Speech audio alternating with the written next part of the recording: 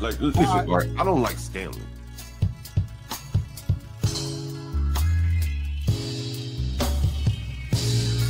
I think the only person I have been was Stanley. And Nate, Stanley doesn't state the obvious, like what the up. He's used talking points. Yes, he does. Yes, he does. The nature of American culture, it's a white people problem. Okay. I literally said they need to understand that people bother you like that. If they want to beef with you, it's called Stanley versus the world. And just assume their character by stereotype? I think people do that every day. Okay, I didn't ask you. What do I think is okay? If you're not already subscribed to this YouTube channel, go ahead and hit the subscribe button now, along with the bell icon, so you can be notified whenever a new video is posted. And if you're already subscribed, check and make sure the YouTube hasn't unsubscribed you. And of course, be sure to give the video a like, as well as share it on your social media. The white supremacists hate that. And now, the Sunday address. Don't say you're not coming in. You're not coming in. Simple as that. You're not coming into our sacred spaces. You're not coming in. This is sacred ground. You're not coming in. You're not coming in. Why not? Why can't I come in? Because I said you're not. This is Larry Krasner's town hall at Mother Bethel Church at Society Hill. Sacred spaces. You're not coming to our sacred spaces. Where were you yesterday? Where were you yesterday? You're not coming in our sacred space, as simple as that. Because I said you're not coming in. I'm saying you're not coming in. You have no right to tell me. You're not coming in. Thank you, thank you, thank you. You're not coming in our sacred space. What you will see what it is. I don't care. You'll see what it means when you come up in here. You will see what it means. He said don't threaten people. Don't threaten people, he said. Don't threaten people. We were trying to come to the event. You know, they denied us entry. They have a human wall. They have the blue wall. You touch me, dude, we're gonna have a problem. Just let you know. Don't touch me. You need Here, black arms, y'all. You need them. The fake DM. You need it. It was also Goodbye.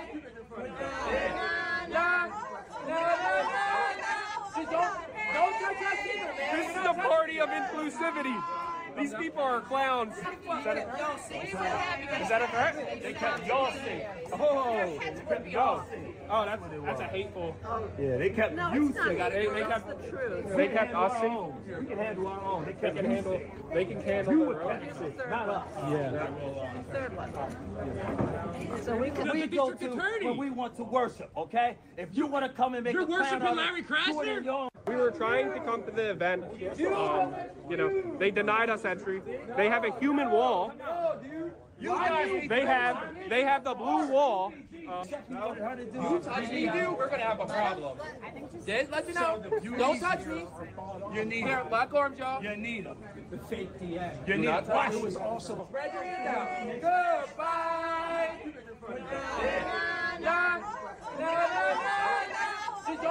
Don't touch us either, man. This is the party of inclusivity.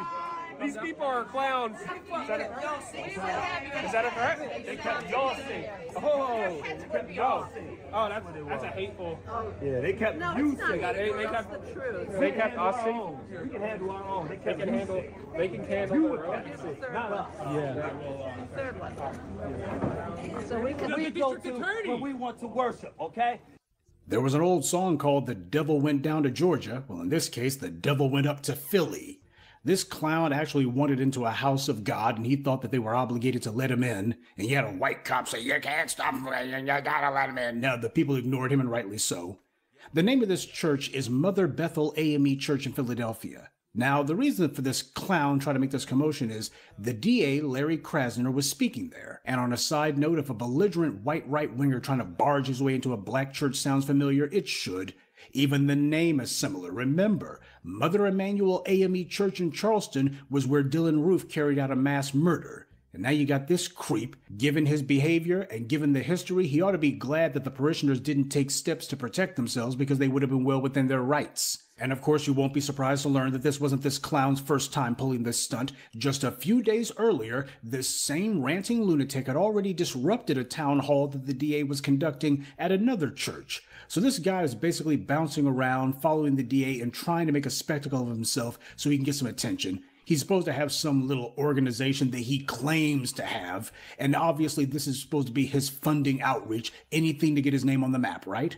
And of course, you had this white cop who was there yelling and saying, "You got no right to tell him he can't come in." The people there rightly ignored that donut-chomping moron. He's not even paying attention to the hostile white man who's trespassing and trying to barge his way into someone else's church. He's focusing on barking at the black people who are protecting their space. This is white cops showing that they're the enforcement arm of white supremacy, but as they saw, the arm has no muscle. They did the right thing. This guy already showed that the only thing he's trying to do is to disrupt those town halls. He's not there to actually listen. And on top of that, the DA has no obligation to debate him at all. He wants to debate the DA, he should run for office and have a political debate. That's how it should be done. But that's what these guys are about. Instead of taking the conservatives' own advice of respecting the views of other people, instead this wannabe clout-chasing creep was trying to get some clicks by saying he was going to debate the DA in a church. He didn't even bother to get the church's permission to be there. This is what I was telling you guys about. Everyone knows that these right-wing blowhards like Charlie Kirk and others have mega millionaires and even billionaires bankrolling their operation. There's a lot of stupid money from the white right that you can tap into if you're willing to say the right stuff. People like Ben Shapiro and others got paid off of that. And now that Kirk got murked, there's a lot of wannabe successors crawling out of the woodwork, desperately trying to get attention by auditioning to be the next Charlie Kirk, when what they really want is to get the millions of dollars in white dark money that he was getting. That's what all of this stupidity in public is about. Now, this is the exact same white right that claims to care so much about religion and Christianity and maintaining the sanctity of sacred spaces like the Christian church, and yet you have this moron running in like any other filthy heathen and acting like he owns the place. White privilege at its finest. But as I've always told you, nothing happens in a vacuum under white supremacy, because at the same time that this clown was making a nuisance of himself in Philadelphia, over in Tennessee, you had some maggots who called themselves gonna post up at Tennessee State University, an HBCU, and they were going to be harassing the kids on campus. Now, these guys did not have permission to be there, and they kept trying to make some sort of pathetic, feeble argument that, well, this place gets state money, so I should be able to be here and you can't stop me. No, stupid. Just because somebody gets state money does not mean that their place becomes a public accommodation, which is what this idiot was probably trying to hint at. These morons don't actually learn the law because as far as they're concerned, they're white and that means anything they say goes. Now, these trespassers, who nobody knew if they were armed or not, were there without authorization, and they tried to call themselves setting up shop as if they owned the place. All they were there for was just to harass the black students. Never mind the fact that just a few weeks ago, the ideological kin, if not these individuals themselves, were threatening these HBCUs. That's the part that gets left out. You got to connect the dots. These guys didn't just show up out of the blue. The white supremacists hate the fact that they got run off campus because it's black people exercising power over them and telling them where they can and cannot go. That's the humiliation in it for them. That's what the Mayo militia is really angry about. Black people are seen telling white people what will and will not go. And they did that as a group. They sat there, as far as they were concerned, was their worst nightmare. Black folks on code running the white supremacists out.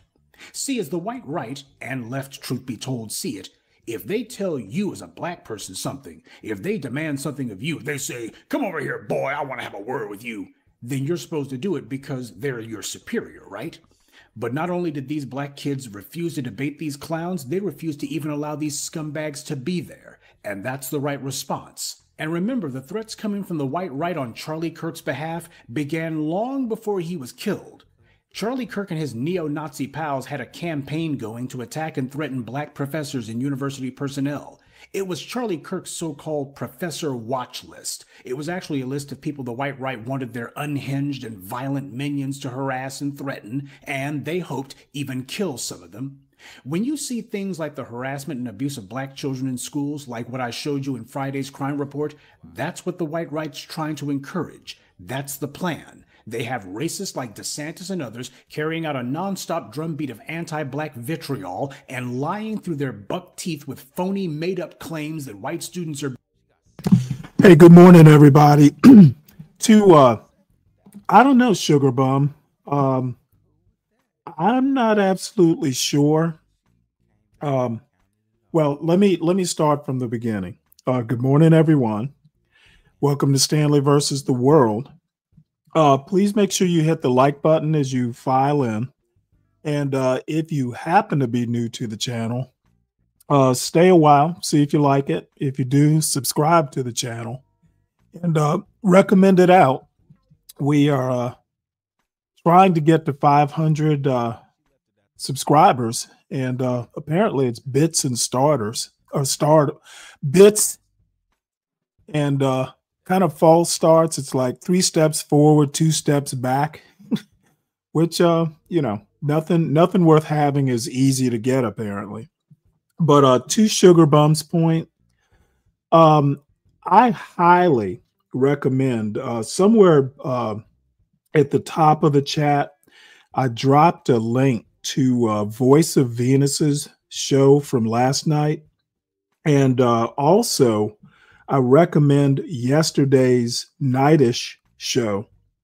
Some very interesting things happened during both those shows.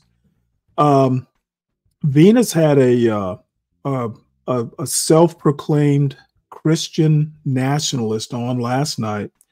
And one of the more interesting points he made, and I didn't necessarily agree, with how he defined Christian nationalism, but it doesn't really matter. I think the most interesting point he made was that they don't really care what Black people think. This particular man, Josh, I think was his name, literally said that, if they have 500 priorities, Blacks wouldn't even be in that 500.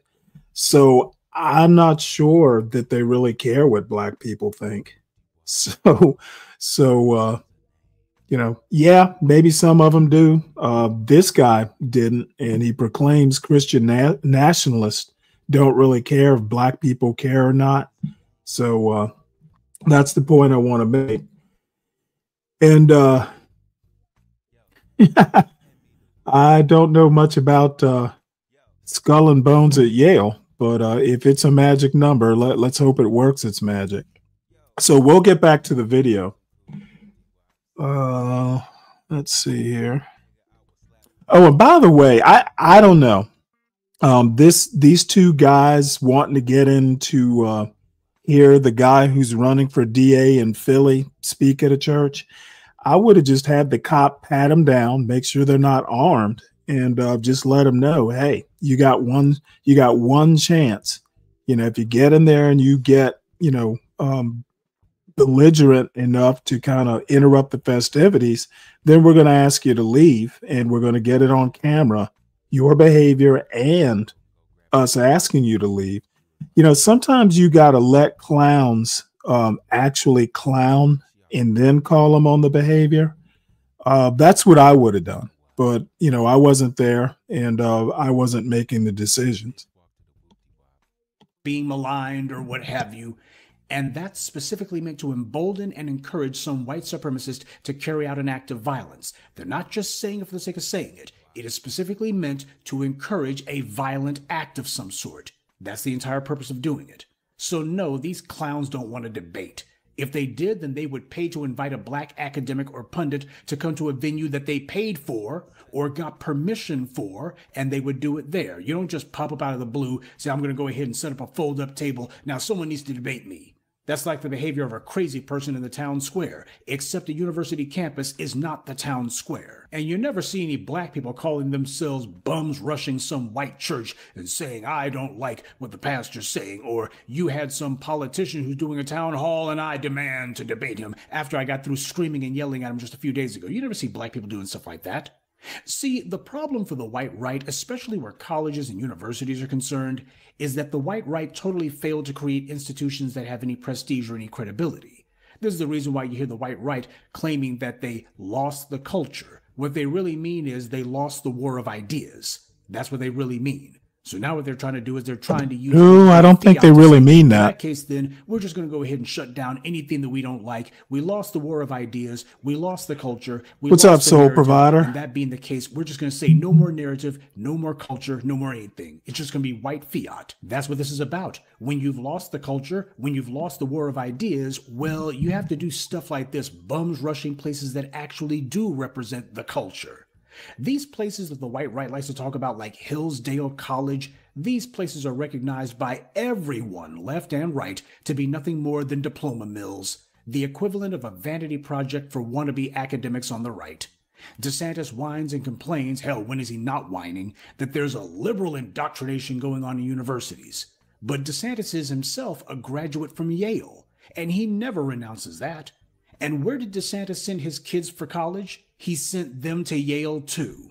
Meanwhile, his takeover of that university in Florida, the new college, and putting morons like Chris Rufo in charge of it, how well has that panned out for making these places into go-to institutions for higher learning? Enrollment at the new college plummeted after the takeover, and at this point it's been exposed as nothing more than a half-baked land grab by some wannabe conservative bureaucrats. There's been no financial transparency going on there, and mark my words, predictably, inevitably in time, there's going to be some enormous scandal about how that place became nothing more than a money laundering operation, the same way Brett Favre and his pals did at that university in Mississippi. Higher education run by the lowest idiots. The white right in particular has always had an inferiority complex where young people in schools and churches are concerned, and there's good reason for that. White power is largely about assuring the power and position of old white men at the expense of everyone else, including younger white people. They've come to hate the church as an institution because black people established moral authority through that very same church. And white power also hates education because an educated population are harder to control. This is why when the white right in particular are in charge of a school system, the very first thing that they do is to narrow the curriculum, because they don't understand the material themselves and they don't want anyone else to understand it either.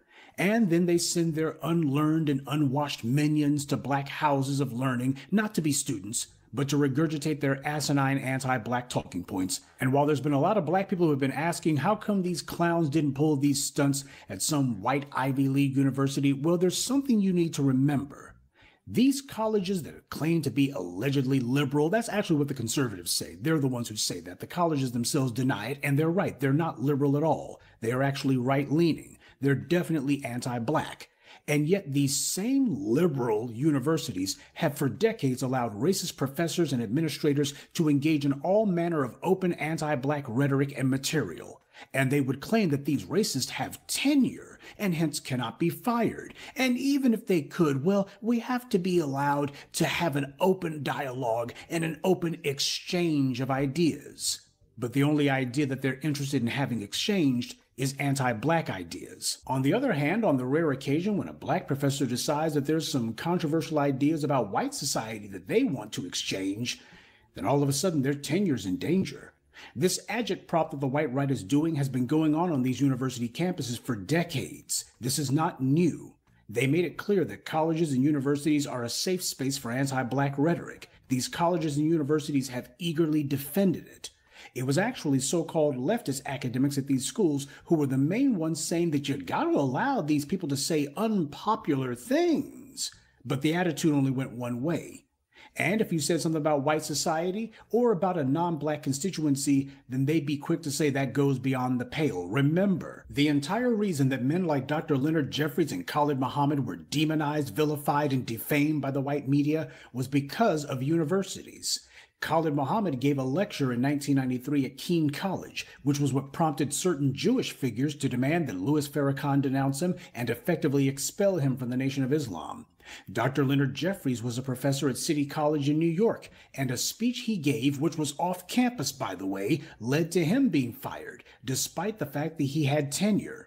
Jeffries famously sued and won and got his old job back, but the point is that they made it clear that tenure only protects white professors, and only so long as they're attacking, or as they would put it, exploring controversial ideas regarding black people.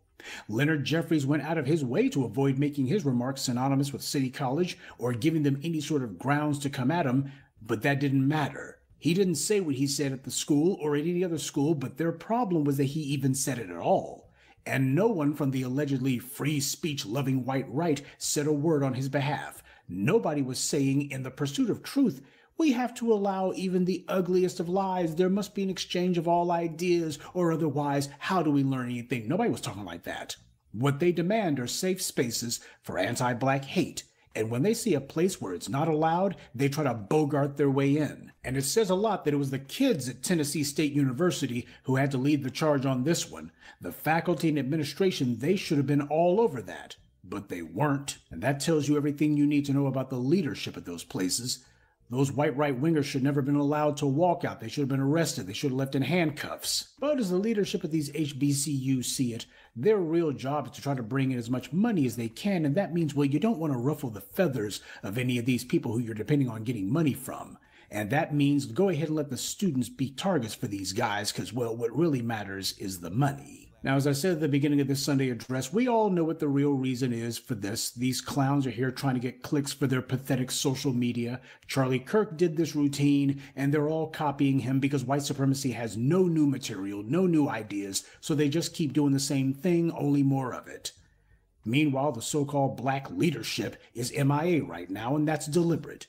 They're part and parcel of the white Democrat plot to allow white supremacists to attack us, not only to roll back the reforms and changes that we've already forced on the system, but also to try to pressure us into going back to our previous political passivity and stop making any demands. See, that's been what's a game changer recently. It's not a matter so much of any laws that are on the books, because you saw in 2020 with the uprisings, black people forced demands on the system with no laws being changed. We went from the DAs saying, we can't prosecute anyone because after all, they say they're scared for their life. I mean, the Supreme Court said after the uprisings of 2020, okay, here's the indictments and here's the convictions.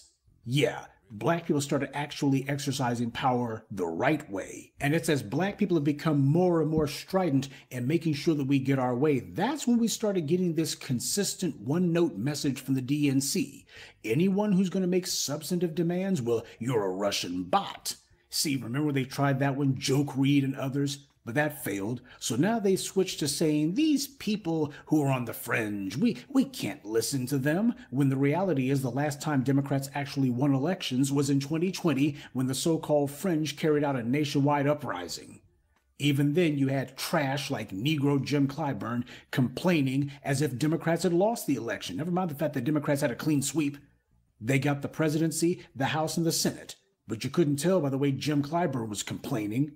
The only thing he could point to, though, to justify his whining was his ridiculous hand-picked boy, Jaime Harrison, losing his Senate race, which everybody already knew from the beginning was going to happen. You run a loser candidate and you lose the election. And that's the reason why the Democrats are not saying anything about these recent incursions by the white right into black spaces. This is what the reprobates on the right are up to, but you notice that no Democrats are trying to use this right-wing performative extremism as a political platform. None of them are running on a slate of legislation to curtail these creeps and to hem them up. But they did vote for a resolution to honor Charlie Kirk. Now that they would actually get behind. They were behind that legislation. The white right is making a dangerous nuisance of themselves, but nobody in the Democratic Party wants to capitalize on that politically, almost as if they want it to happen, in the desperate hopes that it will make black people stop making demands, because then... Now, this is one of those times where I don't, particularly agree with Professor Black Truth on this. Democrats can't come out and hammer Republicans because they're afraid that, the centrists and the independent vote will just kind of, hey, you know what, you're beating up on white people. You need to cut that out. So Democrats actually, in my opinion, have a much harder path, mainly because you've got the DSA types, you got the black vote. The Democratic Party is kind of a true coalition, and it's kind of a frail coalition. So you start going after, the Charlie Kirks of the world. Well, there are centrists who think Charlie Kirk actually had a point So you wind up pissing them off. You know, like I said, the Democrats are a bit in a pickle. That's why they sit by and wait for a Trump say to do, Democrats have been waiting for a decade for Donald Trump to do something so egregious that he kind of takes his own political base. He pisses his own political base, something so egregious. And you know what? They might as well, if you're going to lose, you might as well go down swinging. And Democrats haven't quite learned that yet. And they probably won't, given, too many Ezra Kleins in the Democratic Party, in my mind. They hope we'll just be willing to settle for Democrats being back in charge, and hopefully this will demoralize. Well, Bernie Sanders is too old. No, action is what's called for here, not What's more up, empty Tyrone? words. Because the Black grassroots remembers that the Mother Emanuel Church massacre happened on Obama's watch. And what did he do about that? So don't whine at me that the white right is waging a war on democracy when Democrats are making it clear they're not going to do anything to stop them. That's why as black people, we're not going to debate these scumbags. When they show up, tell them bounce. And if they can't find the exit, then show it to them. Always be the summoner, never the summoned. If there's to be any sort of contact with this garbage, then it will be at a time and place of our choosing. And we will be the ones who control who gets to speak. It's way past time that black people started making it a habit to get in these racist faces, to push back and let them know we will tell them what's going to go, not the other way around. The entire point of running these scumbags out is so that everybody understands they have no right to speak to black people. Nobody has any right to speak to us, and we have no obligation to listen to them. And if these guys predictably have a very hard time understanding this pig simple reality, that's fine. We will be only too glad to educate them. Good evening, and yeah, I some of what he says is good, but I by and large don't, there's some problems with this analysis. In 12th Man, maybe you don't get what I mean by power. And someone in your position probably wouldn't any more than I would. When I say power, I mean political and economic power and even cultural power. When I say power, I mean somebody like the Koch brothers or Elon Musk or, that people who actually, like, when they pick up the phone and call their senator or representative, the representative comes to the phone. An assistant is not going to be taking a message if one of the Koch brothers calls or Elon Musk calls. That's what I mean by political power. Everybody can vote if you're qualified. A lot of people own land but don't have political power. So I hope you get my point now. So speaking of free speech and free speech absolutists, Professor Black Truth talks about the Republicans or MAGA specifically, being so into free speech. Well, surprise, surprise. This kind of surprised me. This is Richard Hanania. I've read his stuff before. He's a Substack writer. He's written a couple books, that sort of thing. But all of a sudden, he has reached a point where, the title of his latest Substack piece is Bring Back the Internet Gatekeepers. Now, this is a guy who he was MAGA, and then, MAGA seems to be a little bit too extreme for his taste, which I don't blame him. But I want to read a little bit of this because, like I said, it actually kind of surprised me. He writes, someone could argue that the difference with speech on internet platforms is that if Google, X, and YouTube decide to suppress your comment, then de jure First Right Amendment protections can't be realized because they're not the government. Positive rights are necessary to make negative rights worth the paper that they're written on. Basically, somebody has to go to a Google and enforce your free speech rights because they're a private entity. The government cannot interfere with free speech as long as it's not harmful. That's pretty much a negative right. The government can't do something.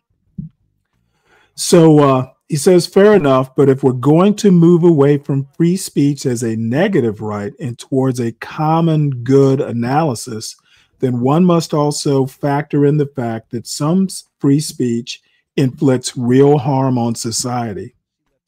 Since we're taking positive rights seriously, which is what MAGA and the right wants to do, one might argue that the popularity of Tucker Carlson interferes with my ability to reach my fellow citizens with factual information and live in a society governed by people who are relatively sane. He's essentially saying that, the Tucker Carlsons, the Megyn Kellys have just, they're starting to put out crazy stuff in the name of free speech. And, somebody like a Hanania, well, at least he considers himself a good actor or a good faith actor, putting out information that's actual fact and helpful to his readers.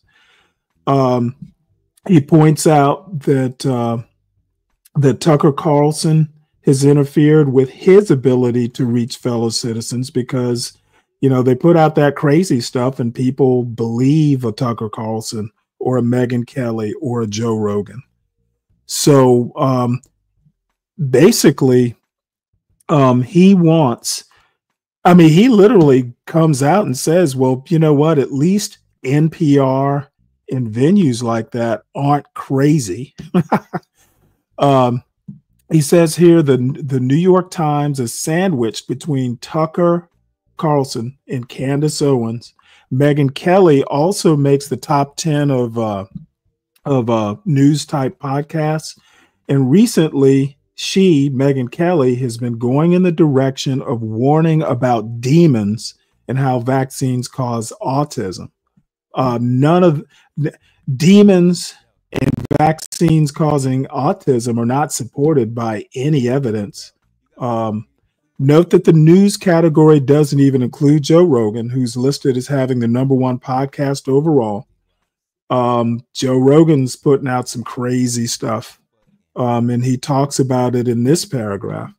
So, even someone like a Richard Hanania, who is fairly well ensconced on the right, he's basically saying that, this free speech absolutism has no real check.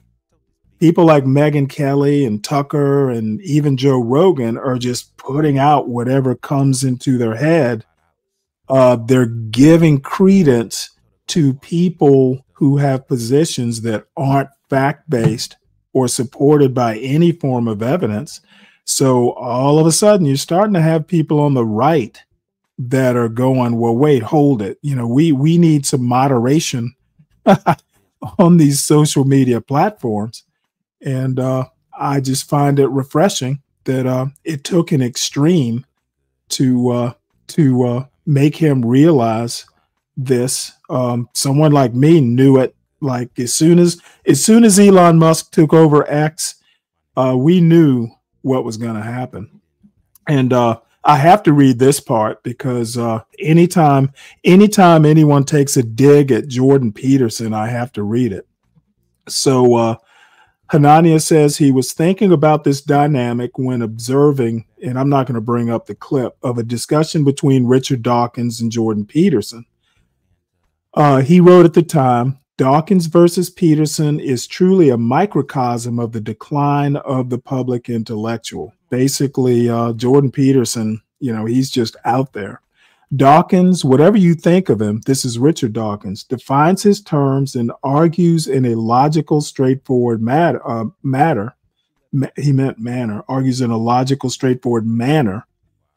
Peterson is just spouting mystical gibberish. Here he argues about the biological reality of dragons, or maybe dragons as a metaphor, but maybe not. You can't follow along because there's nothing there. So he says poor Dawkins is sitting there trying to have a real conversation where you actually communicate ideas instead of putting on a show for the rabble, which is, I think, an apt description of what Jordan Peterson has been doing for years now. So anyway, it's good to see someone on the right, realizing that, oh shit, we've gone too far the other direction. And I suspect Hanania won't be the last one to understand that MAGA, if the left had extremes, well, damn sure MAGA has extremes. And as I go through some of these news articles, you'll be able to, the extremes that Donald Trump wants to go to are in, they're bright lines that he's too willing to cross. So let's move on. Want to talk about this shooting over the weekend. I heard about it, didn't really get too deep into it, but I'll give at least what Ground News is reporting. Says here, shooting in Montgomery, Alabama, leaves 14 injured, 2 dead, police say. So rival gunmen shot at each other in a crowded nightlife district in Alabama's capital, resulting in 2 fatalities and 12 injuries, according to Montgomery Police Chief James Grabois. 3 of the injured individuals sustained life-threatening injuries reported by Grabois. The shooting occurred shortly after a football game between Tuskegee University and Morehouse College, according to the Montgomery Advertiser, I guess their local newspaper. Says here, investigators are gathering evidence and interviewing potential suspects. No charges have been filed. So, we are back. Looks like every week we're going to have some sort of mass shooting. And now it's much more balanced if you want to look at it racially. It seems to be much more balanced this past month. Seems like maybe alternating weekends, something like that. So let's go back to the extremist in chief. So this story's from last Friday. I didn't really talk about news much over the weekend. Trump said, I guess it was last Thursday or Friday, that he doesn't think the government shutdown helps either side. I beg to differ with that. Polls, at least the one poll that I looked at, people know who's running the government and who has control over all 3 branches of the government. There's almost no way the Republicans are not going to be blamed for this.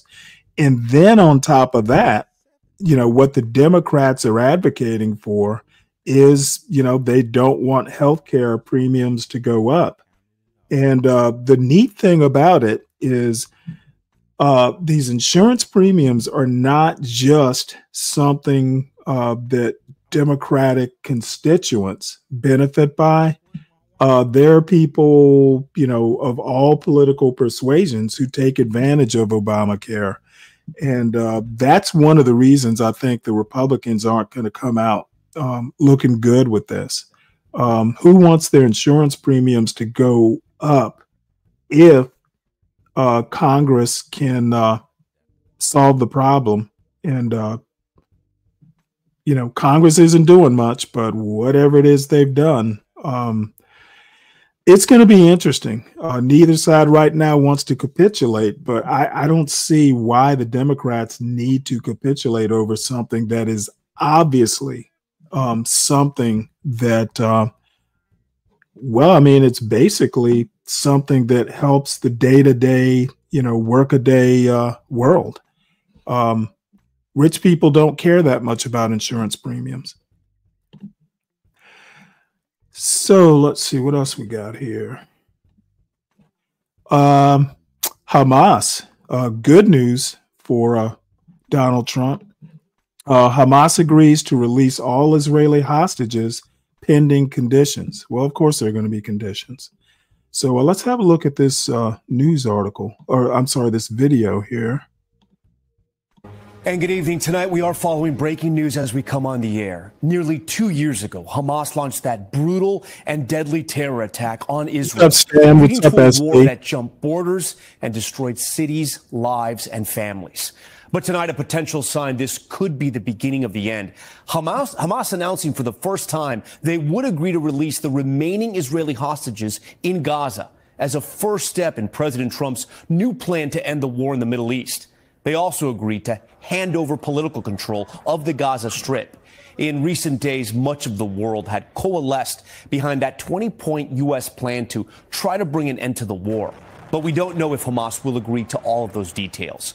About 50 of the 250 hostages abducted during the October 7th terror attacks remain in Gaza. And of those, some 20 are believed to be alive. The president telling Israel on social media to stop bombing Gaza. It comes as the death toll rises. They are past 60,000, that according to the Hamas-run health ministry. Richard Engel joins me live tonight from Jerusalem. And Richard, Hamas has been under intense pressure to accept President Trump's Gaza peace plan.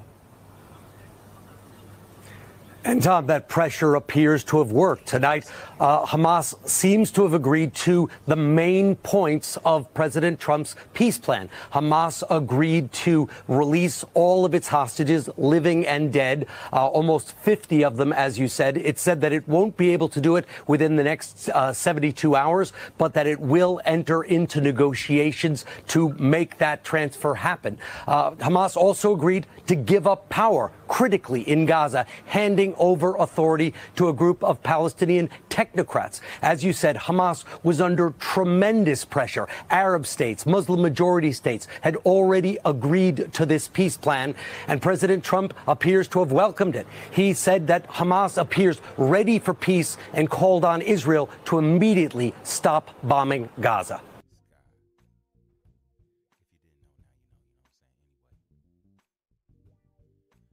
All right. Well, let's see. We'll go down to the article and see if there's anything interesting. I don't know that we need to go much deeper than that video. It's a 20-point peace plan.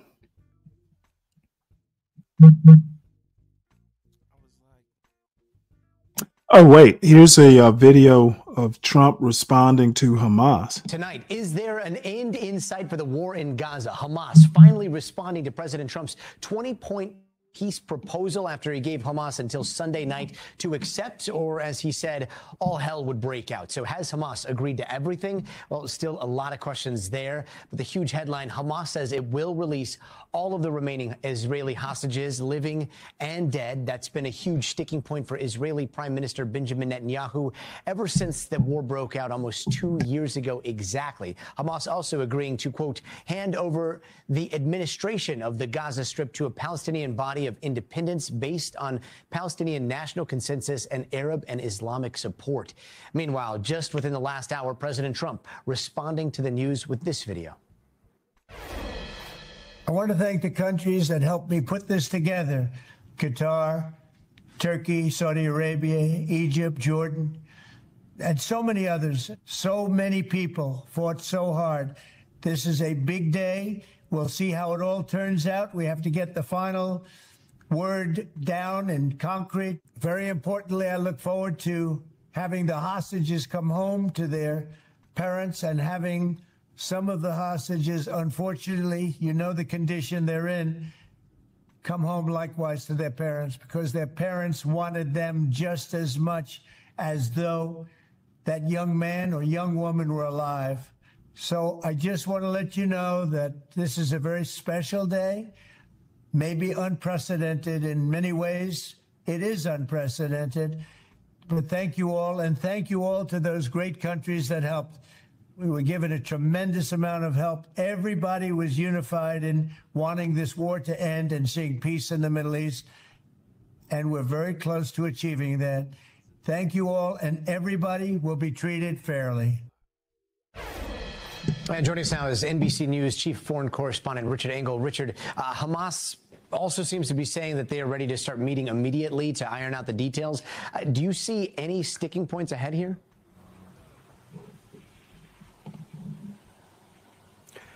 There are always going to be sticking points. There are many logistics that need to be worked out. Hamas didn't address all 20 of the points in President Trump's peace plan, but it did agree to the main ones. It did agree to the key principles that Hamas would leave power in Gaza, and critically that it would give back the hostages, that it would hand over all of the hostages that it still has, living and dead. And Hamas is believed to have 48 hostages, 20 of them presumed to be still alive. And Hamas officials said that it can't logistically do that in the next 72 hours, but that it is willing to enter into negotiations so that the logistics can be worked out. In the past, when there have been ceasefires, it did take some time for Hamas to gather the hostages, to work out a handover point with the Red Cross, and to actually make that transaction take place because Gaza is so devastated. There's poor communications, there are blocked roads, there's almost no infrastructure left there. But the principle Hamas has agreed to, the two main principles, that it will leave power and that it will give over all of its hostages. And those were the two demands that Israel was asking for from the beginning. When this began almost exactly 2 years ago, Prime Minister Netanyahu said those were his main objectives, to return the hostages and remove Hamas from power. And it seems tonight that Hamas has agreed to both of those points. But yes, there are quite a few logistics that still need to be ironed out, and many things that could go wrong. And Richard, in these moments where we're all waiting to see what happens next, what Hamas is going to say, how these negotiations, these logistics are going to go, what's happening on the ground? Is the offensive continuing? Are strikes continuing in Gaza? What's happening in Gaza today? So the strikes have actually been intensifying over the last 24 to 48 hours. And just in the last few moments, Gotti, as we're coming on air, the strikes in Gaza are continuing, even though President Trump called on Israel to stop them immediately. Now, they could be stopping soon. Maybe they will stop by the end of the night. But as of right now, no, the war is continuing.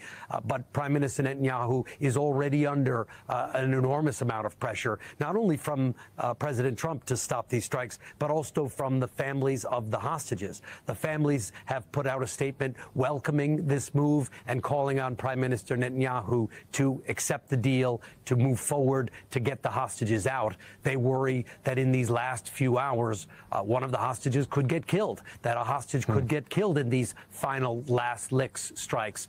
So until the hostages are out and until the families see them and embrace them, they certainly will not feel that this is over and that their loved ones are out of danger. And Richard, you have seen the ebbs and the flows and the horrors of this conflict firsthand since it started. Are you optimistic that this could possibly be the beginning of the end?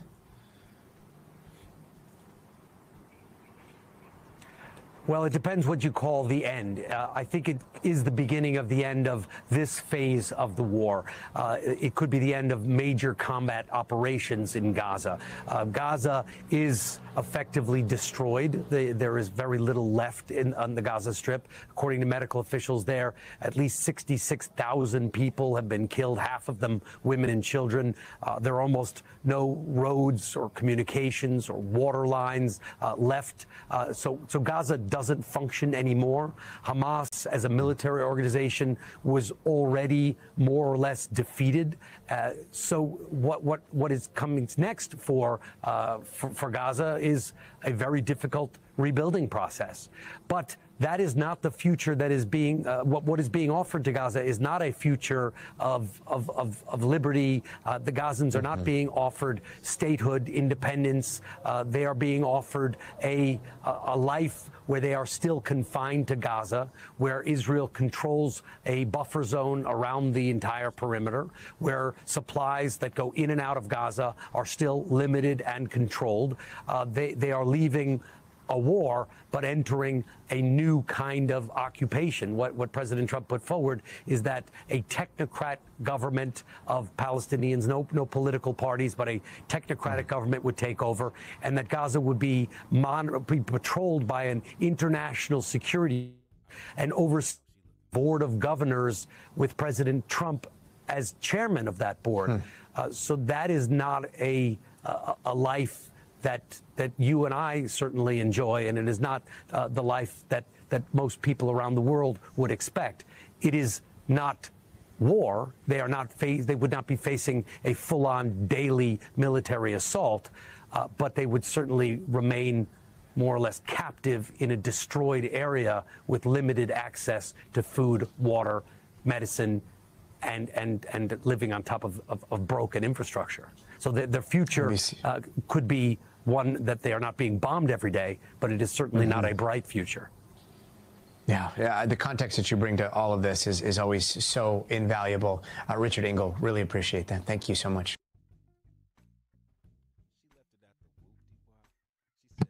All right. Well, that is that. Hopefully everything goes as planned. Who knows? It won't be this year, but who knows? Maybe Donald Trump will get his Nobel Prize. Next up, U.S. military attacked another boat off Venezuela, killing 4 men. Pete Hegseth says. I just want to highlight this part here. It is illegal for the military to deliberately kill civilians, even suspected criminals who were not directly participating in hostilities. The Trump administration told Congress this week that Mr. Trump had determined that the United States was engaged in an armed conflict with the cartels his administration had designated as terrorist groups, and that people crewing vessels suspected of smuggling drugs for such groups were unlawful combatants, not civilians. The legitimacy of the idea that Mr. Trump can treat trafficking a dangerous product as a kind of hostility or armed attack that can trigger a state of armed conflict has been sharply contested. So I don't know. I haven't heard of anyone suing or anything like that. So, who knows? He may well get away with it. These are drug people. So, at least according to them, we have no way of knowing. They're not offering a whole lot of evidence. So, if you decide to go deep sea fishing off the coast of Venezuela, you better look out. You better not go into international waters. I'll put it that way. At a minimum. So Trump tried to get fancy with Portland. Apparently, when a judge determined that, hey, you know what, you cannot deploy the Oregon National Guard into Portland. So Donald Trump wanted to get fancy, and he called California's National Guard to invade Portland, I guess. And looks like the judge might have swatted that idea down too. So let's see. I didn't highlight this, but I know that a judge has basically barred Trump, at least for now, for deploying the Oregon National Guard. And the judge, who is a Trump appointee, by the way, her name is Karen Immergut. She is a Trump appointee, and she basically said that the government's making it up. Basically, what Trump is saying about burning and looting or whatever he's making up that's going on in Oregon simply doesn't seem to be something that the government can prove. So the last I heard, Gavin Newsom is going to sue so the California National Guard aren't used to go in to Portland, Oregon, which, if I were governor, I'd be a little annoyed at that too. And then the other thing I heard is that Trump is attempting to send the Texas National Guard into Chicago. And I don't think that's going to fly, at least not without it winding up in front of a judge. So we'll stay tuned to that. And then I did see a story over the weekend about some ICE raid on a building in the hood or something like that. And sounds like it was just a total mess. You know, they had they had a bunch of American citizens that they handcuffed and, you know, took in. You know, it was kind of like that old Army saying, it might have even been the 82nd Airborne or one of those airborne units. Maybe it was the 101, you know, saying, kill them all, let God sort them out. That seems to be kind of the philosophy that ICE and the Border Patrol and the FBI helped out with that raid. And they had like children zip tied, you know, they zip tied their little hands together. It's like they just went in and put everybody in zip ties and then, you know, took them all in and sorted out who was who and what was what. Now, the other interesting thing is that apparently they ran checks.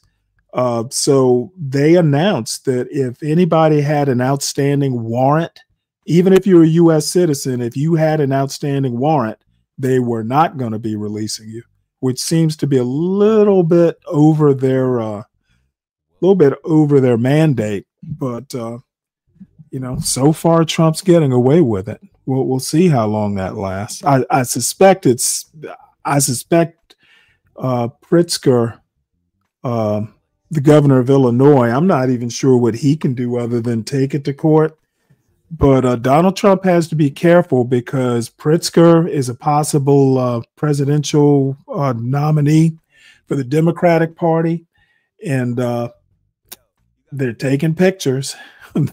they're taking notes. And, you know, Donald Trump is one of these guys who's in it for himself and his family.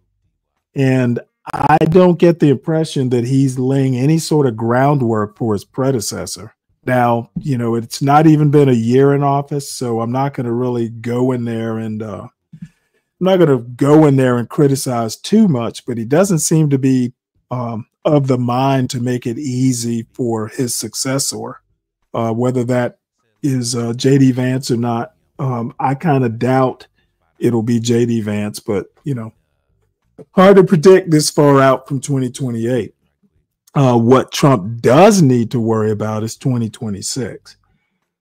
Let's see. What'd you say here, Rick? Oh, I thought I saw something. Let's see. Stan. I must be typing in invisible ink. And then Rick is like, replace the ribbon. Very good there, Slick. Oh, here it is. Yeah, Newsom says he will sue Trump for sending California National Guard to Oregon. Now, that's definitely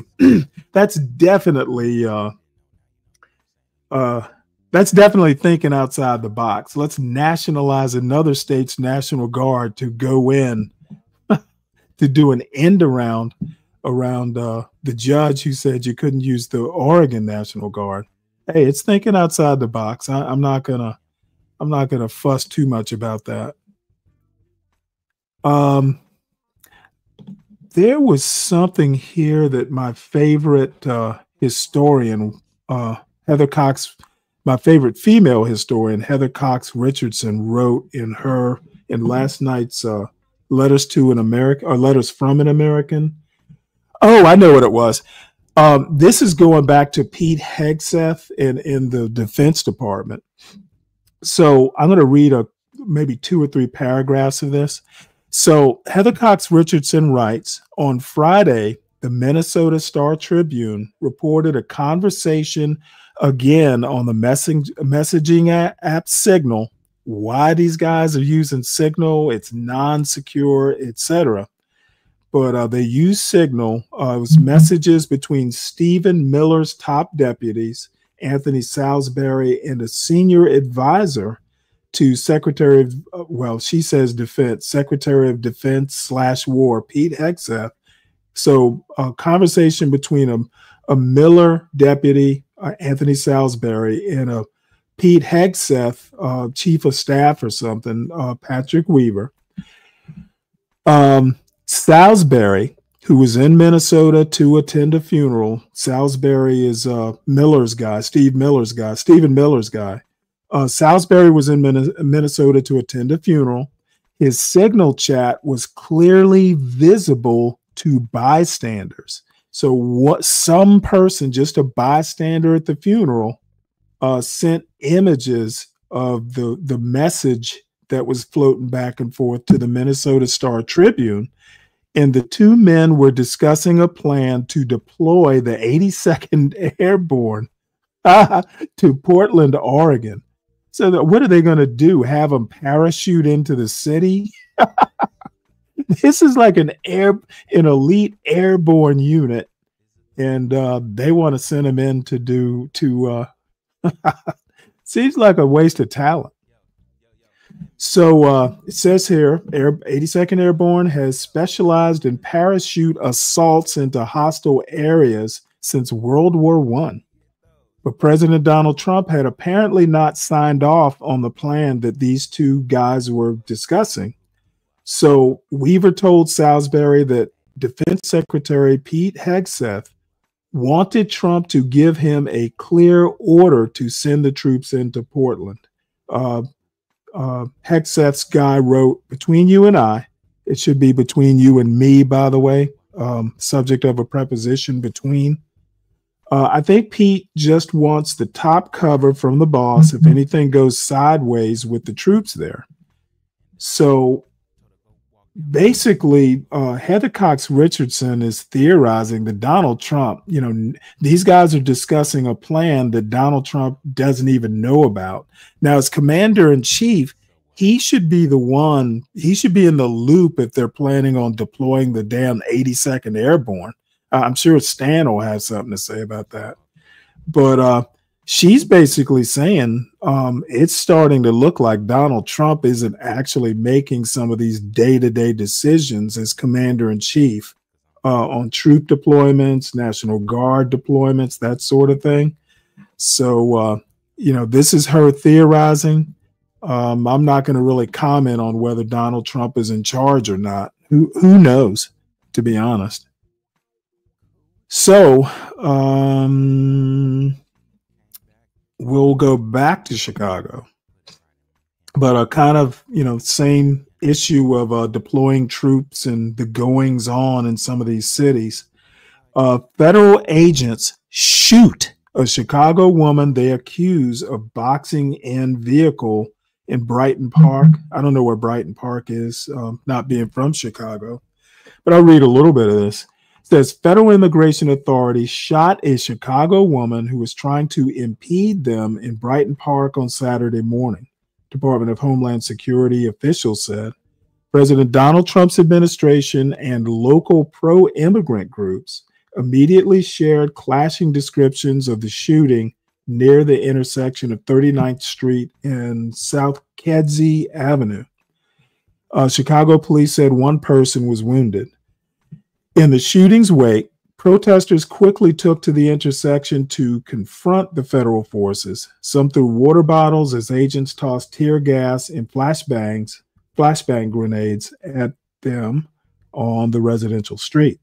Department of Homeland Security spokesperson Tricia McLaughlin said officers were forced to deploy their weapons and fire defensive shots at an armed U.S. citizen who drove herself she drove herself to the hospital after she was shot, apparently. So, I don't know. Here's my thing. I've watched some of the aggression, and I understand, these guys, some of them are probably fairly new. And, when you're in the thick of it, sometimes if you're green and not very disciplined, you might react in a way that's not productive and, if not outright provocative, to protesters. I suspect that some of these guys and you know, it sounds a little conspiracy theory-ish, but I actually think I've heard Donald Trump say that he wants his guys, you know, his troops to go out there and do what they need to do to come home safe. I think these guys are probably being overly aggressive with these civilians.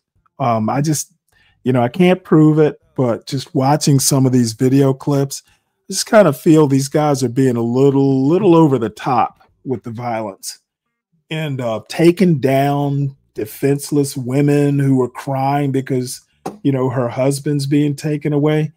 It's a bad look. And I will remind folks of way back in the 50s and 60s, you know, back during the civil rights days, the North really had no idea, you know, what was going on in the South until, you know, the dogs biting kids and the water hoses and stuff like that started appearing on TV. And I'm starting to see some clips of, you know, these feds doing stuff they probably shouldn't be doing to U.S. citizens. Again, I'm really concerned that U.S. citizens are really not going to take to this sort of, you know, being roughed up and then taken down to, you know, some detention facility when they're absolutely innocent. And now there are kids involved. So it's just a bad look. And maybe cruelty is the point. But, you know, there are limits to these sorts of things, I would think. So let's see what else is going on in immigration news. So you may have heard that Trump's idea is to charge companies $100,000 for H-1B type visas. You know, some of these visas are not actually H-1Bs. They're like Einstein visas and stuff like that. But last month, President Donald Trump issued a proclamation imposing a $100,000 fee on new H-1B visa applications, barring entry, unless employers paid the additional amount.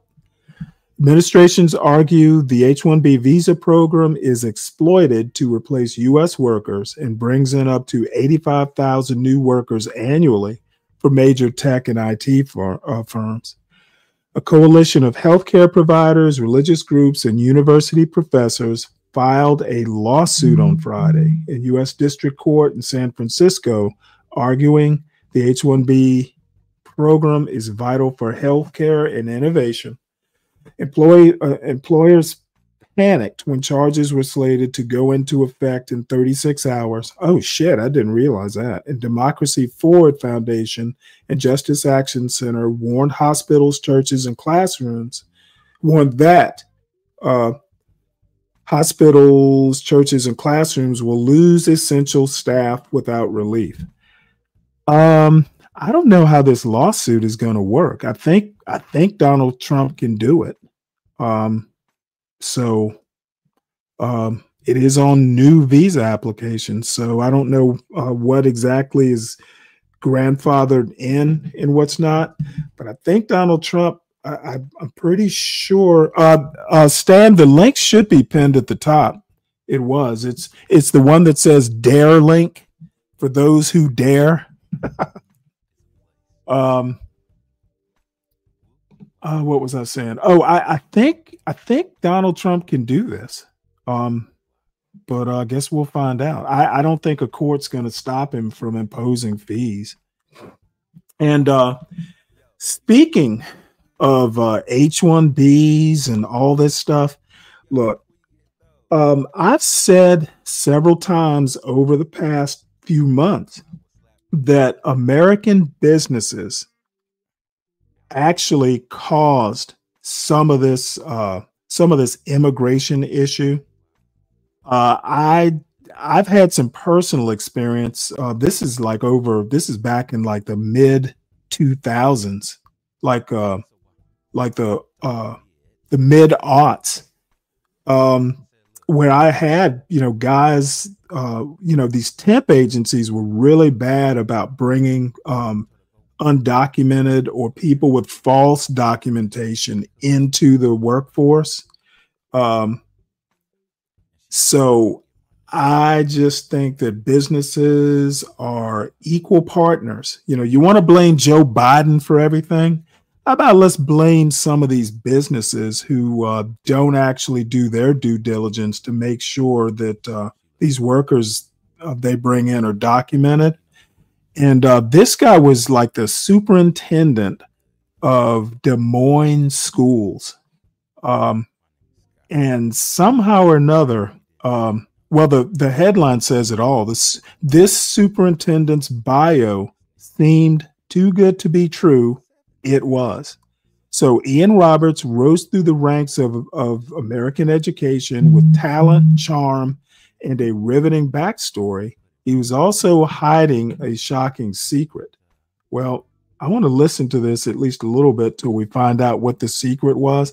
I actually think he had a criminal record and all. This is bad.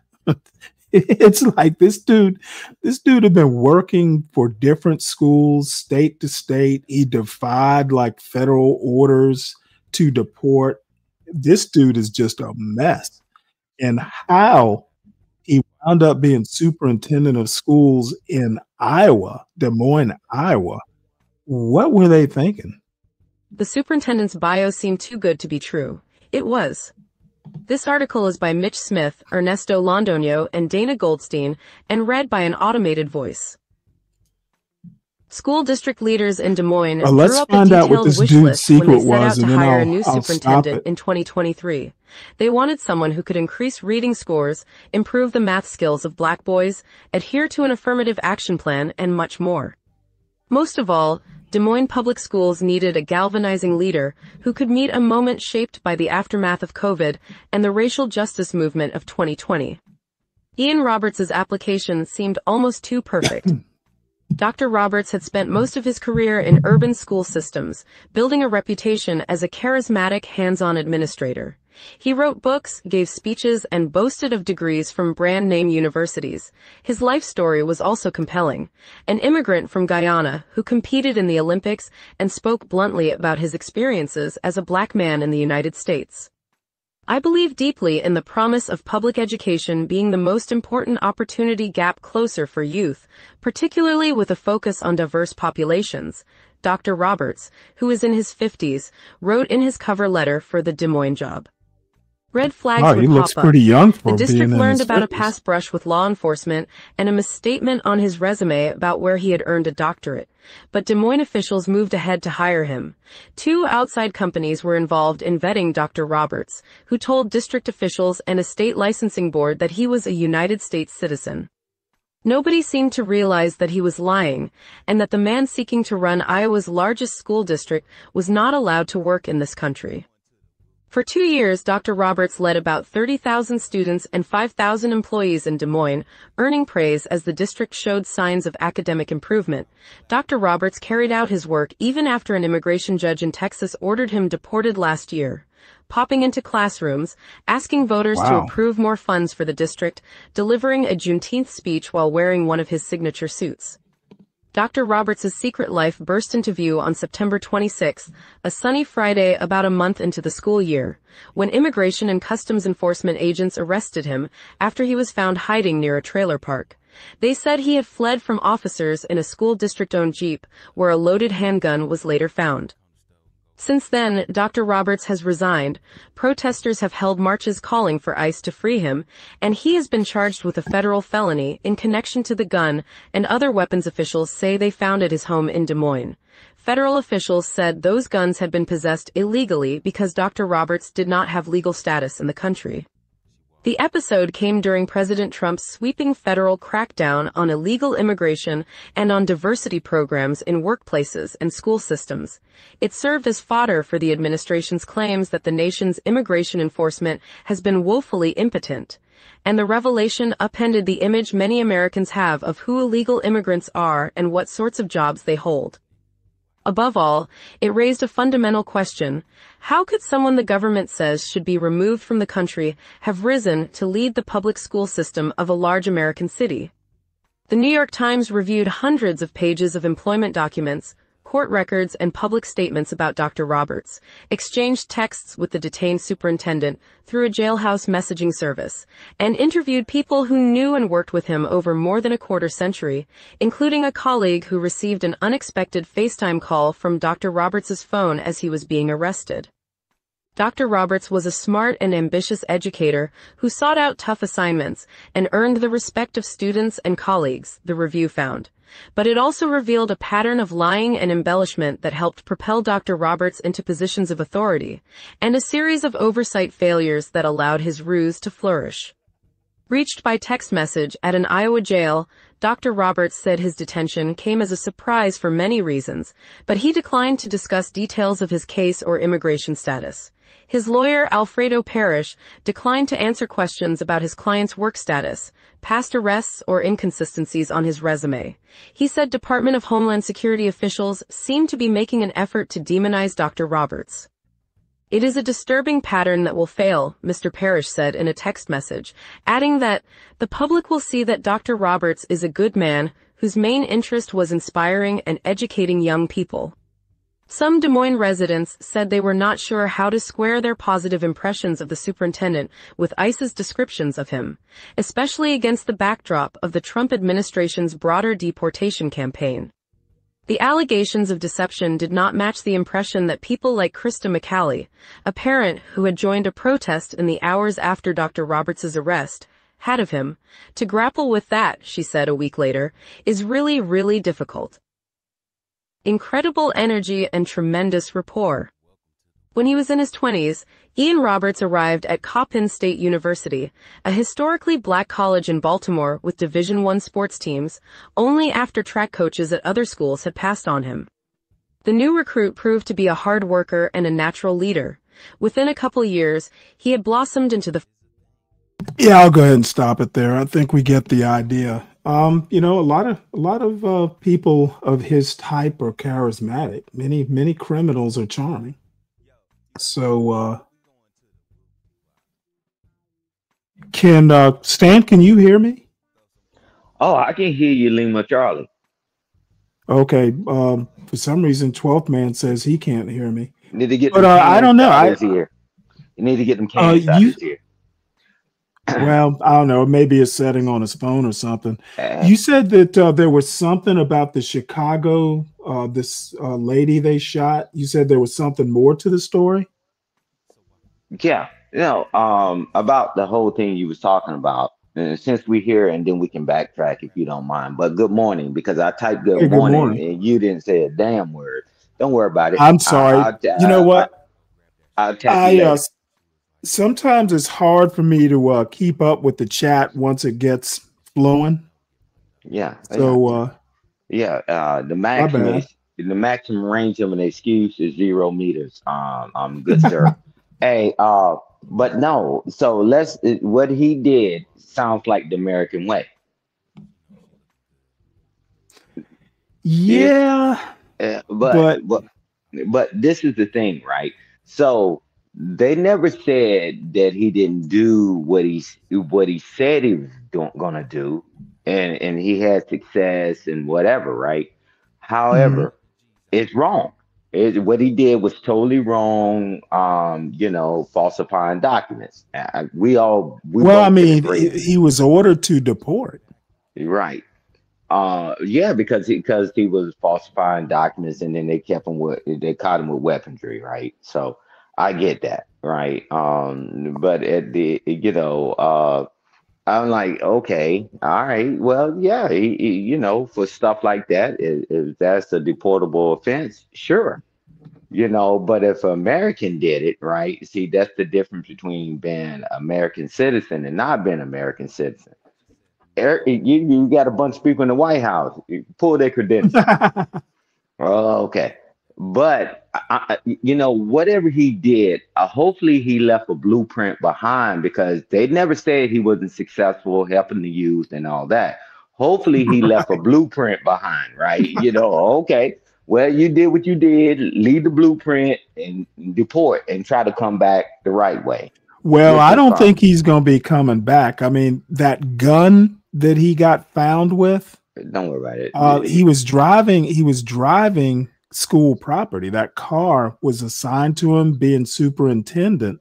So it was a company vehicle in essence. And I mean, the way I understand it, it could be wrong, but having a gun in that vehicle, it could be deemed school property. And most schools don't want you having firearms on school property. And I would imagine that car is considered school property. Now it is Iowa, so maybe the gun laws are a little relaxed. Now the firearm was licensed, by the way. Yeah, but give him 3 years, he'll be back. Oh, I don't know. With a federal charge? No, 3 years he'll be back. The next presidency that comes in and whatever. You think he's gonna? Back. Oh, he'll be back. Man, you know how many times people get deported? The next you look, is that guy in the mall? Oh well, I tell the story about this kid. This is back in like 2002. I was running a warehouse in upstate South Carolina, and the temp agency, we needed like extra workers, so we bring in a temp agency. Some of the best workers we had were these Mexicans working for a temp agency. Exactly. But back then there wasn't an ICE. I guess it was Border Patrol. I don't know who was controlling it, but they came in. And they didn't raid the place or anything. They just said, hey, look, you know what? We want to audit all your, these temps. We want to audit their documentation and all that stuff. Well, it turns out one of the guys, actually a couple of the guys, had fake Social Security numbers. I don't know whether it's one of those TV deals where, some kid dies and somehow or another you wound up, with a Social Security number. Anyway, he was, hold on one sec. He was caught. Well, you know what? 6 months later, he was back with another fake Social Security number. And I remember doing a double take. I was like, holy shit, how'd you come back? So the temp agency wasn't doing their due diligence. Hey, Stanley, when did you ETS or get out of the Navy? What year was that again? It was 1994. It's a while ago. Man, they started putting kiosks in certain locations, right? ICE has been around for a long time. You can type in stuff, and it was a whole thing. It's been around. But I know that I forget what it's called, but there's like an electronic thing. Right. Yeah, and they got a number that's been around forever, but now this is the first time that they're actually exposed on the streets, right? Where they actually got the cameras on them, right, and all the footage is on it, right? Yeah, but what I wanted to tell you, right? So what the administration has done, right? They doing a mad in dash around, right? Because at the end of the day, all the soldiers, no matter reserves, National Guard, whatever, belongs to the president, right? So the difference is the National Guard is the only branch in the military that falls under the branch of the Army. It's the only ones that could be state and federal. So typically it's the governor. However, right, yeah. So if the president federalizes them, the governor got to shut the hell up. See, because it's a hole in that it's a loophole in there, but nobody ever tried to do it. I thought the loophole was that you deploy them if there's a declared emergency. But watch this. That's why he's making everything an emergency. Yeah, exactly. Right? Because everybody does defend the country against foreign and domestic. But the National Guard has to do a governor, right? They have to do the oath to the governor and plus foreign and domestic, right? So they're the low hanging fruit. And so what he's doing, he's just federalizing them typically you would think that people would talk to the government and come to an understanding. But if he federalized them, that means that they're not taking the money from that state. The federal government are the ones that's paying them. Right, but the twist with Portland, though, is Oregon has a National Guard, and because the judge basically put an injunction for 14 days or whatever the time was, where Trump couldn't federalize the Oregon National Guard. So what does he do? He says, okay, well, Texas. California sends your guard. Yes. I don't think you can do that. Okay. He owns them. He owns them all. Yeah, but it's a little more complicated. I mean, you would know better than me. No. But I thought the process was the governor had to declare an emergency. Not the governor. The president. See, the president sits up high. Well, no. The normal process is the governor does it.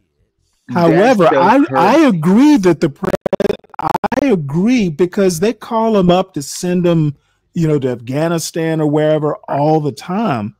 The thing is he's deploying them domestic, so he comes up against posse comitatus. But if you federalize those troops, then all of a sudden they're like active duty, and that posse comitatus, it goes away if the president declares an emergency. But the problem is there really is no emergency. Yeah. He's just making up emergencies. Hey, I want to do this, therefore I'm just going to declare an emergency and get around the normal procedures. And at some point, I need you to hold on, 12th man. At some point in time, this emergency, this crying wolf, or declaring that the sky is falling, at some point it's going to come to an end. And if it doesn't do it in court, what's going to happen is you're going to get a bunch of these weekend warriors who are like, hey, fuck this. I'm not re-ing up. I'm not going to re-up. I suspect is going to be in trouble. The recruiter's going to be in trouble. Exactly. But I would say that would be more prevalent many years ago. But since 2004, the National Guard has spent more time boots on ground and war stuff. They go there and they be there longer than the Navy, the Air Force, and all that. So they kind of like that's right. We had National Guard airplanes in Iraq and Afghanistan under President Barack Obama. Okay. It's not just under President Obama. It was Trump, Biden, all of they've been all over there. Well, see, 12th man has to bring up Obama, right? Because these guys do nothing but whataboutism. I was in Nidus's chat yesterday, and then I was also in Voice of Venus. And as soon as you criticize Trump, they automatically switch over to, well, Joe Biden did it. Right. It just gets boring, to a point to where I don't even like discussing politics with some people, because the first thing they're going to do is whataboutism. Hey, Stanley, I ask you this, brother. Since 2003, 2004, that's when they really heavily put the Guard in, because World War II, the Guard was heavily in there, and they took it and decommissioned them, and then they made it the National Guard. However, since 2003, 2004, how many presidents has it been since then? Don't worry about it. Don't hurt you. There's Bush, Obama, Trump, and then Biden, and now Trump again. So that's about 5 presidents. Right. But watch this. This is what I'm saying. The Guard has always been there, and they try to put it on that. And me and you were just having a conversation, what he's doing. And I'm telling you what he's playing. He playing the game. People never thought he can do it in D.C. Never thought it. Well, first California. Never thought he could do it in D.C. He's circumventing the system because nobody ever tried it. Right? Nobody's ever tried it. So now while it's getting hung up in court and all that, he got soldiers on the ground. And oh yeah, well, I mean that exactly. Now the thing is, now if what's going to happen is as soon as the Democrats get in there, they're going to start clamping down on this stuff because it's, you know, if Congress doesn't want stuff like this to happen, they can repeal or change or amend laws. This isn't a constitutional power. These are laws.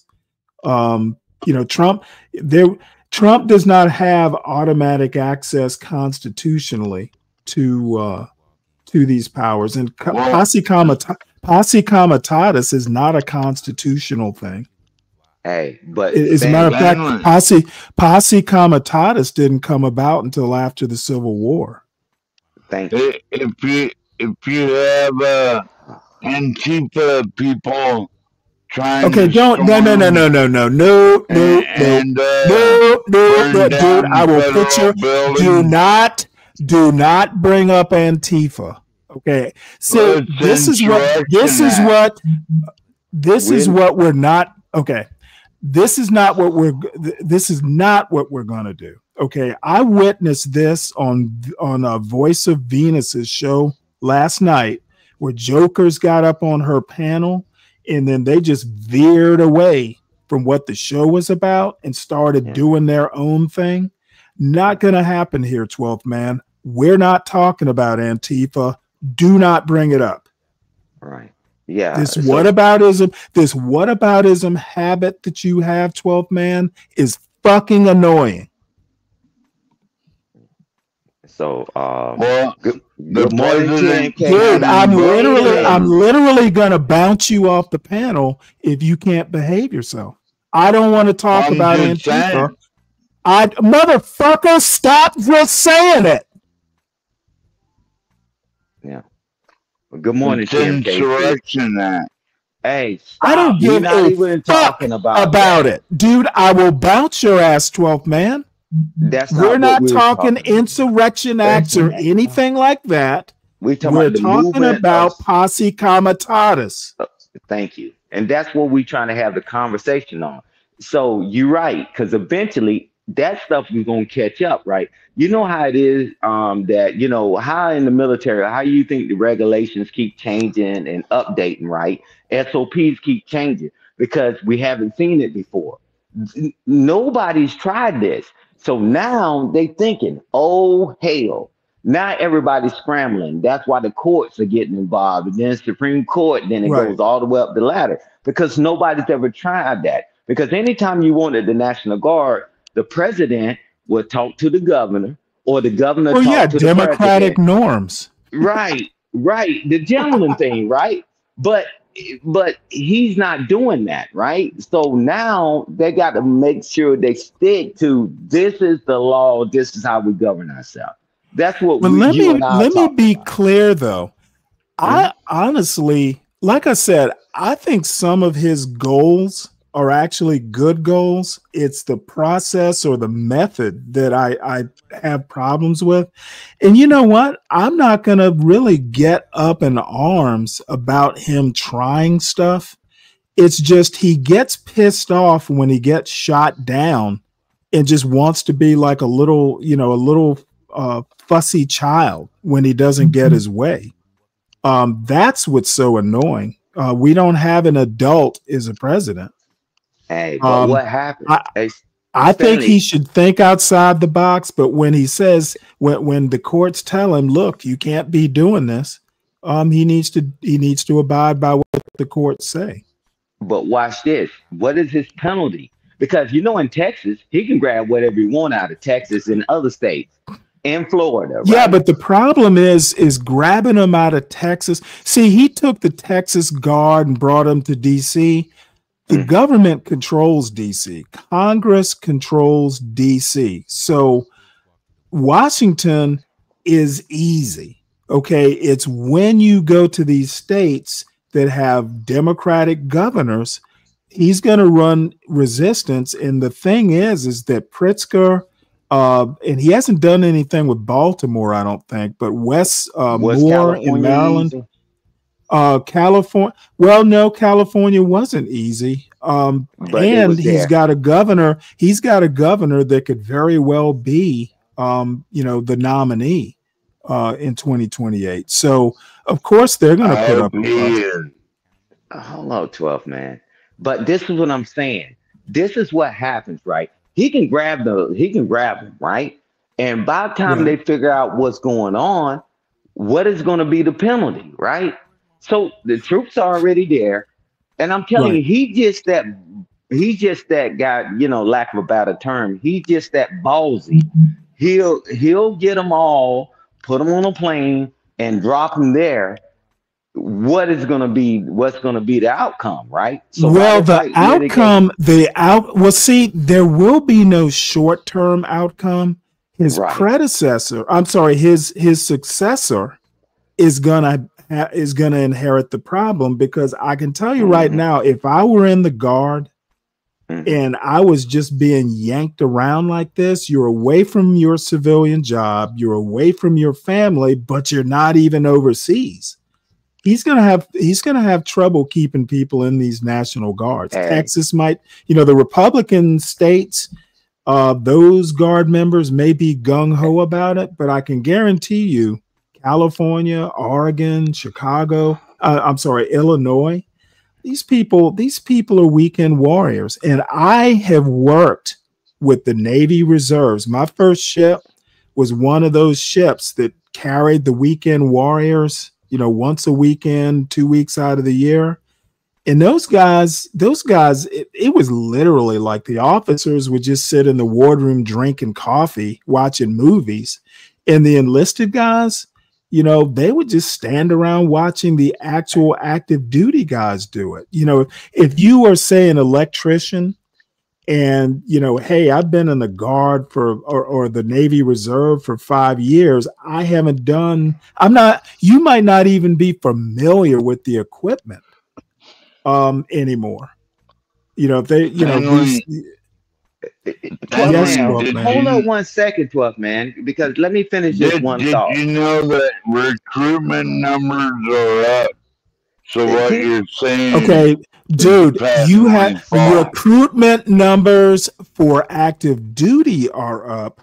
We're talking about the National Guard. 12 but man. Watch this, Stanley.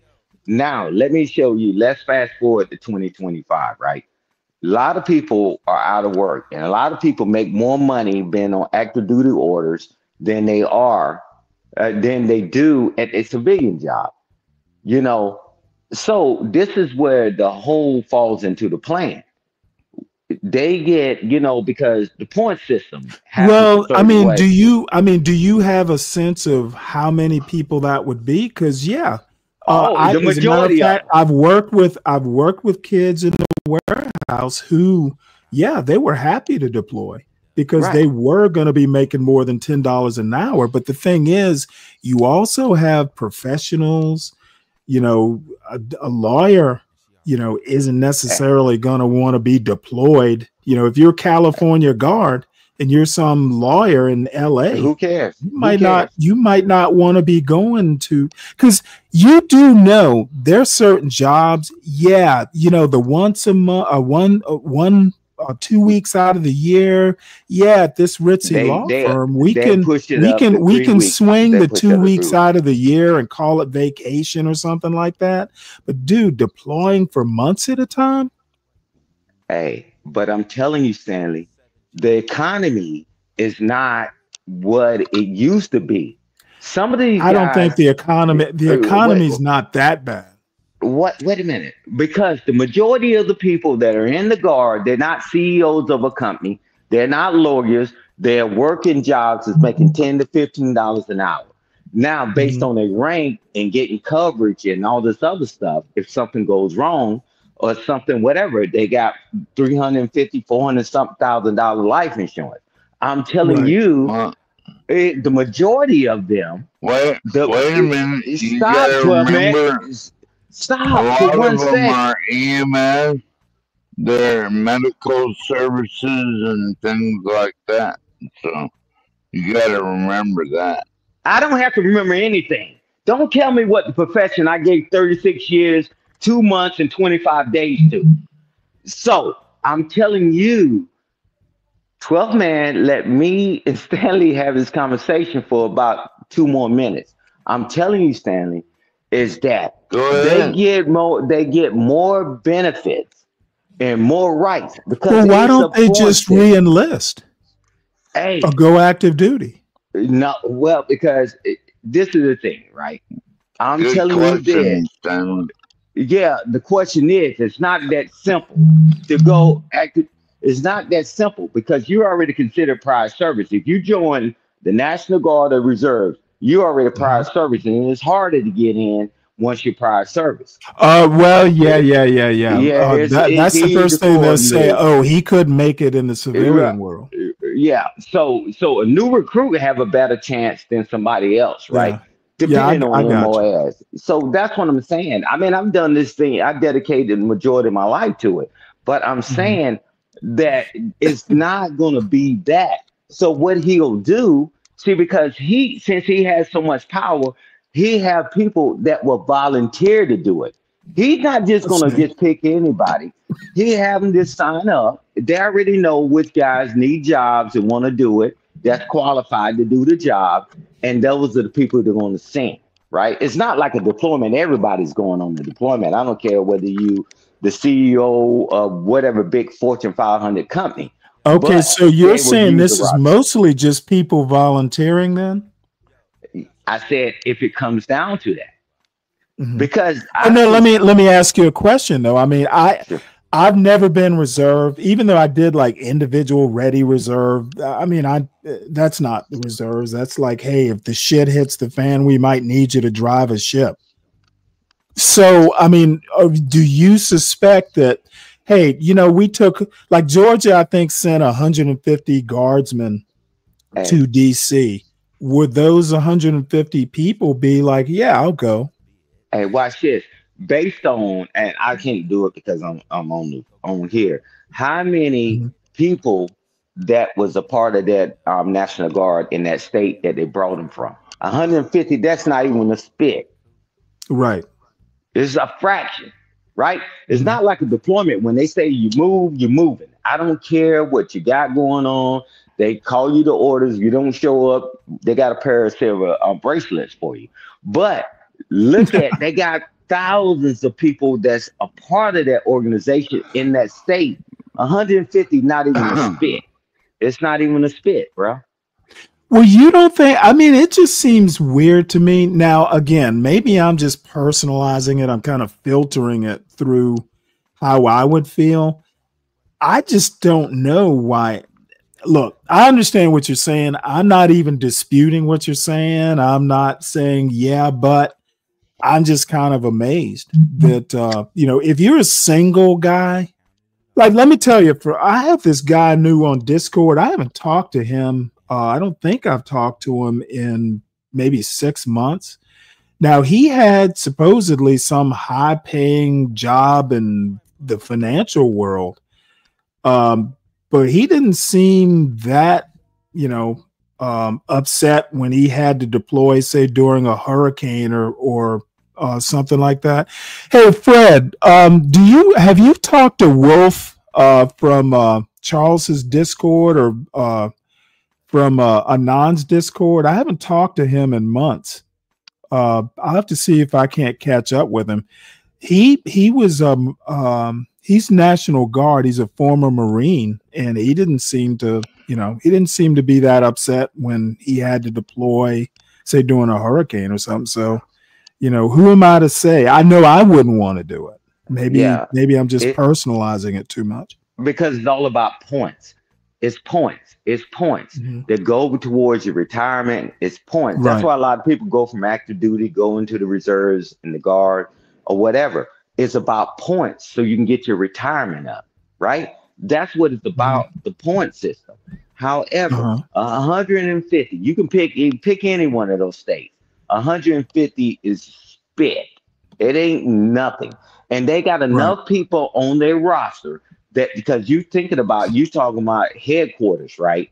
And then you got some of them, they got divisions, some of them got brigades, right? Well, all of them got that brigades, but you look at the numbers, what it take to make that 150, man, they won't even miss them. So now just a quick question, Stan. What about NCOs and officers? I mean, do they just like detach them and attach them to, say, the DC National Guard? Is that like it's a TAD or something? Well, I was talking about temporary duty station, but TDY. But however, what they'll do is that what did I say? TDA? Yeah, but in the Navy it was TAD. It was temporary assigned duty. Right, and in the Army is TDY, temporary duty station. Right. So, but what they'll do, they send in their element. So if they send 150, they already got the NCOIC, they got the OIC, and they're going to be governing, and they're going to do a joint assignment with the local police and the ICE. Right. They're going to send their units, and they're going to link up. They already going to send their leaders over there as well. Okay, so the unit doesn't attach itself, say, to the DC National Guard. They're just kind of their own thing. If the DC National Guard is a part of it, but DC National Guard is a part of it.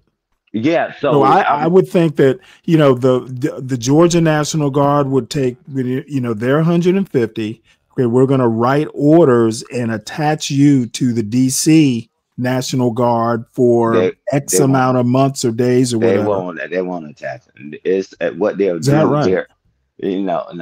What they'll do, you hitching a ride. So they were assigned, right? So they're going to send their OIC and their NCOICs to take care of their interests, and then all of them is combined. It's a joint exercise, right? I got you. But whoever their general is, and typically it's the 2-star that sits up top, they're gonna have the governance, and they're gonna talk to the tags, right? The adjutant generals from the states, and they're gonna say this is how we're gonna do it. However, but the other side of it, if he just takes a element and he said, well, we're gonna take them to California, and then we're not even gonna use their soldiers or whatever.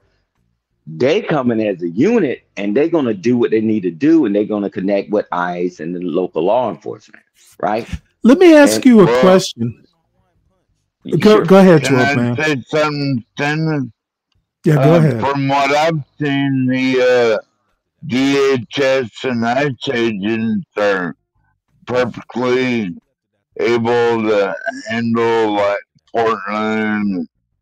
I don't think the National Guard is needed there. It's not. That's why they actually vote. Trump, I meant to, Heather Cox Richardson got into it.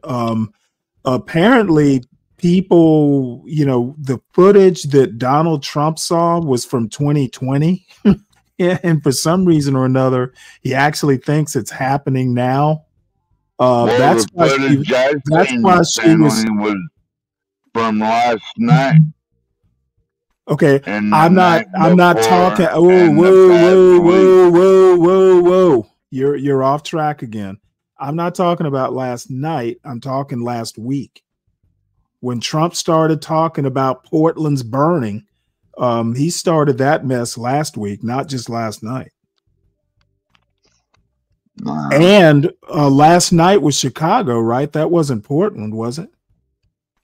No, what happened last night in Chicago? Do tell. Okay, I don't care about that. I'm thinking about Portland. Okay.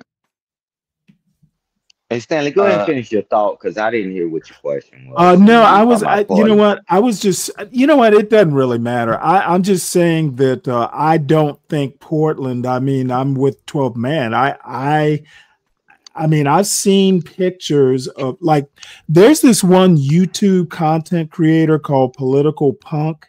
He literally lives in Portland, and he's taken footage. He's been showing a little bit of footage. I assume it's either him or someone he knows has been taking video of what's happening at night around that detention center there. They get like 20 people up there protesting, and a lot of those protesters are actually pro-Trump protesters. Yeah. That's the other thing. I think what happens is that the pro-Trump people start getting into it with the anti-Trump people. That's probably where the violence is coming from. I don't think ICE agents are under attack. I just think the two factions kind of mix it up. Well, they did have at least in Portland. Portland.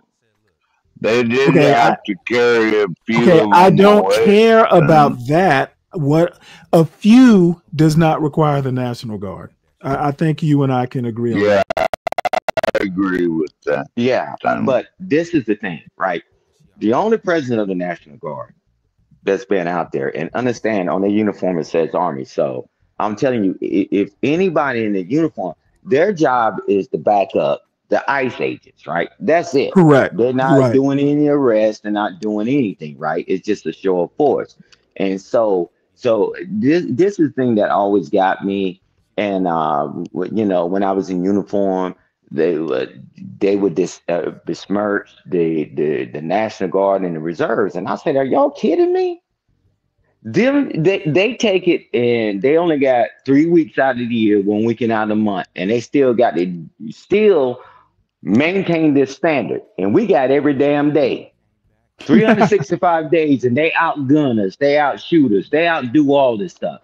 You go to NTC right now and see who owns the dang on Top Guns, right? I'm telling you, is that they're just there to back up the ICE aid. That's what the Guard is there to do. They're not there to do any arrests. They're not doing anything like that. It's to back up the ICE agents, right? Let me ask you a related but kind of a different question. I hear that they did an air assault on that building that they went into and raided. I hear they fucking had people rappelling in from a Black Hawk. That's air assault, right? Where do they? I mean, do they have Black Hawks? Hold on. I know the story behind that. Where do they get the Black Hawk from? That's not an Air National Guard asset, is it? That was a DHS helicopter, and some illegal immigrants shined a laser on the DHS. I don't care about any of that, Mike. Okay, whoa. I just asked. Okay, dude, you're out of control, 12th man. Sorry. All I asked was where they got the helicopter from. That's really all I asked. I don't care about the rest of it. Okay, I was just wondering whether it was an Army asset, and you said it was a DHS asset. Now, why DHS has Black Hawk helicopters is kind of I don't know why the hell DHS needs like Black Hawk helicopters, but you know what? I'll just go with it. Yeah, it's funny because the one. What's funny? Let me answer the question. DHS helicopter. They got arrested. All of them got deported. 4 of them. Who cares? The DHS helicopter. Hey, but to answer your question, yes, the Guard, they have warrant officers that fly Black Hawks. Yeah, the National Guard has those assets. They have that asset. Right. They're part of the Army. They're part of the Army. And they train on all this stuff. But the thing is, yes, you're not jumping parachuting out of a Black Hawk. So you're right. It would be air assault. I mean, now when I look, I might be out of touch because I don't keep up with the Army. But way back when I was in college, I was in Army ROTC, and they just, rappel out of helicopters. That's what I said. They rappel. Nobody jumped out. That's air assault, right? That's correct. Yeah, that's air assault. You're correct, Sam. They just repelled out of it. You ain't nobody jumping out of no helicopter, man. You would never make it because that blade would tear your head off. But they just I've seen people jump out of helos before. You ain't jumping out of no Black Hawk. Okay. I'm talking about the Black Hawk. Airplanes, airplanes, not helicopters. Airborne jumps out of airplanes, not helicopters. No way. Lord have mercy. God, give me the patience. Give me the patience. Give me the patience. Am I I'm right? about I'm about to put my diamond back on, and man, hey, but this stuff is unprecedented, right, in this country, Right. right? Because Right. when we're clearing buildings over in another country, everybody getting the hell out of there, right? Right. Everybody gets out. It's unprecedented in the U.S., right? And I've been saying this for many months and months. Now the American's gonna feel how it feels in another country, right? And I'm like, okay, man. To me, that's just a normal Monday for me when I'm deployed, right? So it's just that, man. In America, we use our licky chewy stuff and our freedoms and our rights and all that. So they're Right. like, wow, what are y'all doing to us, right? Do I think it's right? All right, well, I tell you this. Uh, I'm not in the commander seat, right? I'm not in pole position.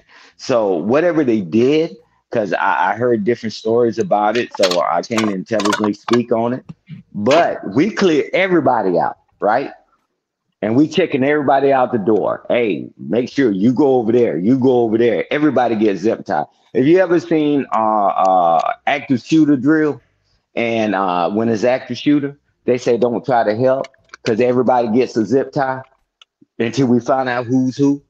And I'm telling you, when you got these guys out here, man, it's like, man, in another country, right? Because you got to think about it. A lot of these guys came from other countries. I mean, like meaning deploying and doing all this stuff.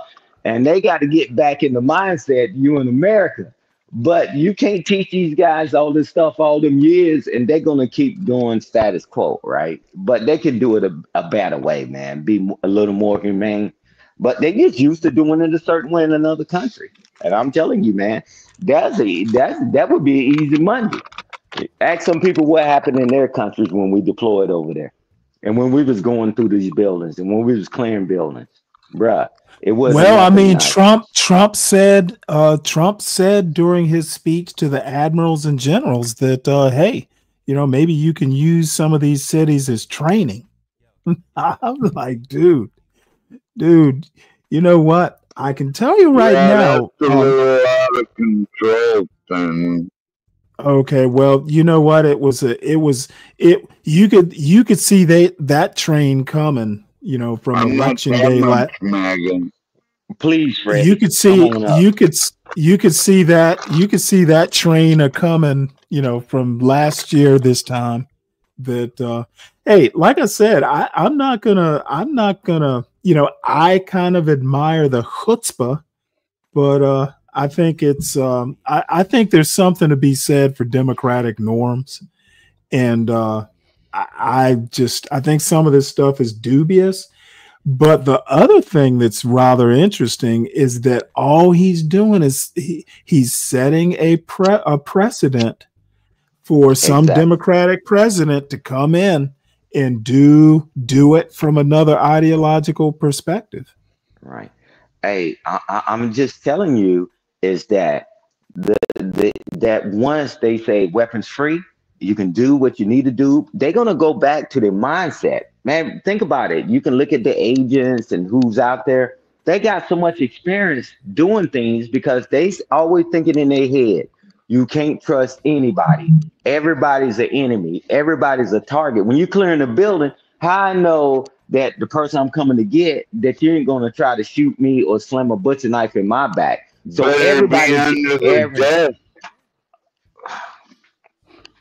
you got to clear a building. When you clear a building, where you clear a building, you get everybody out, and and that's where you train. However, but it's the way to do it. But them guys, man, they scared as hell too. They want to get home too, right? And I'm like, right. So they zip tying everybody. I don't care if you 4 years old, 7 years old. I think they put zip ties on babies. But at the end of the day, that's a little too far, right? But again, they just clearing buildings, right? And I don't think they really thought enough through it, how we're really going to do it. I don't know how much surveillance they use, because they forget that Well, America. I actually heard that, you do realize that, they don't just, hop in a car and go do it, that this had been probably surveilled and planned out. Do you agree with that? Yeah, I don't think you do something like this without. I mean, now in the military, you would have been, you'd have done a mock up and you would have practiced for a couple weeks before you did this sort of thing. But I don't know what Homeland Security does. Yeah, but they identified the threat, but they didn't think through. These are American citizens. If we were doing that in another country, we wouldn't have never said a damn word. Right. But they got to understand we're in the U.S. It's stuff that we have never seen before. And I told everybody was coming back and coming over here. They said, nah, Stan, you crazy. You just old. You don't know what you're talking about. And I just got a uniform. I just retired last year. So I'm like, guys, y'all going to see some stuff over here that y'all didn't see when we was already abroad. And then guess what? Look at the news headline after news headline. I'm telling you, everybody gets a dang on zip tie. And that's what they do. Yeah, but I can tell you right now, this is not going to fly if this becomes a regular thing. Now, here's the deal. And I think I heard some commentator talk about this. We're not going into gated communities and doing this.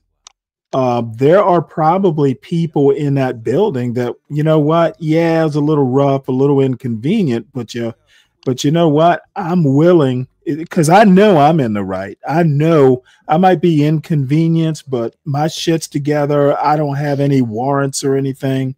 Hey, I'll just, stay there till 3 a.m. and I'll call in tomorrow, tell the boss what happened. There are people in that building who probably, aren't too bent out of shape about it. But I just think if this becomes something that happens a lot, it's not going to fly come election time. And then the other thing is that what happens with the next president? With the next president, the next POTUS. You're not going to be able to keep up this level of operations over the long term. JD Vance, Stanley. JD Vance. You're not going to be able to keep up this level, this op tempo. At least that's what we called it in the Navy. You're not going to be able to keep this up for years. What's the end game, I guess, is what I'm asking. Because this isn't Iraq or Afghanistan. In America, you will want an end game. You owe that to your voters, your constituents, the American people. So that's my thinking on it. I think this is a very short-sighted approach. I don't see this as, it's very cowboy. The good guys are here. We're going to shoot it up a little bit and hope it takes. I just don't see this as a long-term solution. What I'm afraid of is once the heat is off, all the criminals that are lying low are gonna come back, and they'll be back. It'll be like the old days. How do you make this stick? I just, by the way, just a quick. I just got a news alert. The Supreme Court doesn't want to hear Ghislaine Maxwell's appeal. So I think she was trying to get something overturned or a retrial or something. Supreme Court says, nope, don't even want to hear it. So what does that mean, Stanley? It means her appeal is dead on arrival. She's not going to be. Basically, I think she was saying that. Damn it, I can't remember the details now, but she either wanted a new trial or wanted some charges like revisited or something. And I can't remember the details, but the Supreme Court's wants nothing to do with her. which is kind of wise. But then I'm also kind of, I bet Donald Trump is breathing a sigh of relief. All right, so let's move on. Let me address what you just said. I don't think that it was ever agenda to keep it long term. I don't think it is, right? We don't even, when we fighting, y'all go out to sea whenever y'all go away, right? Y'all go out for 6 months, the Air Force out there for 6 months, and you carry your ass back, right? And then you rotate carriers sometimes do 9 months if it's okay, 6 to 9 months. Yeah, right. but I think well, I don't know, because this administration is up and down. So if I know that I got these people that are doing wrong things, I don't want to be pulled out of my if I was staying in an apartment, I don't want them to keep coming in, dragging me and my children out for the inconvenience. And now it may incentivize you to say, get that bastard out of here, right? I agree with you. It's not a long-term solution at all. Yeah. Hey, Fred, what Duterte was Philippines, right? Or was he Central or South America? Yeah, he was Filipino, Stanley. Okay. Duterte. Okay. So this is interesting. This is Abrego Garcia. I don't know how this is going to turn out, but a federal judge rules that the DOJ's criminal case against Kilmar Abrego Garcia may be a form of punishment against him for legally challenging his removal to El Salvador. The judge says he's entitled to discovery against the administration. So they're going to have to share whatever evidence they say they have supporting their criminal charges. They're going to have to share it with his lawyer. So he's basically going to have due process. I wonder how Trump's going to handle that.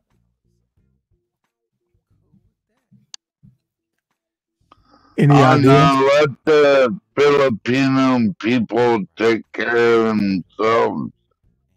Okay, I have no idea. This is Kilmar Abrego Garcia. What are you talking about? I was going back and forth with Freddie. He brought up, he said Trump is trying to be like Duterte, I guess. So anyway, Kilmar Abrego Garcia looks like he's going to get his day in court if they're letting him do. He's getting deported. Okay, no, the judge says that the criminal charges, he's entitled to discovery on the criminal charges. So he's basically going to get due process, or at least they're going to try and get him due process. Jesus Christ. So let's see, what else have we got here? Federal. Okay, dude, this is not John Galt's panel. You don't just bust in the middle of somebody talking. Sorry, yes, I do it, but I shouldn't do it. So anyway, federal appeals court upholds decision that Trump's view on birthright citizenship is likely unconstitutional. So far, he's being kept in check on this. I don't see how the Supreme Court explains this away. What they did, granting him that level of immunity, and then what they did to Colorado. Basically saying, hey, Colorado, you have to put him on the ballot because if you don't, you affect the other states. I didn't agree with that argument. I want to see what rabbit they pull out of the Constitution to support this executive order. I don't know how they do it. It says here, a federal appeals court on Friday became the latest to determine the Trump administration's effort to end birthright citizenship is likely unconstitutional.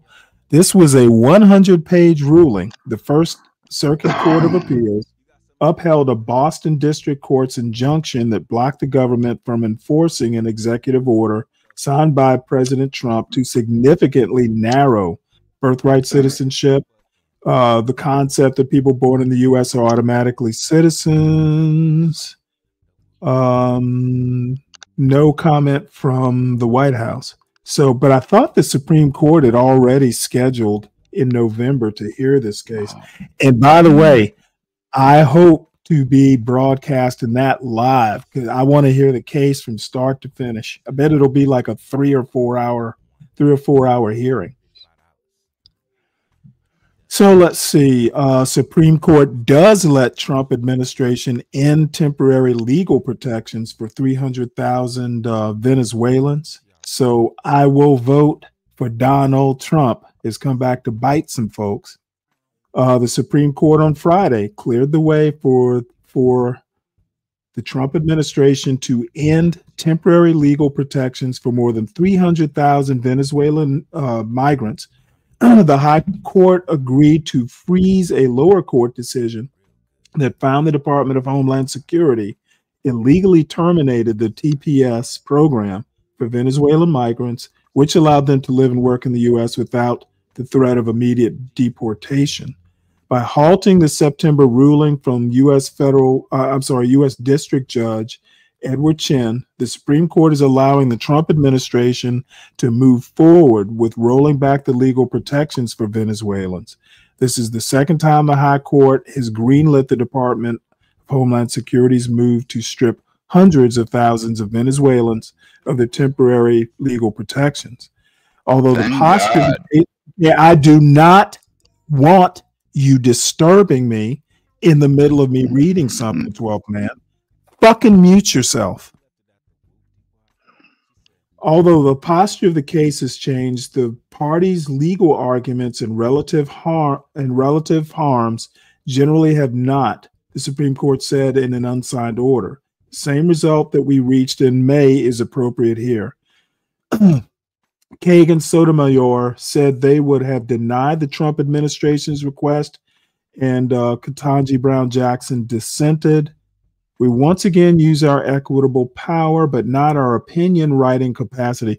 Basically, the liberals on the court are kind of tired of this shadow docket where no reasons are given, no one signs anything. They just write the decision, and no one basically takes responsibility for it.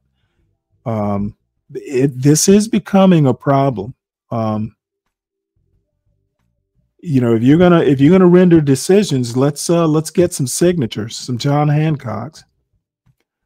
Lower courts treat this court's orders as good for only one stage. Trying to see if this winds up at some point in front of the Supreme Court, but it doesn't look like it.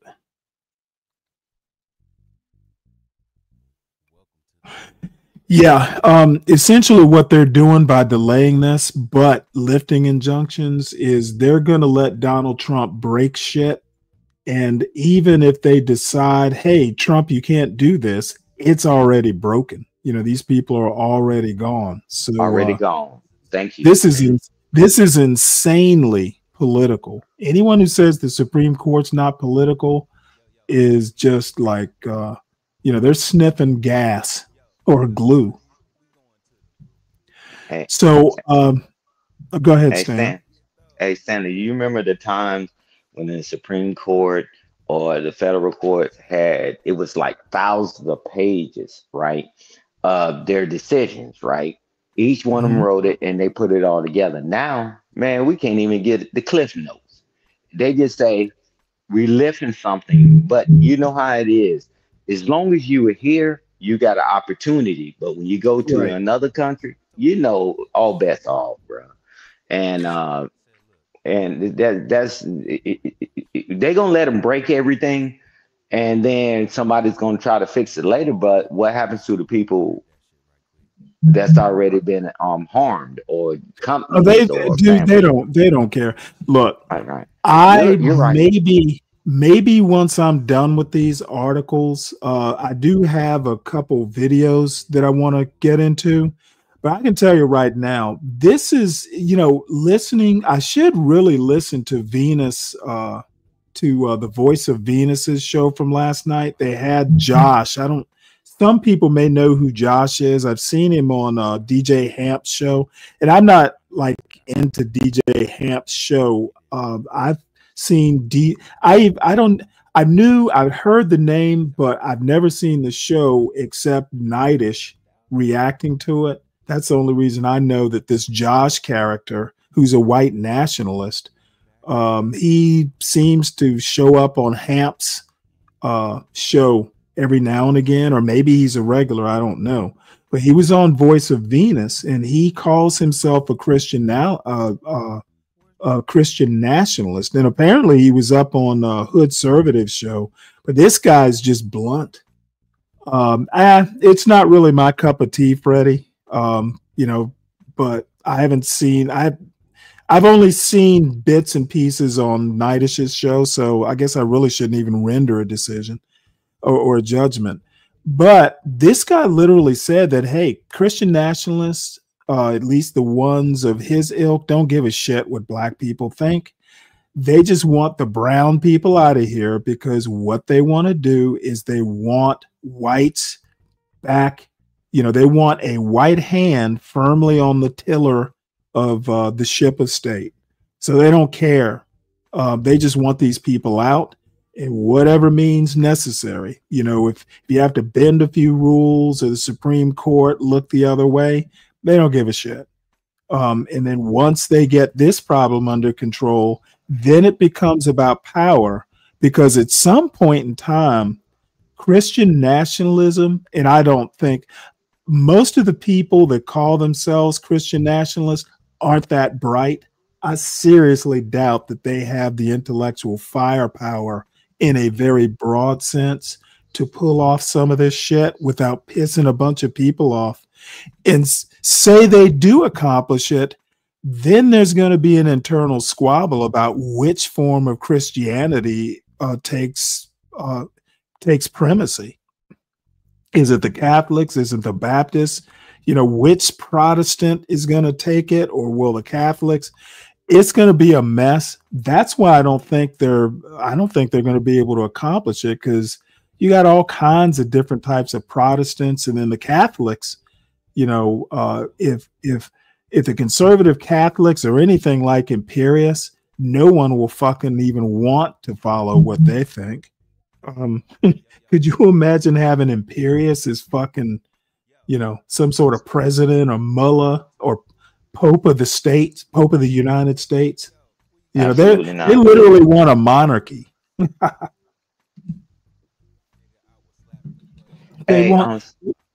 Go ahead.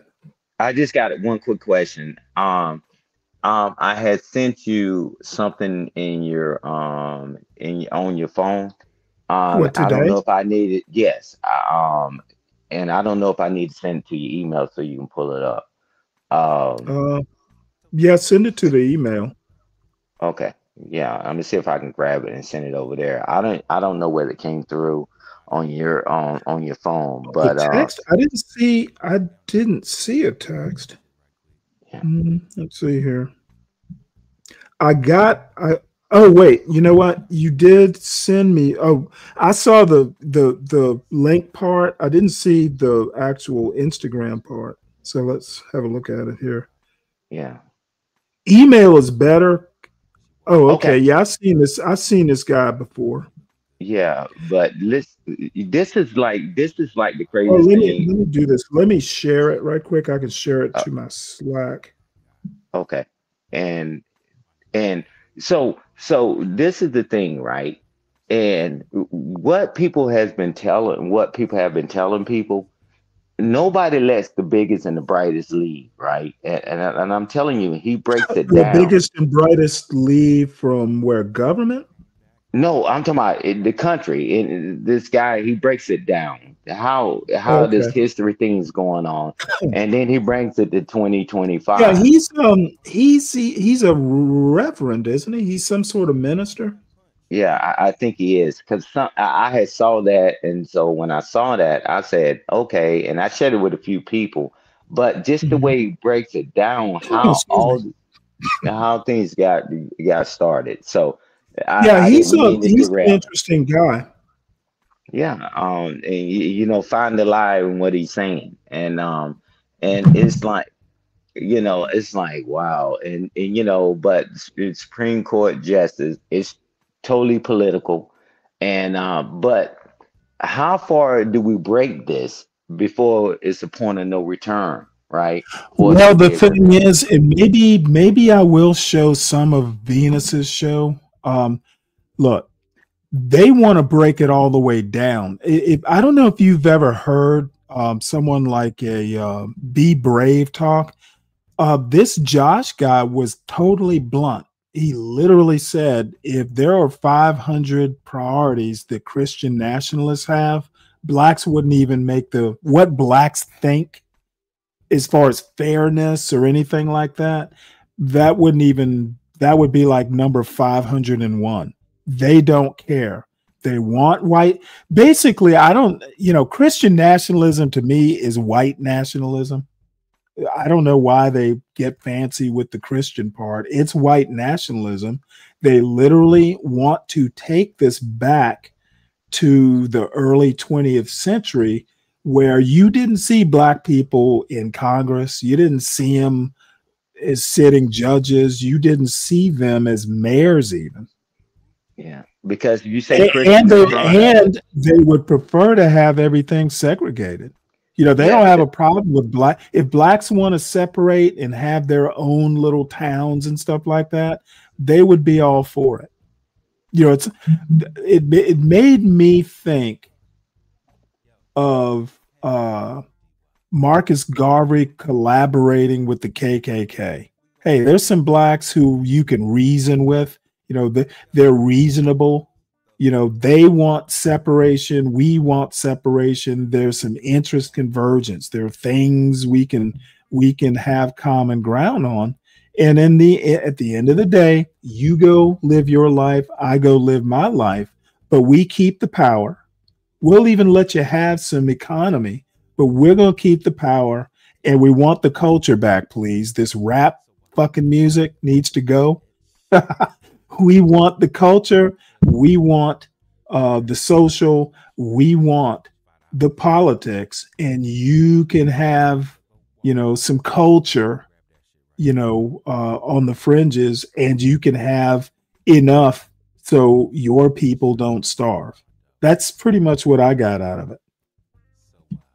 So this multiracial democracy they feel has been a failure. They want to roll it back.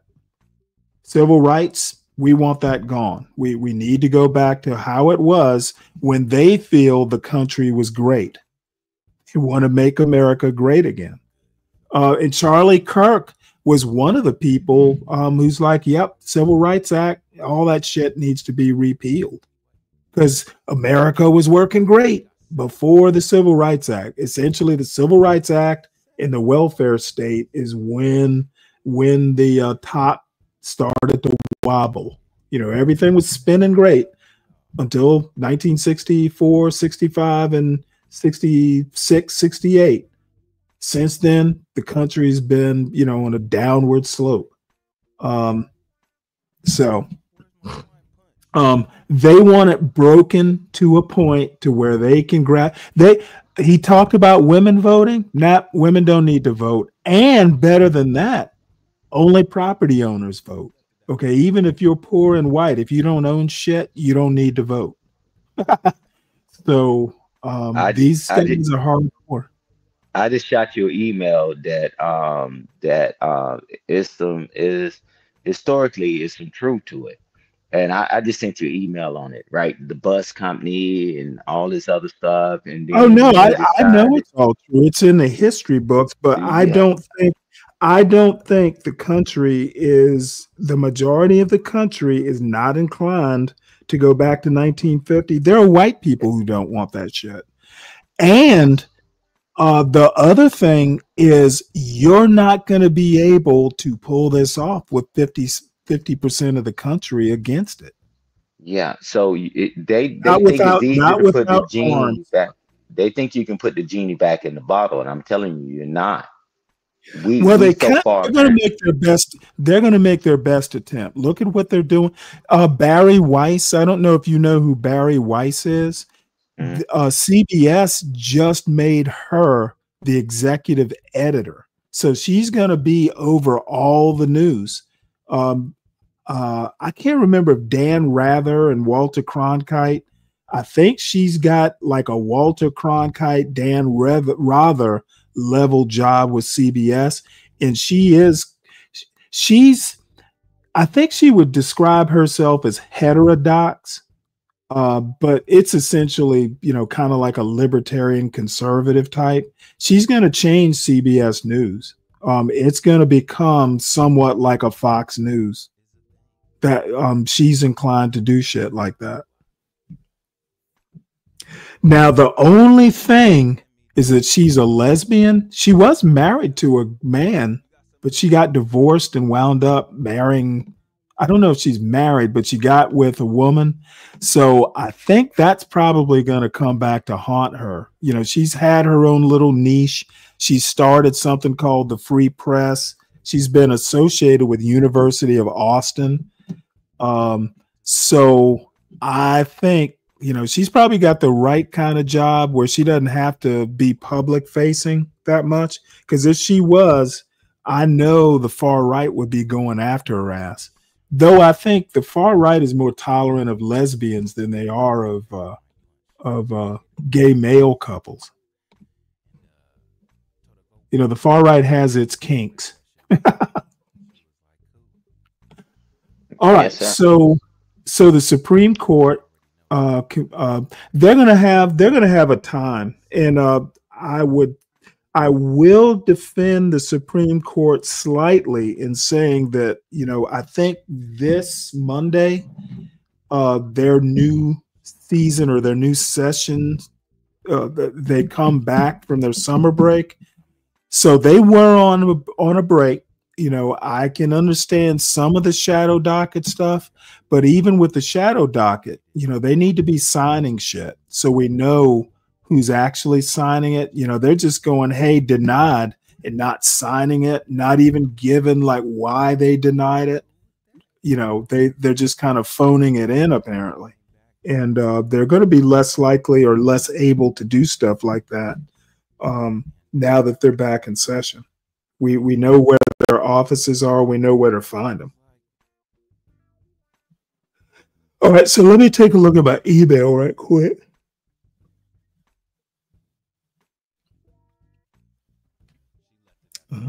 Let's see here. Okay, I got it. I gotta find my water bottle. I think I left it in my bedroom.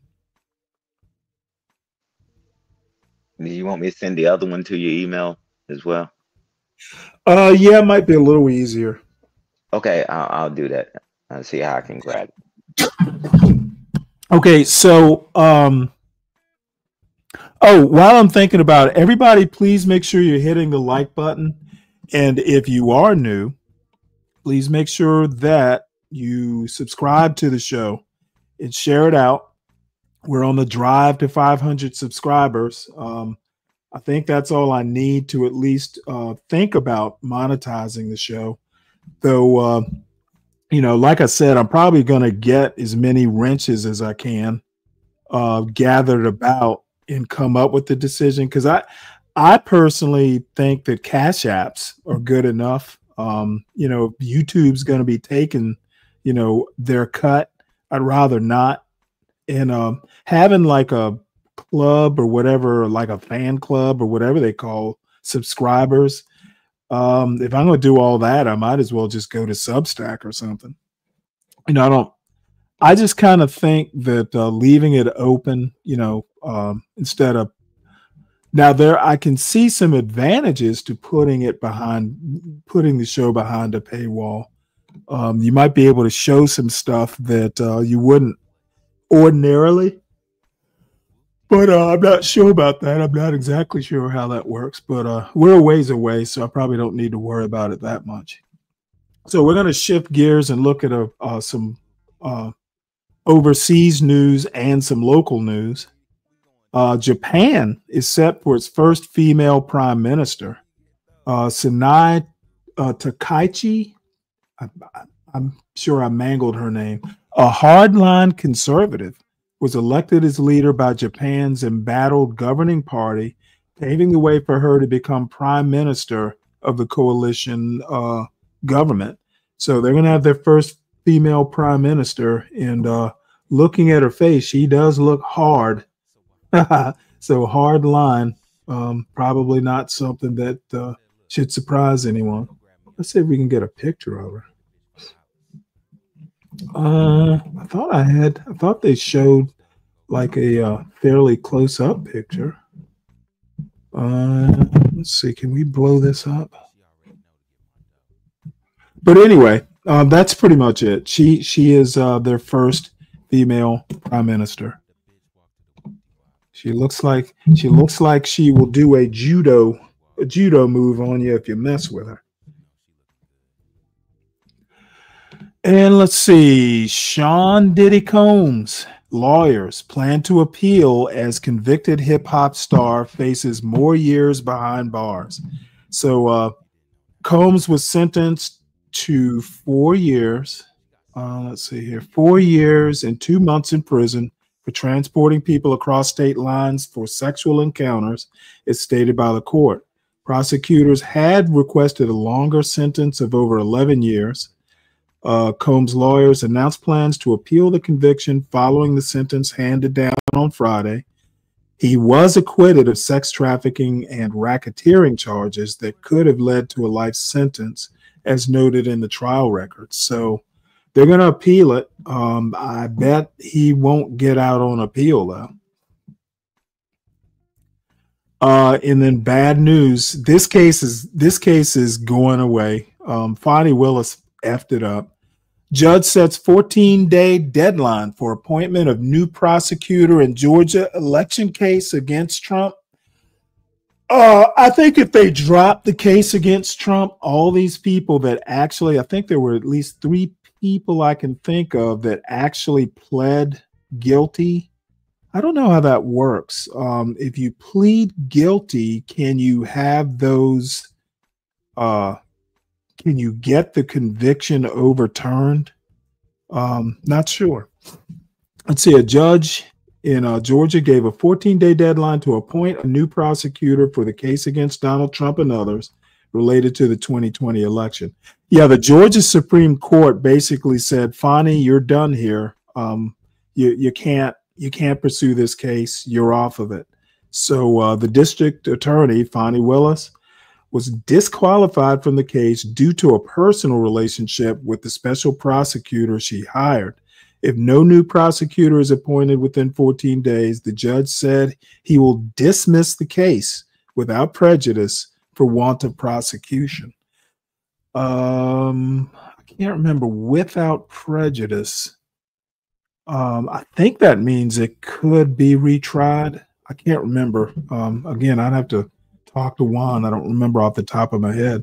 No, with prejudice, that means you can't bring it back. Without prejudice, mean you can bring it back. Well, they're doing it without prejudice, so it could be relitigated, but I don't see that happening. It's dead. Nobody's going to want to deal with Donald Trump as president. No, not right now. Especially when the Supreme Court ruled the way they ruled, like you said earlier. Right.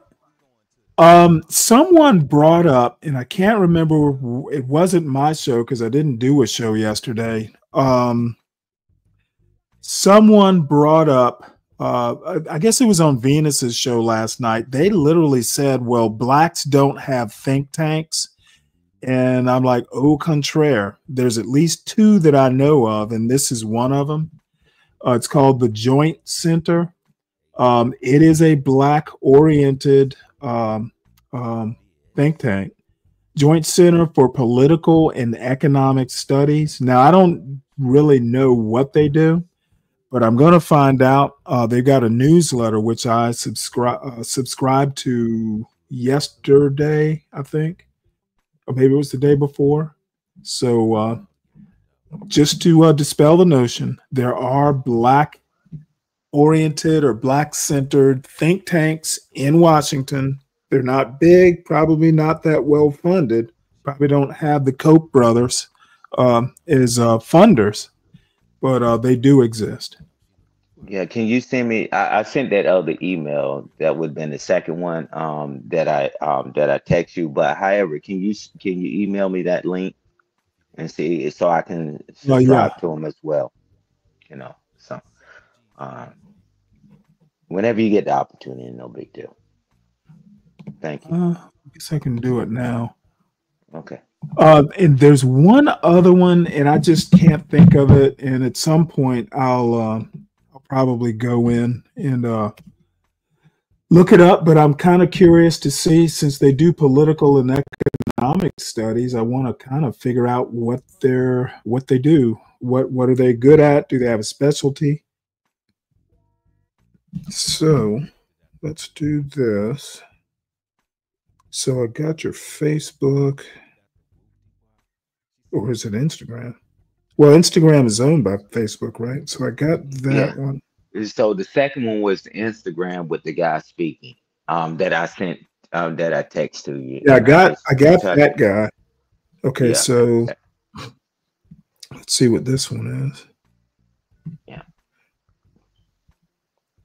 And then let me go ahead and I'll just reply to this one, and then I got to go to my Slack and pull that link out. So I don't have my my show email address on my computer, but I have it on my phone. So I gotta. Oops.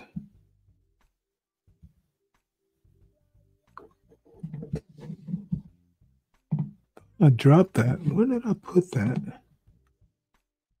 Oh, I put it in the essays folder. Which is all well and good, I guess. Maybe that's where it should be.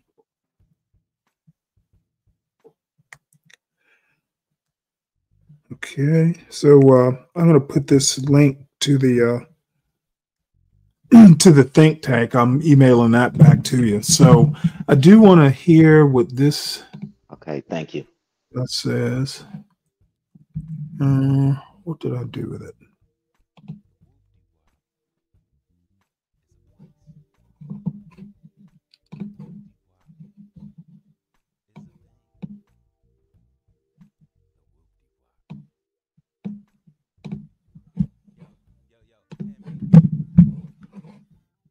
All right, well, let's stop you.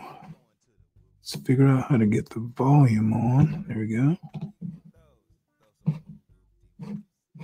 Native peoples know why they're here and how they got here. A lot of Asian folk know, particularly if they're Chinese American, they know they got here because their ancestors were brought over to work on the railroads by the railroad barons who didn't care if thousands of them died laying track 19, 20 hours a day. But for those of us who are from Europe, we have this fiction that we've told, and we believe it, even though there's no truth to it. You know what the fiction is? It's two parts. Number one, we say things like, with regard to Mexicans coming over the border, with regard to immigrants coming over, but only that border. That's the only one we care about, right? The southern border. I find that interesting. We're not flipping out about Canada, right? We don't have any of the Minutemen or the anti-immigrant groups sitting off the coast of Nova Scotia with a gun and a scope. Yeah, well, I mean, trying to like, pick off the sneaky Canadians that are trying to sneak.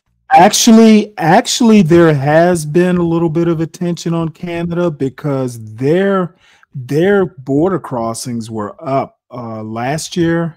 I don't know about this year, but last year there was like a record. It was either last year or the year before. There were literally like a record number of people that were caught illegally crossing.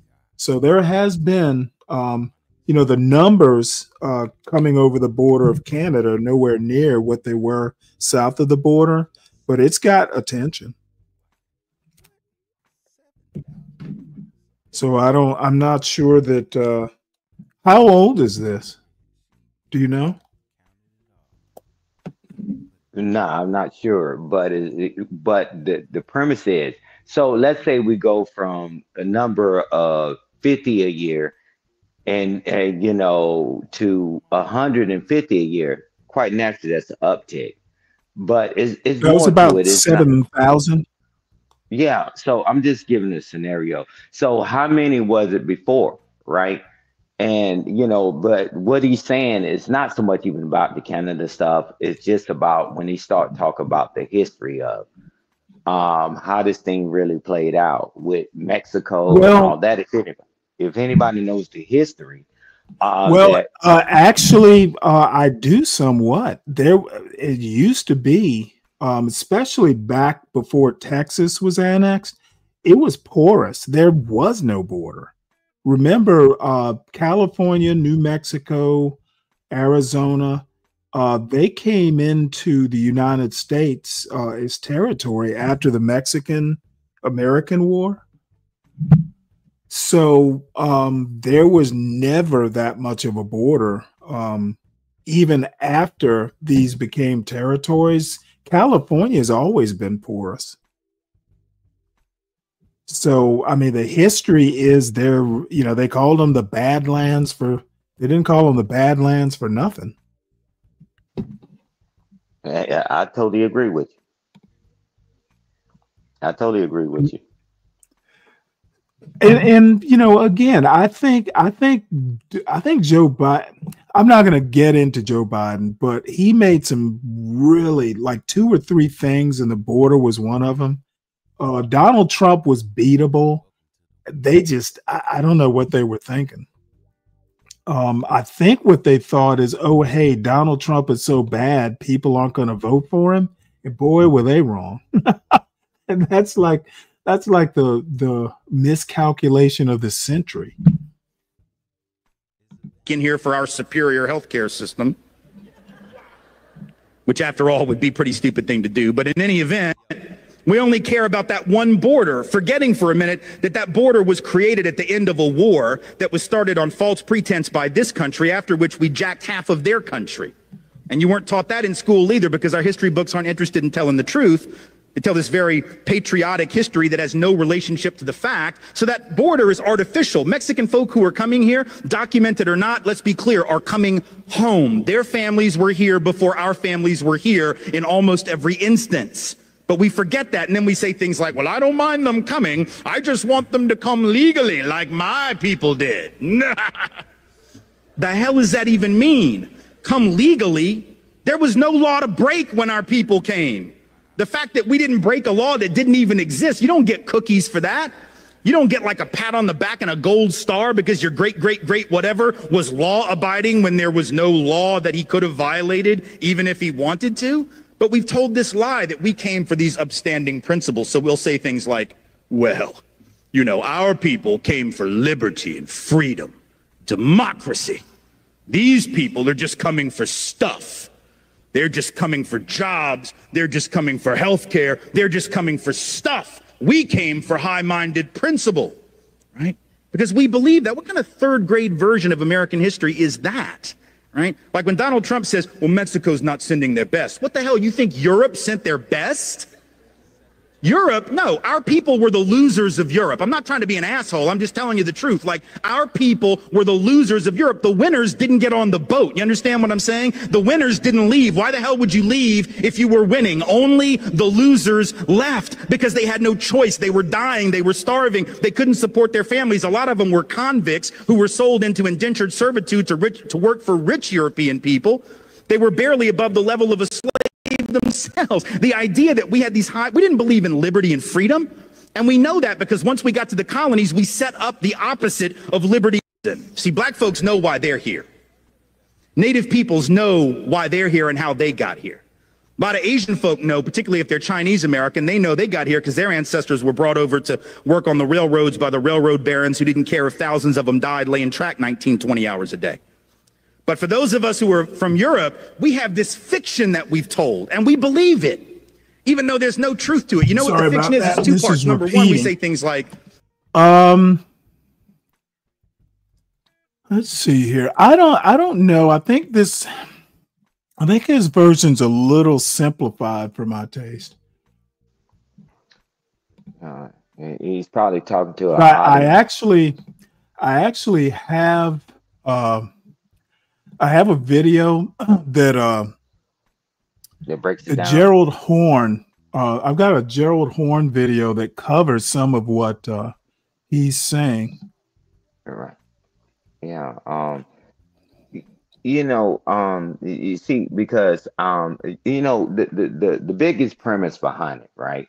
I think he had one of the guys up here, and he was talking about people that lost and all that, why they got statues and all that. I could have sworn the Confederate lost, and they still waved the flags, and up to several years ago, they was flying it over over government institutions and had memorials, right? Had statues all in front. Well, they flew it in. Well, you know this. You were in North Carolina. South Carolina flew it until in Georgia. Until Dylan Roof did what he did. Right. So that's what I'm saying is that this thing that and what he was saying is that they left there because they was getting their butt kicked just like everybody else. If I was somewhere, I'm gonna try to do what's best for my family, right? And you don't mind even if it costs me my life, I'm gonna try to get my family a better place, right?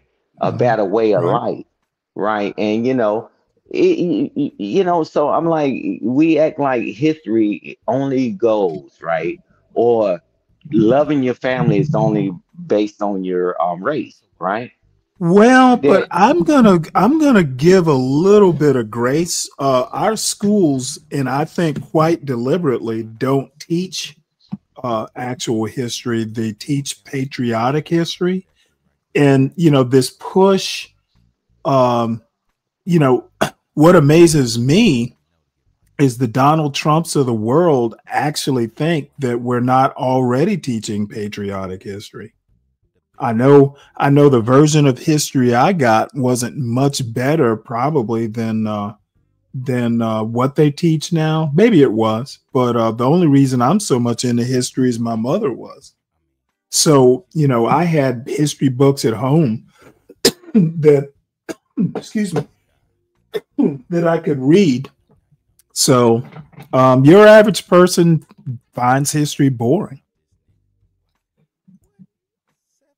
I'll tell you what, listening, and maybe after I show this Gerald Horn interview, I'll go back and look at Voice of Venus. It was fucking amazing. And what was more amazing, Venus talking to this Josh guy was horribly interesting. And she should not have let other people up to her panel. It should have just been Venus and Josh. She made a mistake, in my opinion, and it's her show. She's been doing this longer than me. But I'm just finding having a bunch of people up here is really more a distraction. It provides way more heat than light. And yesterday, listening to her show and then listening to Freezy's show before that, where there were like 6 people up there, seemingly all with different, they would say the same thing, but 2 different ways, and then they wouldn't understand. And it sounds like a disagreement when it's really, that they're actually agreeing. They just don't like the way the other person's agreeing and that sort of thing. I'm just finding having 6 people up on a panel, unless it's just a bunch of effery, if it's just up there and everybody's laughing and, having a good time. But if you're talking anything political or cultural or, battle of the sexes, it just gets out of control eventually. No matter what you do, you can be the best moderator on earth. So I may play a little bit of that. I'm going to play this Gerald Horn, and I'm listening, but I'll be right back. I have no idea where I left my water bottle. I'm up here coughing and need some water. Okay, brother. I'm listening to it because I hadn't heard that one. No, you're gonna like this. Gerald Horn, if you don't know who he is, he's my favorite historian, hands down. He just knows his stuff, and it's a wide range of historical knowledge. He doesn't seem to have a specific specialty, other than he's a Marxist historian, but he's like a black guy, Princeton trained, law degree from Berkeley, PhD in history from Columbia. The dude is just flat out brilliant, and he puts people like Sean Willent to shame. He does history his way, but then he documents everything. His history books are footnote rich. Let me skip over this part. One of the intellectual giants of our time, Dr. Gerald Horne, thank you for coming on Why is the Dome TV. Thank you for inviting me. Absolutely, absolutely. All right, so we have the capital of slavery, Washington, D.C., 1800 to 1865.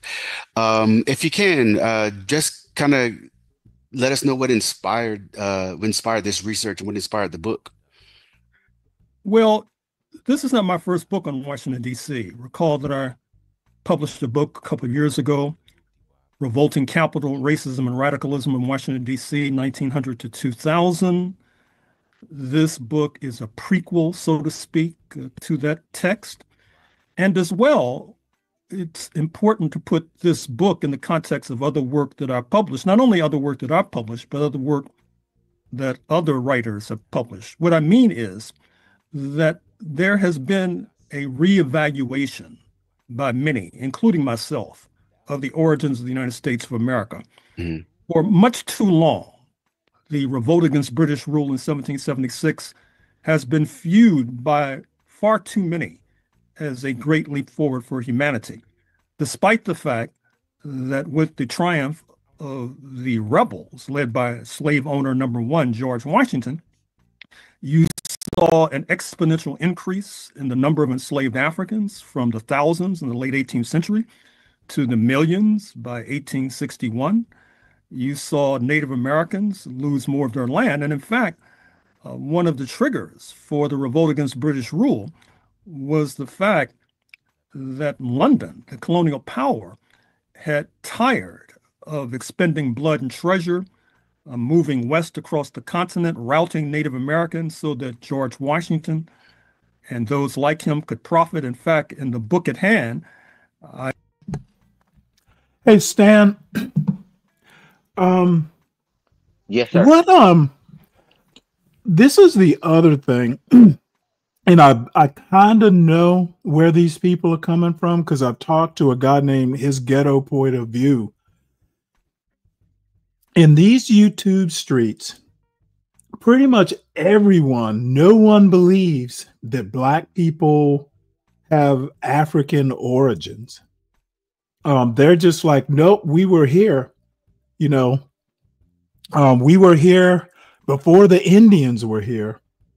And they base it on these, I can't even remember the name of those statues in South America with African features. That's like their centerpiece of evidence. And then they like, oh yeah, I can trace my fourth great grandfather back to 1500. So, the Africans that were brought here, well, don't call me African. I don't have any African heritage. We were here before. And I'm like, what? And the reason I bring this up is this is Gerald Horne. If it were provable that actually happened, he would be the first one talking about it. I know the Moors or I don't know, the Moors, I think, have this theory that, the people that were here before the Indians were melanated. And I asked the question on T's chat a couple nights ago. Okay, well, you're saying they were melanated, everybody has melanin. You know, even white people have melanin. They just don't have as much. So these people are basing history on their own personal lineages and shit like that. And I just find it outright strange. I have no clue what they're talking about. Your birth, you being able to trace your grandparents or your great great grandparents back to 1700, that doesn't mean shit. That's not how it works. And I agree with you. I agree with you, brother. That's not how it works. Well, I know Ghetto point of view. I don't know. Do you know who his Ghetto point of view is? No. Because he's been around a while. I just call him Ghetto for short. But no, man, he will come in this chat and he will do word for word with me about, I don't know history. I don't know. I'm like, dude. And then when you go, well, hey, did you get a 23andMe? Oh, I don't need no 23andMe. I can trace my heritage back. I'm like, dude, you know what? What it really is if you got your 23andMe, it would tell you have African heritage. Now, it's not 100%, but you know, genetics these days is pretty powerful. I don't even like to get up on panels and talk with these people about it because it's like, hey, let's move on to another topic because you're not going to convince me of shit. Now, I am perfect. If you give me a book to read, give me an author, yeah, I'll read it. But we got plenty of Black historians of Dr. Horn's level, and I've never heard him say anything like that. I literally had someone or heard someone on a panel yesterday go, well, you know, how did we get 4 million slaves? How do we get to 45 million people, you know, Black people, and not all of them, you know, are, you know, what I call legacy Black Americans. But back in the old days when they were raising slaves like cattle, they called it natural increase.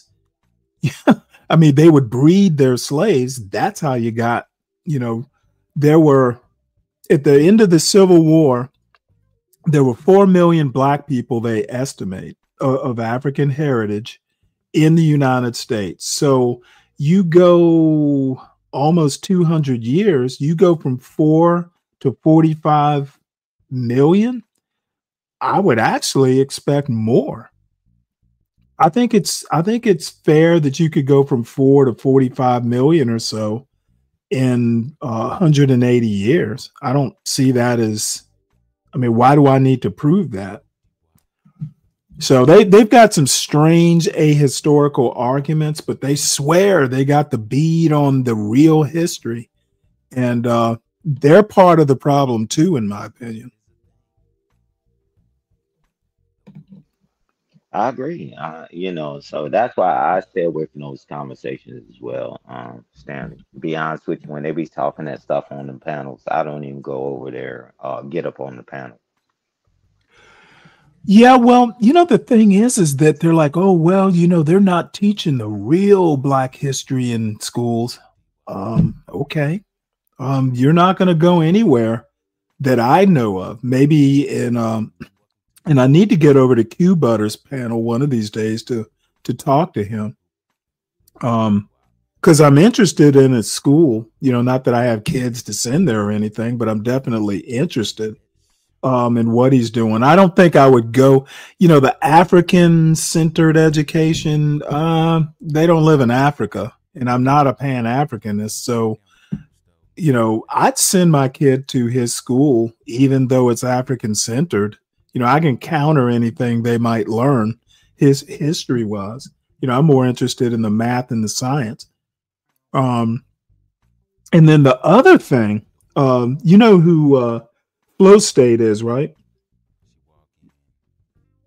Powder Dusty.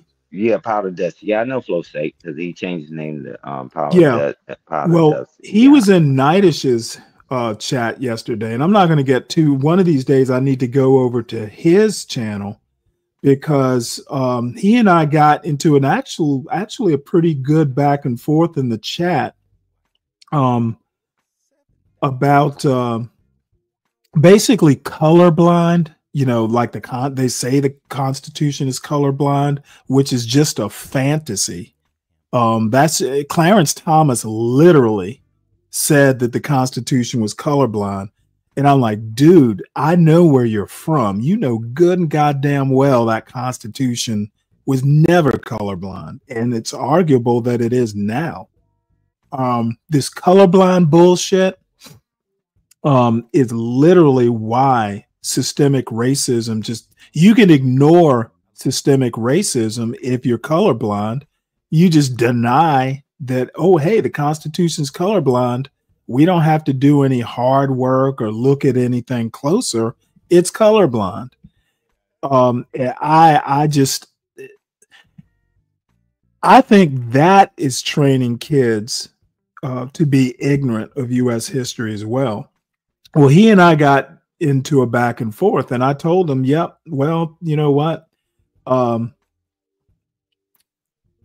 It's the outcome. Okay, the systemic racism is the consistent bad outcomes for Black Americans, not only historically, but it still happens.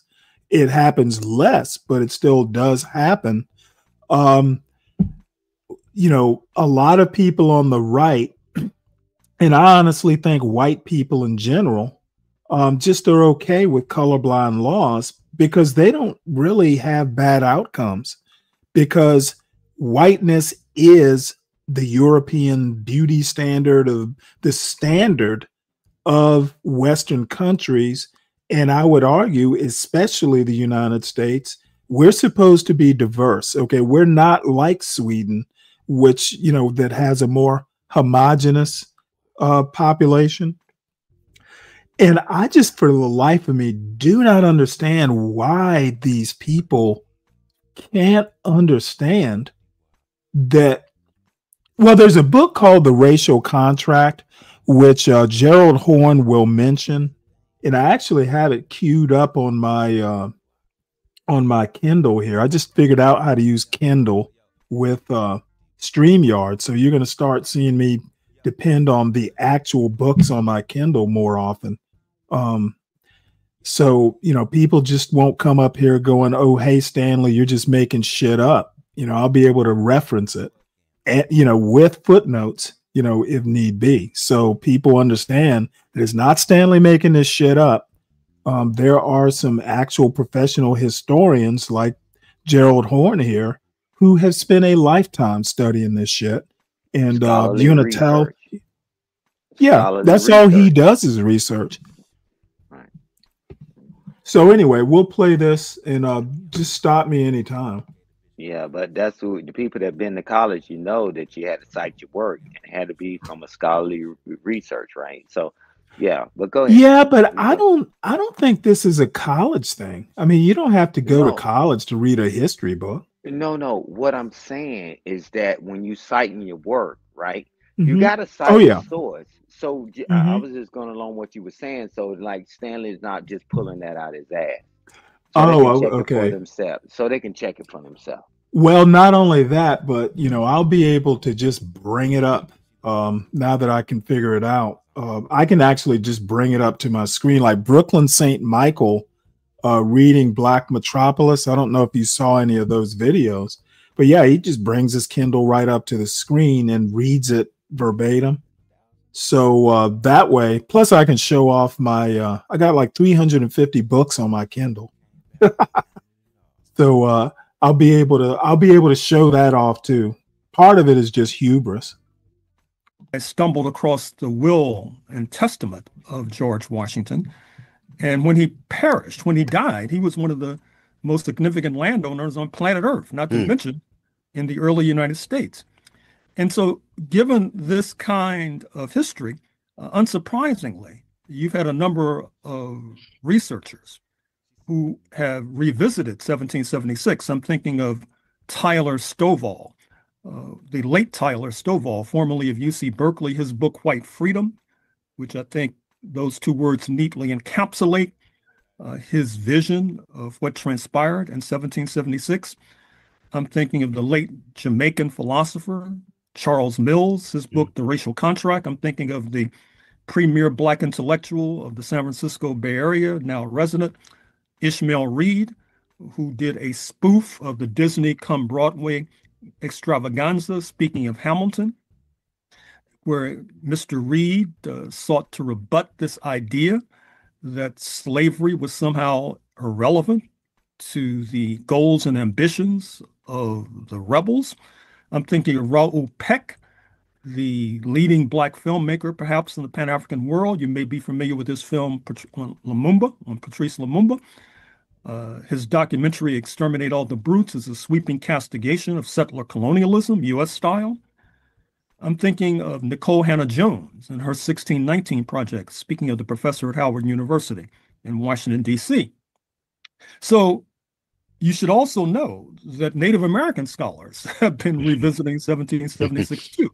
I'm thinking of Ned Blackhawk at Yale, his book, The Rediscovery of America, Roxanne Dunbar Ortiz, again of the San Francisco Bay Area. And my book, The Counter-Revolution of 1776, Slave Resistance, the Origin of the United States of America, which I must say rather modestly helped to, in no small measure, ignite this trend. So let me just, because I don't know that he gets into it. There are a lot of people like Gerald Horne, and he's certainly not the only one, who actually believe, and it is actually fairly easy to prove. History's all, historians are finding documents not infrequently, documents that have been in somebody's attic for 100 years, that sort of thing. Like he said, he recently came across George Washington's will. I don't think it was newly discovered. He probably just never got around to it. But slavery played a part in why the Revolutionary War, or he calls it a counter-revolution, even happened at all. You got Lord Dunmore, who basically promised to free slaves if they escaped from their plantations and came and fought for the British. A bunch of them got freed for doing that. You've got in 1772, you got the Somerset decision, which basically said there would be no slavery on British soil. Well, let's say English soil. It was okay in the colonies, but you weren't going to do it in Britain proper. And that was just 4 years before the American Revolution. I think it's in the 1760s. It pissed people like George Washington off. After the French and Indian War, England said no more. Okay, you guys, you're not going to go much farther west than the Alleghenies. Basically, the mountain range of what we call the Appalachians. It branches into the Blue Ridge and the Alleghenies, and those two ranges form the Shenandoah Valley. He said, nope, you know what? We're tired of spending money fighting Indians and just all this ruckus. So nope, you're not going and discovering more land to speculate. And there, I think in that Northwest Territory, they banned slavery.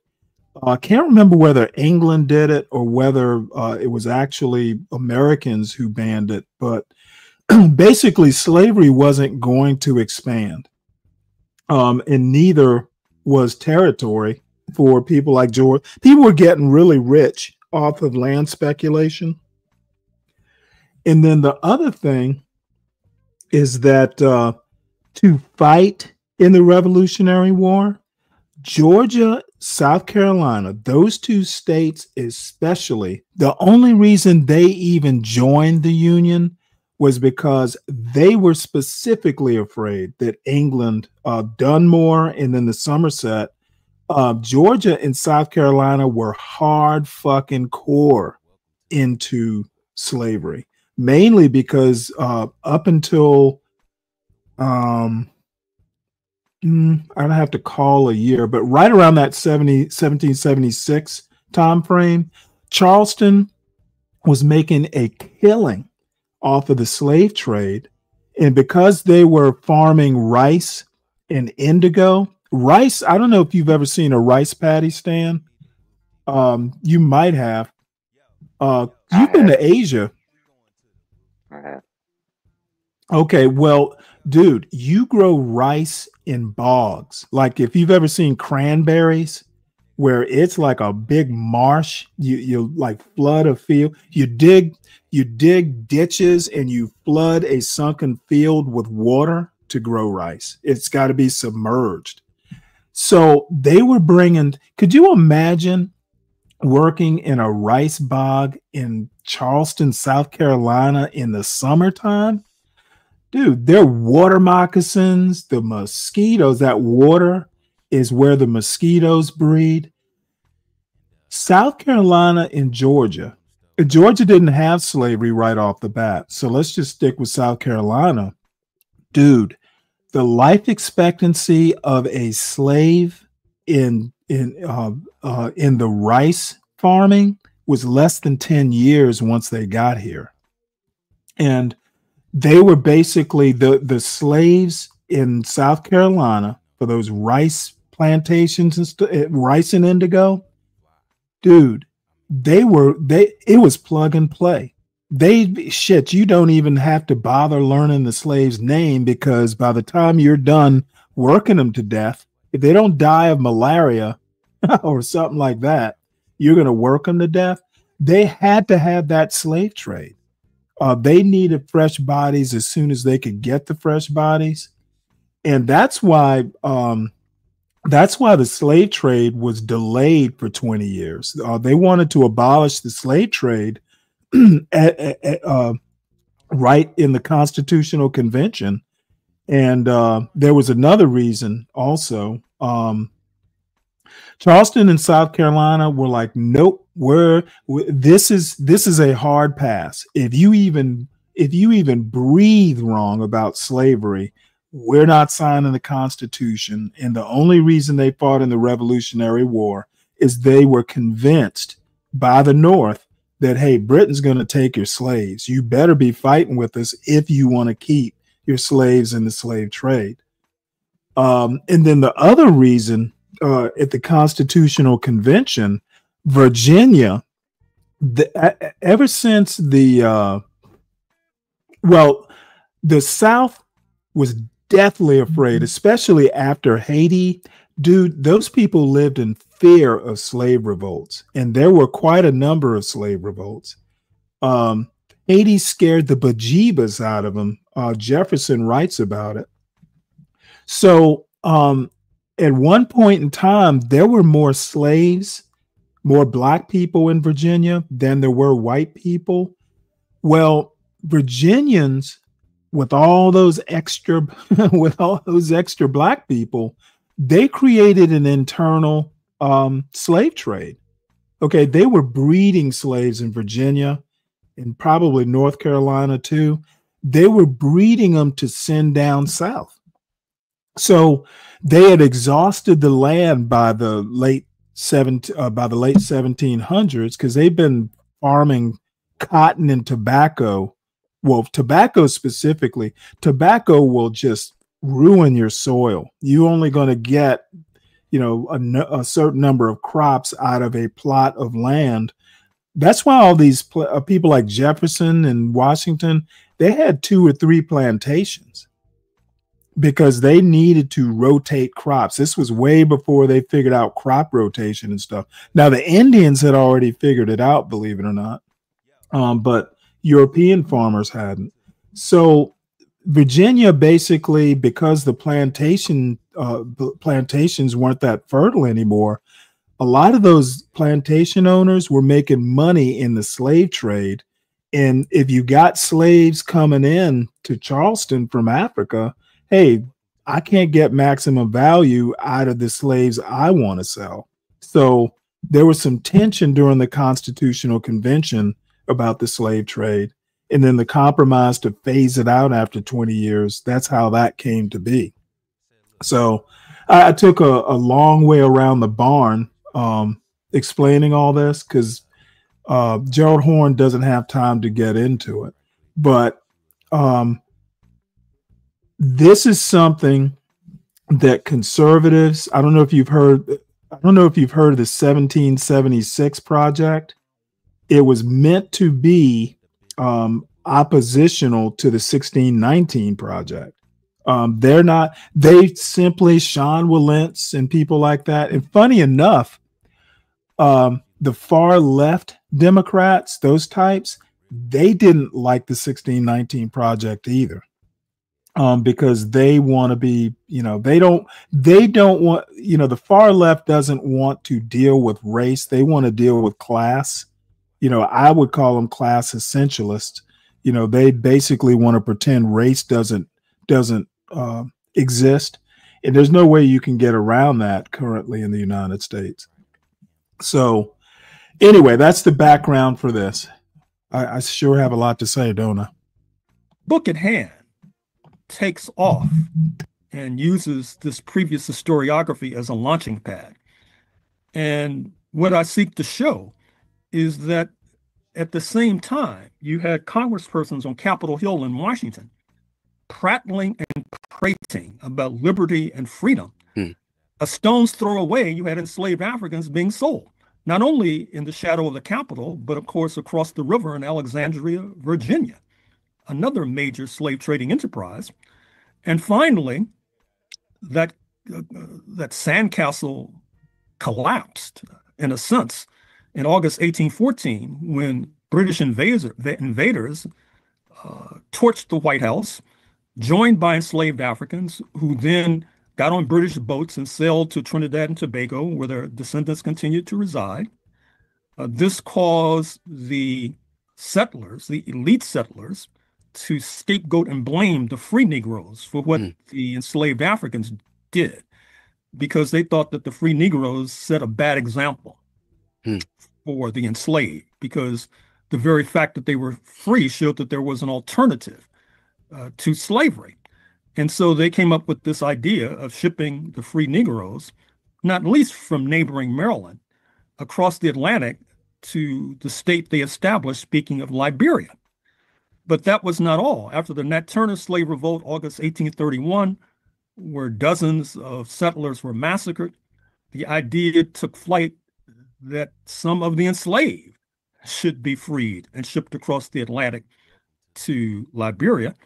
Interestingly enough, Maryland, which had the distinction of containing the most significant free Negro population, not least in Baltimore, established its own foreign policy, which under the Constitution is supposed to rest in the hands of the president and Congress. They established their own settlement in West Africa, Cape Palmas, eventually folded into Liberia, but during the time of its existence, they were trying like hell on earth to deposit these free Negroes in Cape Palmas.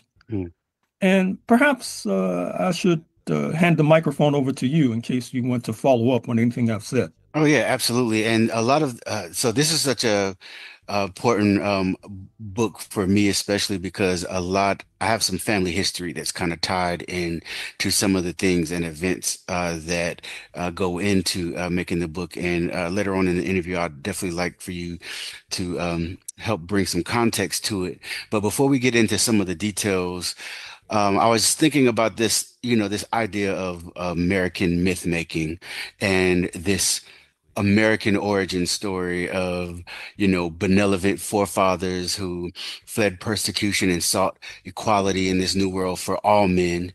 And this, even as we see like in certain school systems where they are attempting to, partner with PragerU and have teachers pass an American First exam. But this idea of America's origin story, again, being this, you know, taking the narrative away from settler colonialism, the enslavement of Africans, the genocide of Native Americans. What is the need for the ruling class to paint America in this way? Well, to keep everybody in line. I mean, if you have reason to believe that your being a descendant of enslaved Africans is a cofactor in terms of your being disproportionately represented on death row, being disproportionately imprisoned, being disproportionately falling victim to police terror, and that this is an inevitable result of 1776, then you may have more reason to revolt than would ordinarily be the case. But if you can be led to believe that this is somehow an anomaly, this is some sort of accident, this is some sort of coincidence, and as Dr. King said, the moral arc of the universe is long, but it bends towards justice, well, then you might tend to believe that ultimately you should just let history work its course. And ultimately, that kind of pestilence that I've just sketched with regard to police terror and death row and imprisonment would eventually disintegrate without any sort of radical transformation, for example. And so you would not necessarily feel compelled to join an organization. You might think the better part of wisdom would be to go to the beach, for example. So, I mean, it's obvious what's going on. Yeah, absolutely. You've mentioned that how the left often diagnoses settler colonialism in places like Palestine, yet struggles to apply the same framework to the United States. Can you speak to this soon? Well, I'm surprised that the Israeli patriots and their Zionist supporters have not cried anti-Semitism. How dare you apply the descriptor settler colonialism to Israel, but not to your own homeland? This is bigotry of the first order. But I think that the propaganda of 1776 has been so potent, it's even convinced many Black people to fall victim to it, for example. However, coincidentally enough, the aforementioned writers that I noted and creators, speaking of Raoul Peck and Ishmael Reed and Nicole Hannah-Jones and Charles Mills and Tyler Stovall all happen to be of African descent. So we see that there's been a jailbreak with regard to many Black people revisiting the creation myth. And I'm hoping that many of our friends on the left can catch up. Yeah, there's a lot of different movements and personalities who seem to be pushing a lot of these mythologies. And I've even seen articles written recently where the writer will not deny the settler colonial origins of America, but will say, in essence, settler colonialism is not necessarily a bad thing, right? So it's this idea of reframing what we know to be true if you can't get around it, and we'll just make it seem like it's not as bad as they say. And obviously we see the same thing happening with the story being told of our enslavement, and it's very telling to see people actually kind of fall for it. But hey, this is why your works and the works of others who are constantly teaching and letting us know the real side of this history is important. As far as the book, The Capital of Slavery, Washington, D.C., 1800. Let me make a point here. I know when I was growing up, people would say, well, you can't find fault. They were men of their times. Well, that is true, but only up to a point. Thomas Jefferson knew that slavery was going to be a problem, if nothing else. If they were men of their time, Well, then why were there abolitionists? Why were there abolition, basically abolition societies? If it was all okay and these were men of their time, there were huge pushbacks, especially in the North,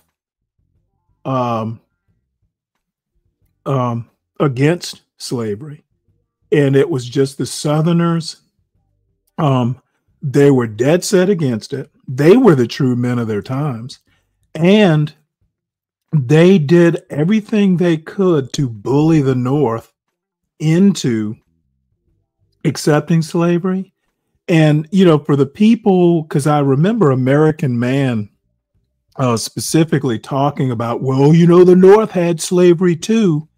Well, if you didn't know, and obviously he doesn't, dude, the North had no choice. Now, there might have been slavery, especially in the New York area.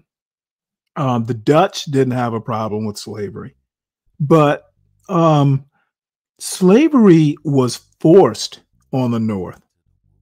Fugitive slave clause, and then the fugitive slave law.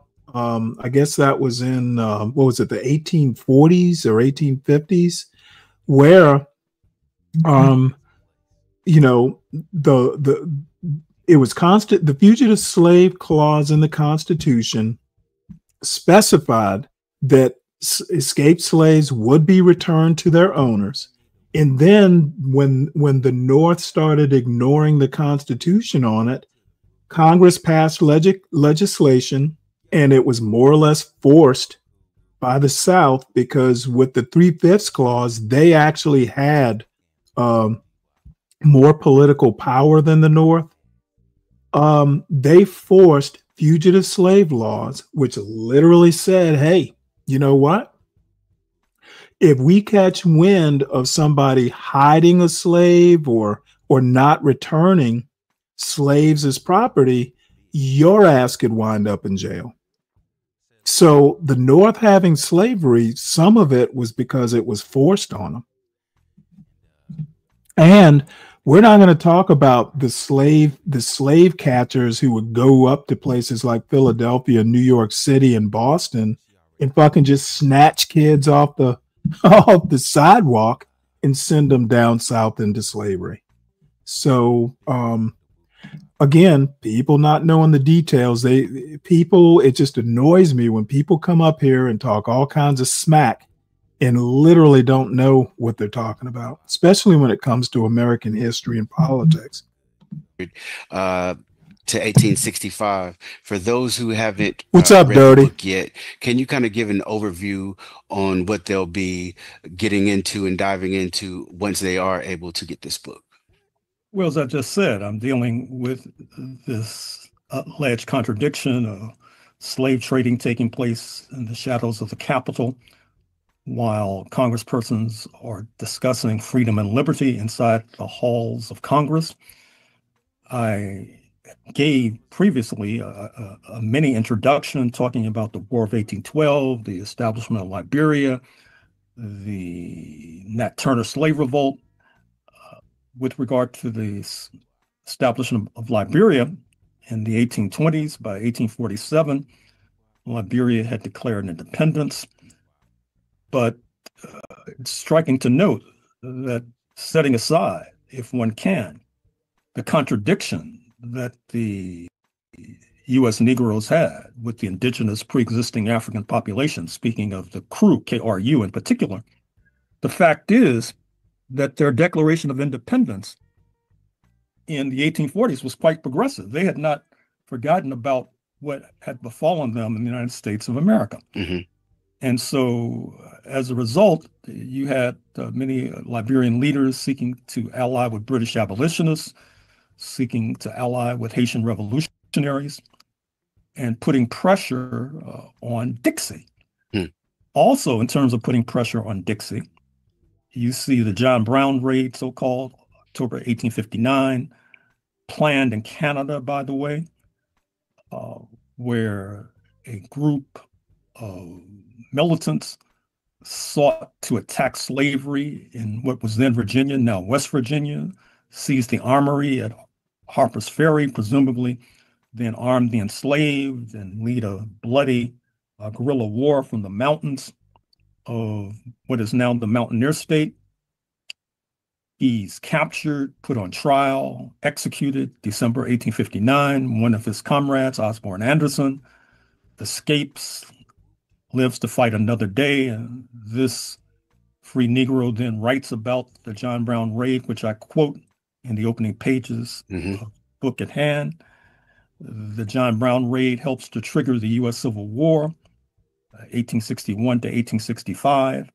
Interestingly enough, you have the abolition of slavery in Washington, 1862, before the so-called Emancipation Proclamation of January 1, 1863.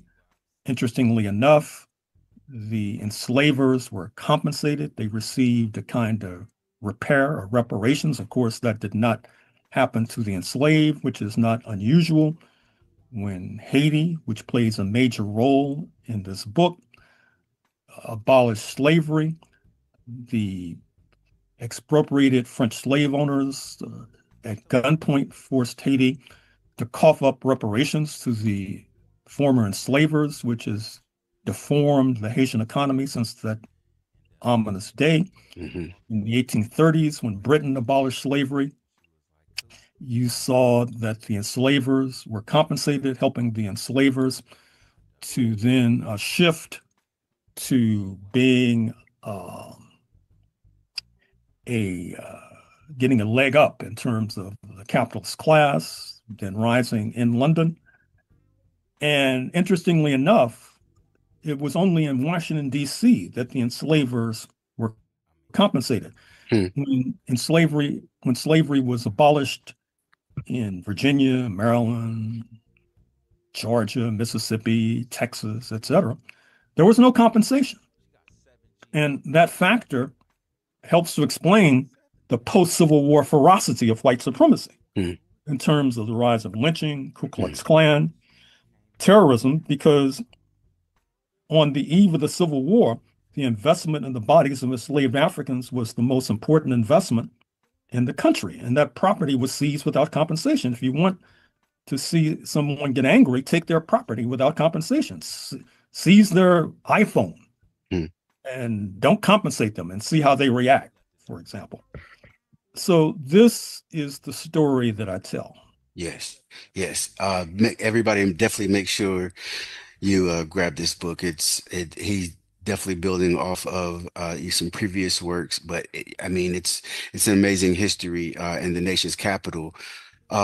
You also talk about in 1814 when British forces invaded Washington, enslaved people joined them in burning the White House, and later found freedom in Trinidad and Tobago.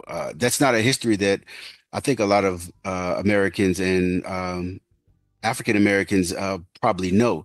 Can you get into that some? Because I think that's just even the idea, I pictured it, right? Just of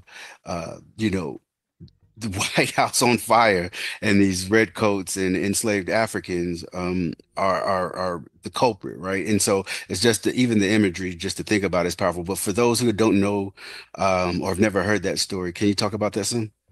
Well, it's not the first time I've written about it. It's also written about in my book, Negro Comrades of the Crown. Black people were fleeing hither and yon during the time of slavery, not only on British boats to Trinidad and Tobago, but to Canada, for example. After the establishment of the United States, post-1776, we had many Black people fleeing to Nova Scotia. Their descendants continued to reside there in Canada.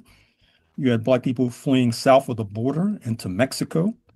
I talk about that in my book on Texas, the Counter-Revolution of 1836. You have Black people fleeing to London. You have Black people fleeing to Haiti. I talk about that in the book at hand. And I talk about it in my book on the Haitian Revolution, Confronting Black Jacobins. You have Black people fleeing to Bermuda, off the coast of the Carolinas, fleeing to the Bahamas. fleeing involuntarily, I must say, to Brazil. Because after slavery was abolished in the United States in 1865, many of the slave owners wanted to see slavery continue. So they packed up and took their enslaved Africans with them to Brazil, where slavery was not abolished until 1888. I should also say that this book has contemporary echoes because, as you probably know, as we speak, the National Guard are patrolling the streets of Washington. And there are those, including myself, who feel that this does not augur well, that this is some sort of neo-fascist experiment with the folks in the city once known as Chocolate City being treated like guinea pigs. Washington, D.C. is a soft target in that regard because constitutionally, Congress controls the budget and the purse strings of Washington, D.C., unlike other cities, for example.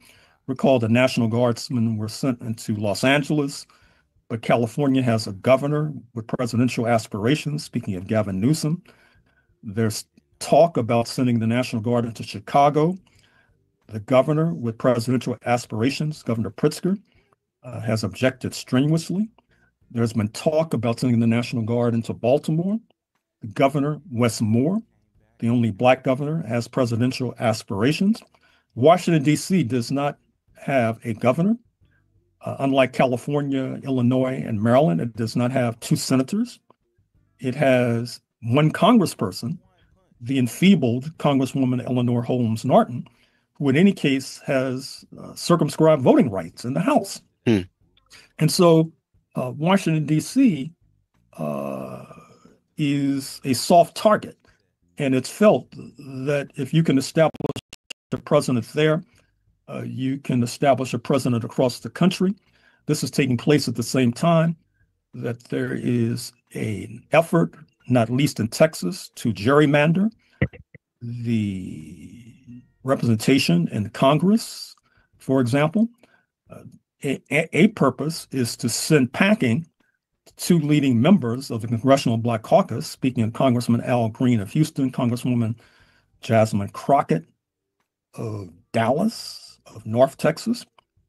So we are in perilous waters right now. And one of the reasons why I wrote this book is to point out that being in perilous waters is nothing new for the African population. But what is new is how we've approached it. That is to say, we approached it in the 19th century in terms of building alliances with Haitian revolutionaries, British abolitionists, to a degree with Monrovia, that's to say, aforementioned Liberia. But as we speak in 2025, there are a few intellectuals, organizations, leaders who speak in global terms, despite the fact that Mr. Trump received 77 million votes in November 2024, and despite the best efforts of many of our friends on the left to explain that away, even if their explanations hold water, which they don't, it does not prevent us from being shepherded into a neo-fascist experiment, even if their rationalizations hold water. So I would urge and recommend that those who are concerned about the destiny of Black people in North America rethink some of the basic premises. Absolutely, Dr. Horn. I'm glad you mentioned that because that's something that I wanted to ask you about. As we see, Trump deploy, National Guard, ICE, militarized police forces, and that was one of the first things that I thought about as far as in today's time when reading this book, and how the more things change, the more they stay the same sometimes. And one thing that I've noticed with some of the narrative that's being pushed from DC, obviously not all, but this consent from or manufactured consent from people that have these Black bourgeois politics, we're saying, hey, we need Trump to send the military out here, and we need Trump to send more police. because they have this view that intraracial violence is the only violence that is the only violence interracial violence between, I guess, between black people is the only violence that exists. And we must have Trump and his savior buddies clean up the streets for us. And I have literally seen African people, black people with bourgeois politics repeat these narratives. And I wonder about socialization and how one even comes to a thought process like that. And whenever you see, Go ahead. Oh, whenever you see other black people advocating for policies that we know will harm the poor, harm black and brown people, harm people who are currently homeless and working through that, working through housing issues. Like, what are your thoughts? Well, obviously they're misguided. Yeah. But how do they, as far as like, how does one kind of get there? You know what I mean? Like, as far as to even, because look, as we know, even if you're not extremely well studied, you should have an idea of what is a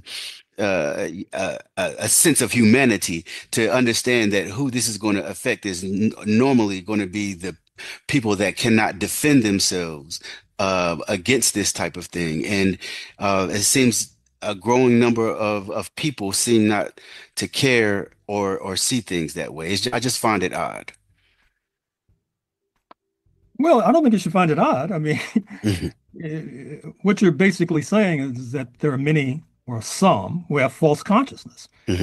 If they didn't have false consciousness, the situation wouldn't be as bad as it is today. Yeah, right. We just went through a whole litany about the propaganda fed post 1776, particularly to black people, to make them think that their oppression is accidental, coincidental. Yeah. So that's a product of false consciousness. So, yeah.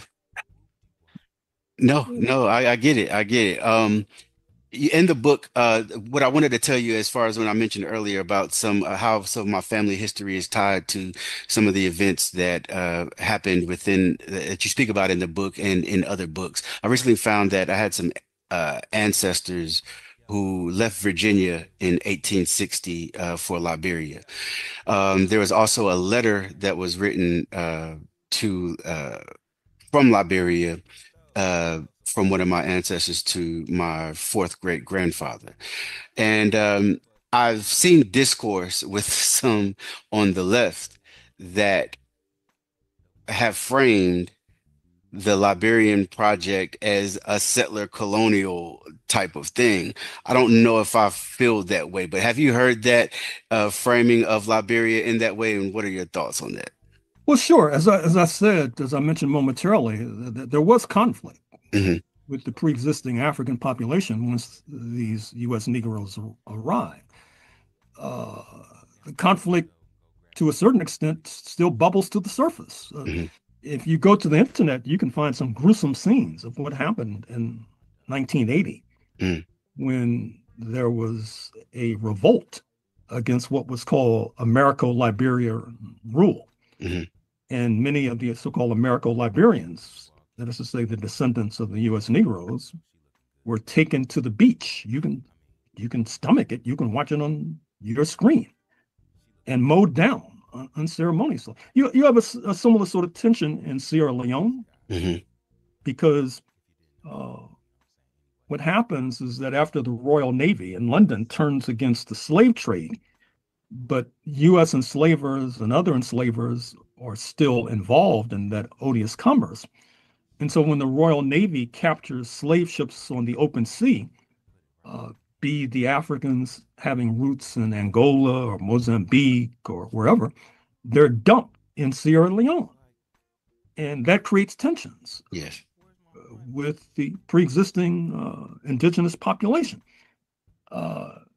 There's been a lot of movement with regard to Black people, not only in terms of the African slave trade, but also the reverse movement. For example, the founding father of Togo, the independent state in West Africa, speaking of Sylvanus Olympio, his ancestral roots were actually in Brazil, because Brazil was the major recipient of enslaved Africans. And just like many Black people yesterday and today have this idea of returning to Africa, that happened with regard to Black Brazilians as well to West Africa.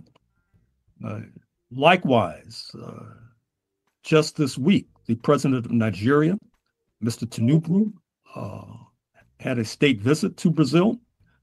And in the headlines in the Brazilian press were stories about the Brazilian returnees, as they're oftentimes called, who wound up in Liberia. Now, I would draw a distinction between the latter, the folks who are migrating to a place like Brazil, as opposed to, say, Liberia, where they not only migrate, but they set up a state. Right, right. I mean, this is the distinction I would draw. Yes, yeah. Also, this, and you speak a lot about class collaboration in your works. And I recently saw some more propaganda about, it was to minimize the transatlantic slave trade by saying in 1860, only 1.4 of, people in the South at that time owned enslaved people. And so obviously by reading your work, you would understand that that narrative is misleading, because even though it may have been only 1.4% at 1860, you had the whole South fought to keep it, right? Within hopes of one day that they too would be able to participate in enslaved Africans. But for those who would try, to minimize what happened by using a figure like 1.4% of the people owned enslaved Africans, can you talk about how this is just more of highlighting the class collaboration between, poor whites in the planter class, and is not really saying that, hey, slavery was not as widespread as many think? Well, interestingly enough, that's like saying today, there's a small cabal that controls capital. Most of us sell our labor to the capitalists so we can survive. So that means the United States is not a capitalist state, for example, since only a small percentage of people control capital. And likewise, you mentioned class collaboration. Given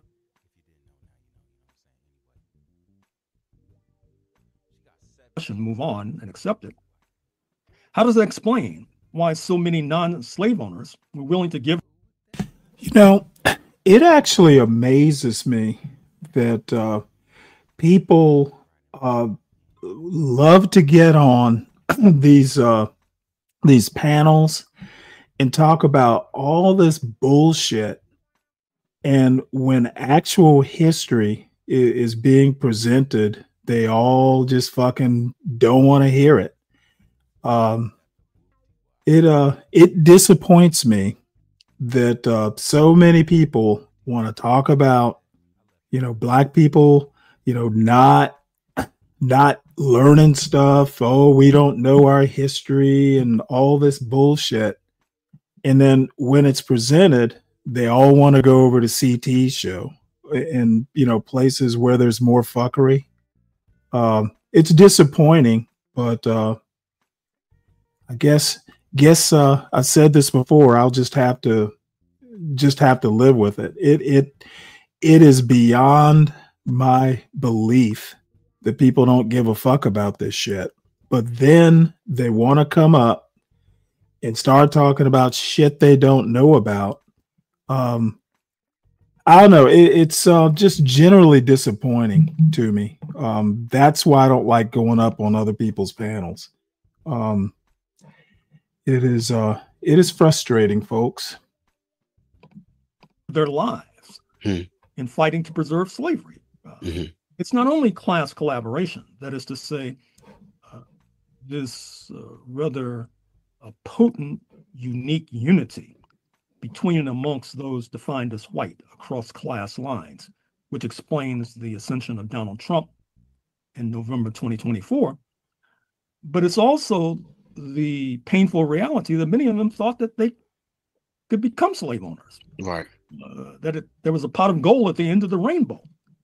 And therefore, it was worthwhile to give up their lives, potentially, in order to keep this system intact. And then there's the ideological question.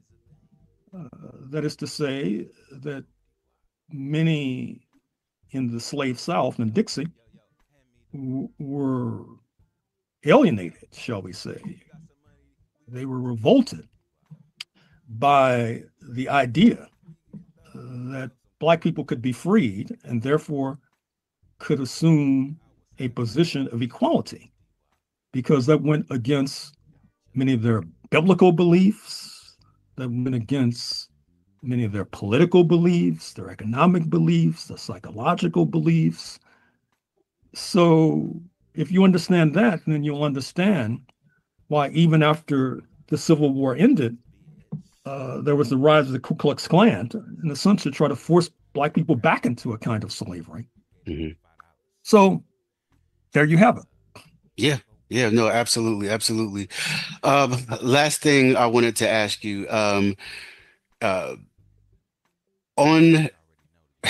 as of note, we've seen recently in the news, Donald Trump and I guess his new attack on the Smithsonian in DC, and says that it's framing the way it frames slavery, and this just whole attack on us understanding the history and the way it truly. And now, look, I have my own critiques of that museum. I've been a few times, right? But whenever we outwardly begin to censor, right, openly, and people have become galvanized into doing so. I mean, the fascist roots of this is like so out there that it's hard for anybody to ignore. Whenever you first saw that, I guess that story about, hey, them, gonna possibly look into the African American History Museum of History and Culture in DC. What were your thoughts on that? Well, there are those who feel that telling the true story of the history of the United States is in conflict with the uplifting narrative they would prefer to tell. They feel, as Mr. Trump said, that you should not unduly focus on slavery, despite the fact that in North America, with regard to Black people, we've spent more time in enslavement, let's say roughly from the 1580s up until the 1860s, than in non-slavery, roughly from 1865 to 2025. I mean, do a quick mathematical calculation and you'll get an idea of what I'm referring to. And it's a political question. And as I said, I'm not sure if many in our community are prepared for what's going on, because, as used to be said, they drank the Kool-Aid. Yeah. They have this idea of the United States as perpetually leaning towards justice, for example. And they're in for a rude awakening, I'm afraid to say. Are there, I know you might not want to share, but before we go, are there any, I know the way you write seems, and the way you're able to produce scholarly works is amazing. Is there anything that you're working on now that the people can get prepared for as well? Oh, sure. I mean, in a few months, I'll publish this book, The Counter-Revolution of 1893, The Hawaii Coup and the Roots of U.S. Imperialism in the Asia-Pacific Basin. You may recall that Hawaii was a powerful independent state in the Pacific with diplomatic legations all over the world, having electricity and telephone service oftentimes before it appeared on the mainland of North America in the United States of America. But once again, a cabal of European settlers arrived there in the 19th century, wound up overthrowing the monarchy and establishing an apartheid state, and took a hell of a struggle to push back on that apartheid state. And alas, Hawaii was incorporated into the United States in 1959. This book is also, you may have gathered, part of a trilogy. The Counter-Revolution of 1776, aforementioned, the Counter-Revolution of 1836, Texas slavery, and Jim Crow and the Roots of U.S. Fascism, published a few years ago. So that Hawaii book will be out in a few months, and then I'm doing a book on Northern and Eastern Africa, focusing on Egypt and Ethiopia, principally in the 19th and part of the 20th century. A lot of contradictions in Egypt. The book likely, I haven't written it yet, but it likely will begin post-U.S. Civil War, when many of the Confederates, the enslaving class, migrate en masse to Cairo, where they then lead an invasion of Ethiopia or Abyssinia, for example. And then it goes on from there, talk about the contradictions in Egypt, where they allied with the European imperialists to have a joint sort of colonial enterprise in neighboring Sudan. Sudan, much in the news nowadays. I'm working on a book on Mississippi slavery. These are just in its infancies. Mississippi slavery. I'm working on a book. I was just in Canada for most of 2025, and I'm working on a book on comparative settler colonialism, comparing Canada to the United States of America. Interesting. And then I'm working on a book on U.S.-China relations. Somebody's going to have to explain to our grandchildren what appears to be an emerging Chinese century. And how did that happen? And how did U.S. imperialism inadvertently, I'm going to tell you how it happened. Caused that to happen. So stay tuned. And apparently the end game is going to be Donald Trump. Honor and pleasure to converse Donald with Trump you, is and China's we best appreciate all of your asset works. right now. Again, this is amazing work here. The capital of slavery, Washington, D.C., 1800 to 1865.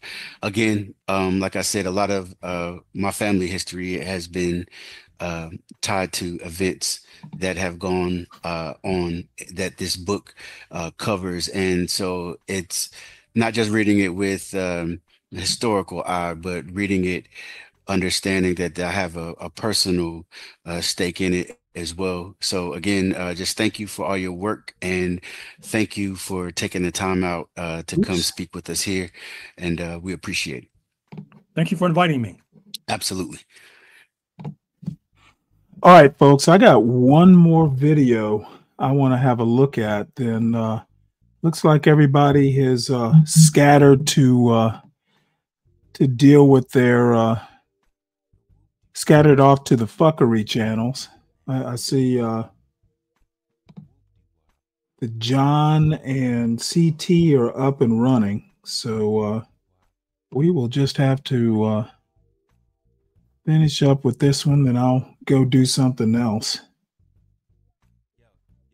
Who does not understand his This is a woman I just she just kind of wandered into my algorithm, and it kind of sounds like she wants to be like a female version of Kevin Samuels, and I don't know whether she's Greek or Italian, but she looks good, so thus I will hear what she has to say.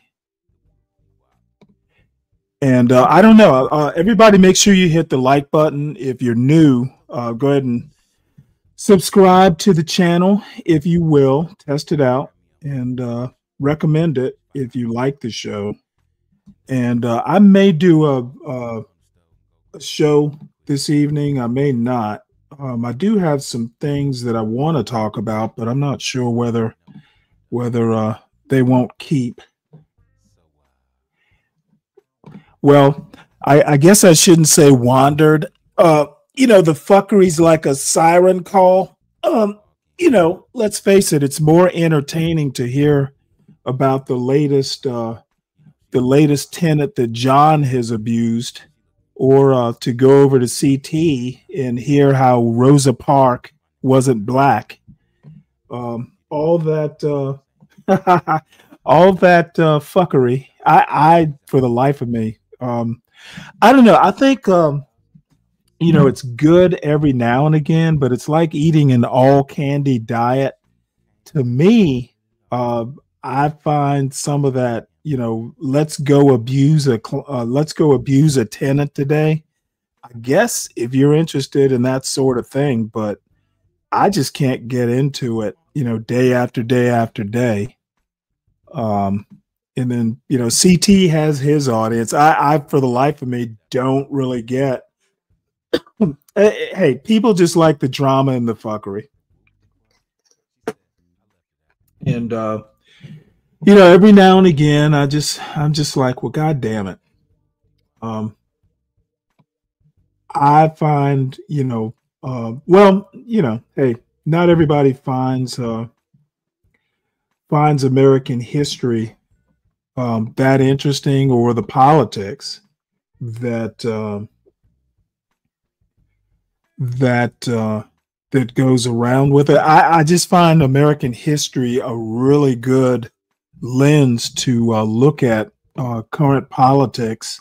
I mean, even Donald Trump, there are precursors to Donald Trump. He is his own unique thing, but a lot of this stuff that Donald Trump is doing, it's not the first time. Andrew Jackson, there have been Andrew Jacksons, there have been Andrew Johnsons.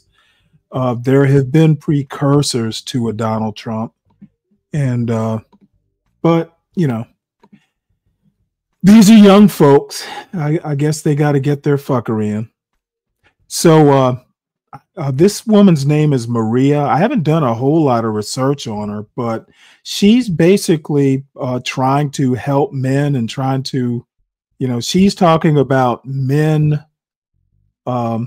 who want high value women, or whatever the term is she uses. So she's kind of like a female Kevin Samuels, it seems. So I didn't watch this video all the way through, but let's hear what she has to say. Here is one truth that will make you uncomfortable. The woman you're trying so hard to win over, she has already decided that you're not the one.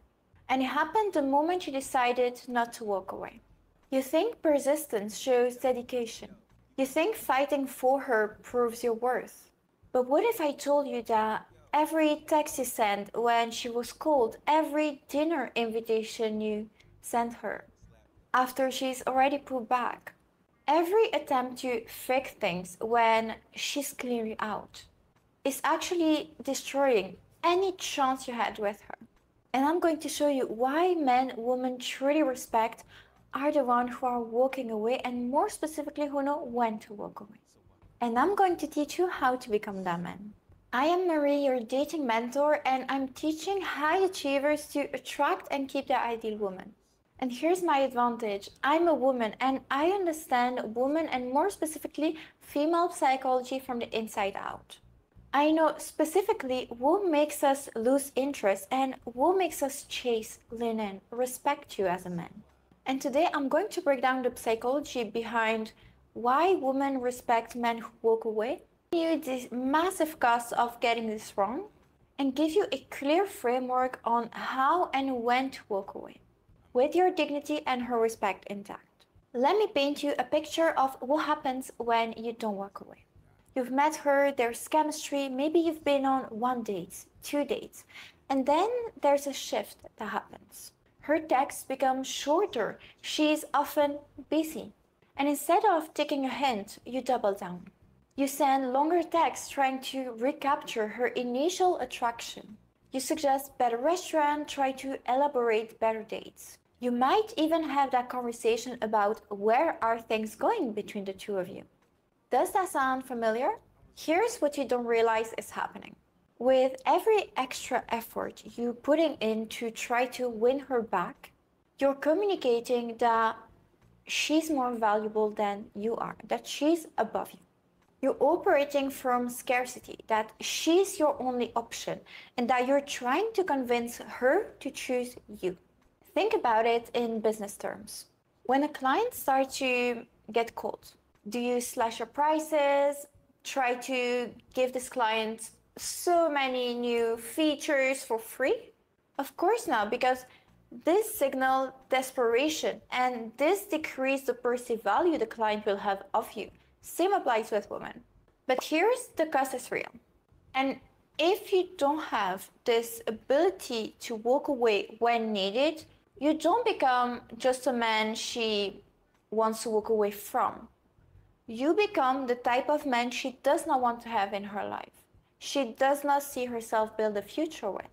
You're not just losing her. You're teaching her that you're training her to see you as someone who does not see his own value, as someone who does not understand his own worth.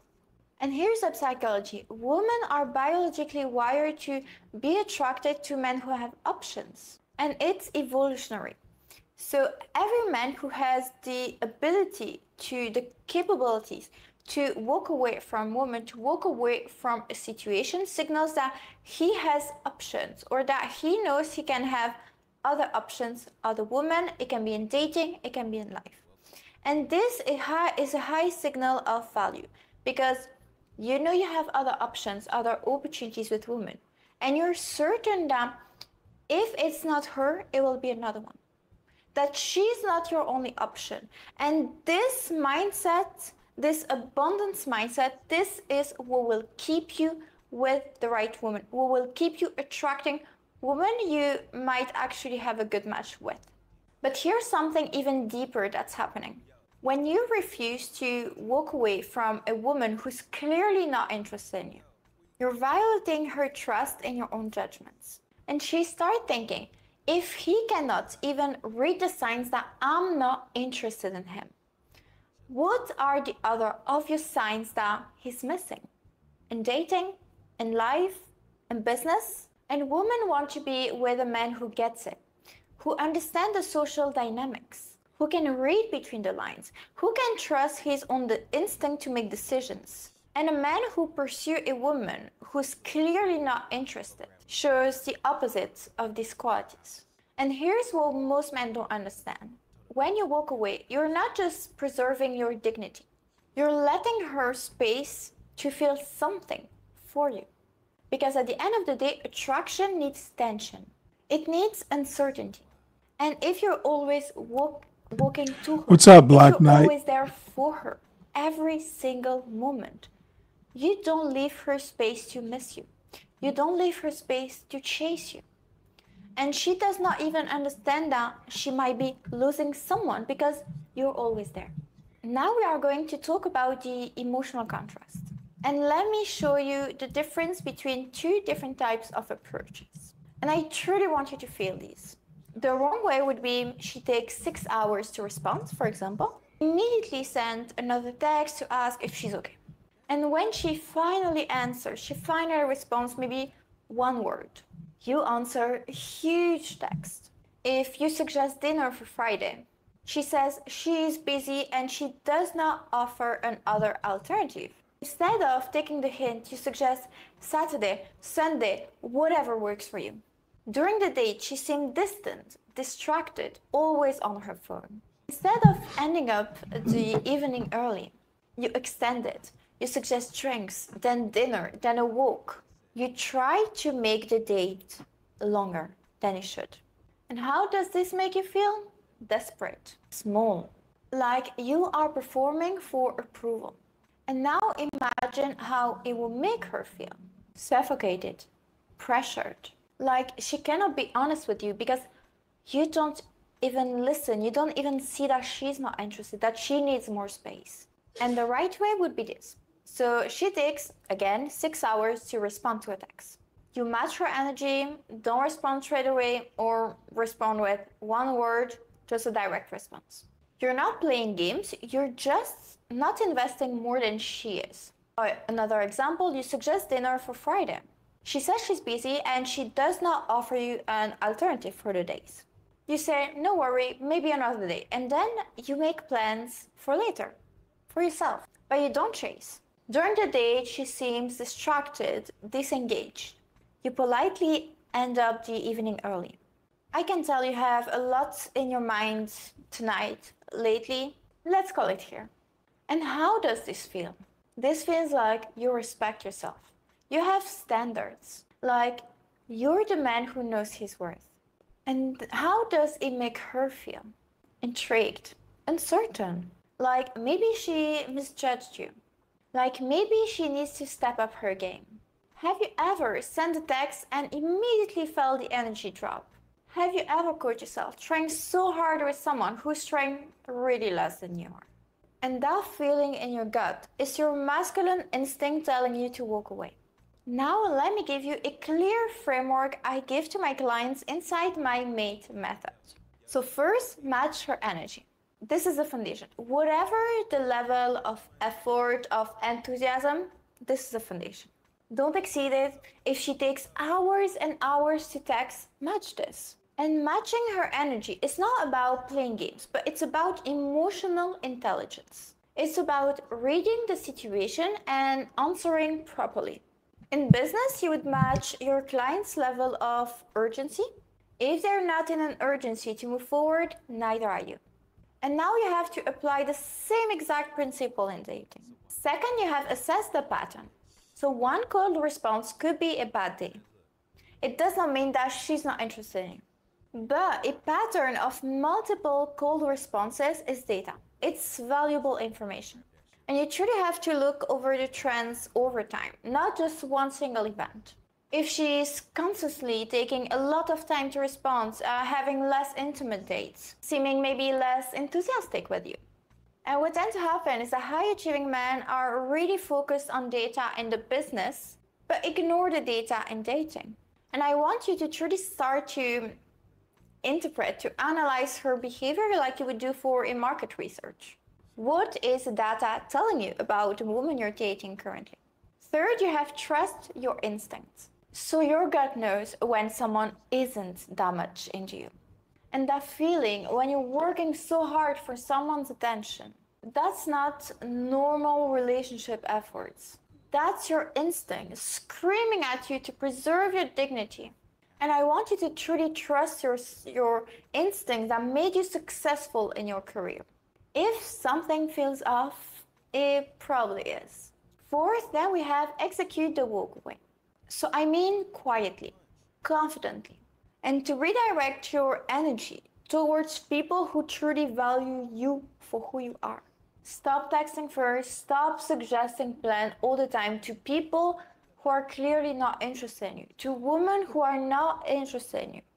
I want you to become genuinely busy with your own life, with your business, with the gym, with the people you are surrounded by. And here's the key, you're not walking away to manipulate her to chase you, because that would be still operating from a scarcity mindset. You're walking away because you have genuine standards and options, and she will notice the difference in energy. Remember, walking away is not about being cold or being rude. It's about having self-respect, to remove yourself from a situation where you're not respected, where you're not valued. It's about understanding that your time, that you as a person, you must be valued. And if you're not, just walk away. And I want you to think about this honestly. Are you currently investing more in someone than she's investing in yourself? Are you working harder for someone's attention than they are working for you? And I truly want you to look at your recent dating interactions. Are you texting like a CEO who knows his worth? Or as someone who is afraid that this one opportunity will walk away?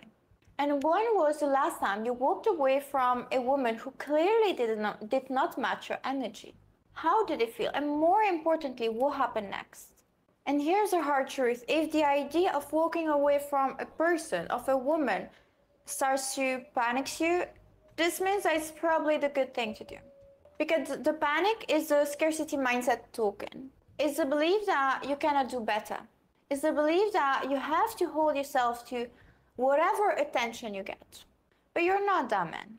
You did not build your success by accepting crumbs. You build it by knowing your worth and never settling for less.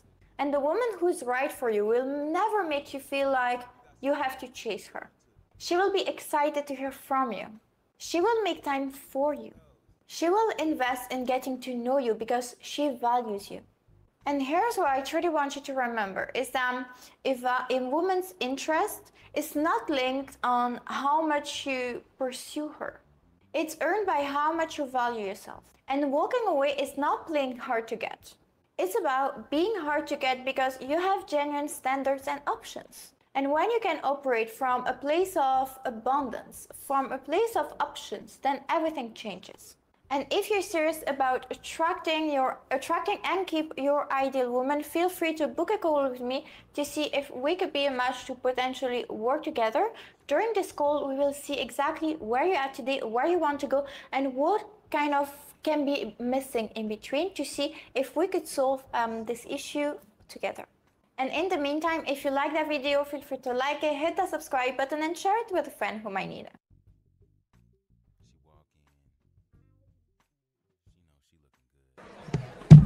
All right, Kelvin. You heard her. You got her digits. Give her a call.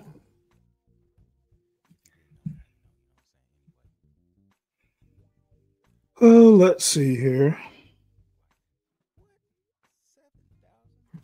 What shall we watch, if anything?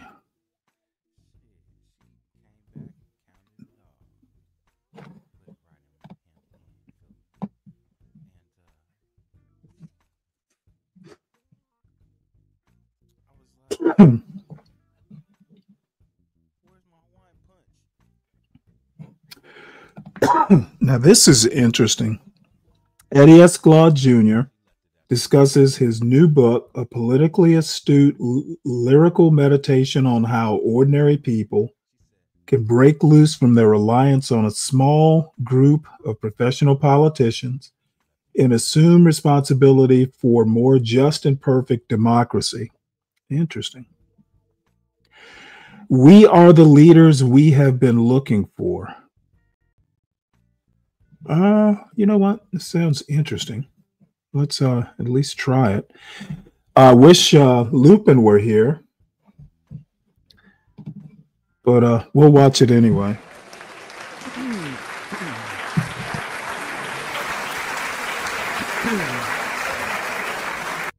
And for the people that are still here, Eddie S. Glaude, probably most people know who he is. He's a guy who graduated with, I don't know if he was in the same class or he was just there at the same time as Lupin Reiking. He's a classmate or college mate or whatever. And I think he's a professor at Princeton right now. And he's also a regular on Morning Joe. So he's kind of like a pundit professor. And I find him actually a pretty interesting guy. And this is a book about, you know, how to be probably a better voter. Wow, it's a full crowd. Good morning. Good morning. I'm Belinda Gurgle, and I am a member of the board. Well, this is in Charleston, South Literary Carolina, Festival. by the way. Welcome to the festival. I've attended the festival since its inception, and I must say, this year is simply over the top.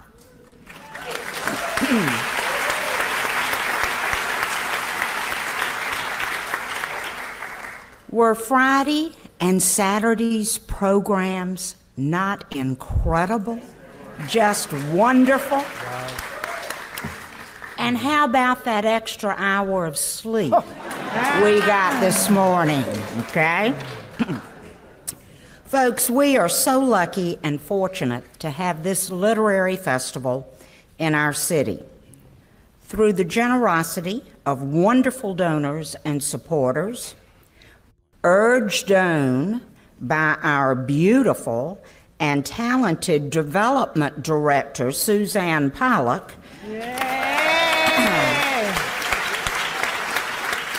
Financial resources have been secured to underwrite this world-class festival.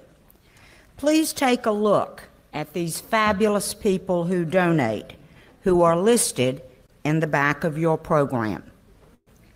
Today's session is underwritten by 3 incredible donors whose love of books, whose love of the discussion of ideas and community is unparalleled. Our founders, Jerry and Walter Fiederowitz, where are they? Somewhere close by, okay? Who moved to Charleston a little over a decade ago and have made their mark in the cultural life of our city and state.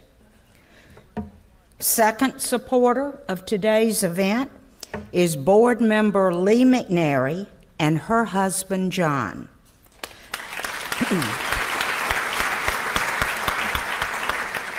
They are North Carolina natives who spend a good part of the year here, and they care deeply about education and opportunity. And finally, South Carolina's own native philanthropist, Russell Holliday.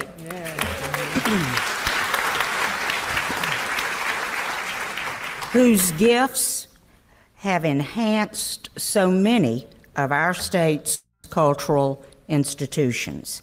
Let's give them all one more round of applause.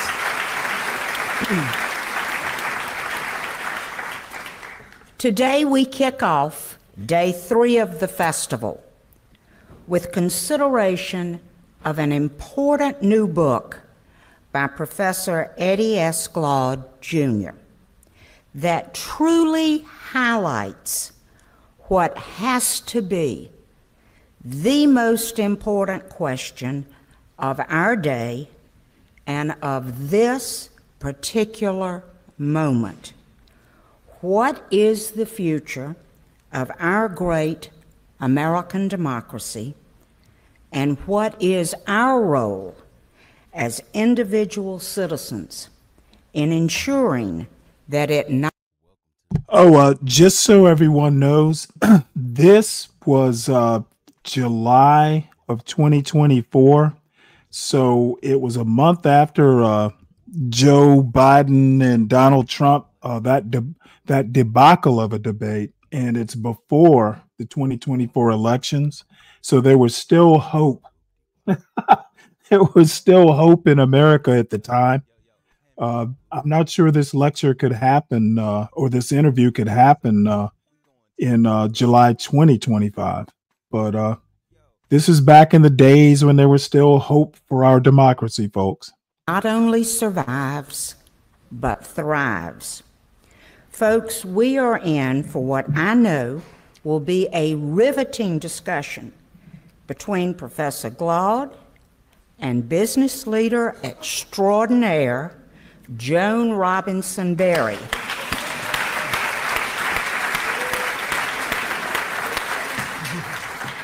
Professor Glaude, the James S. McDonnell Distinguished University Professor at Princeton University and founding chairman of Princeton's Department of African American Studies, is one of this nation's leading intellectuals. A native of Moss Point, Mississippi. Mouse Population Point. 12,000.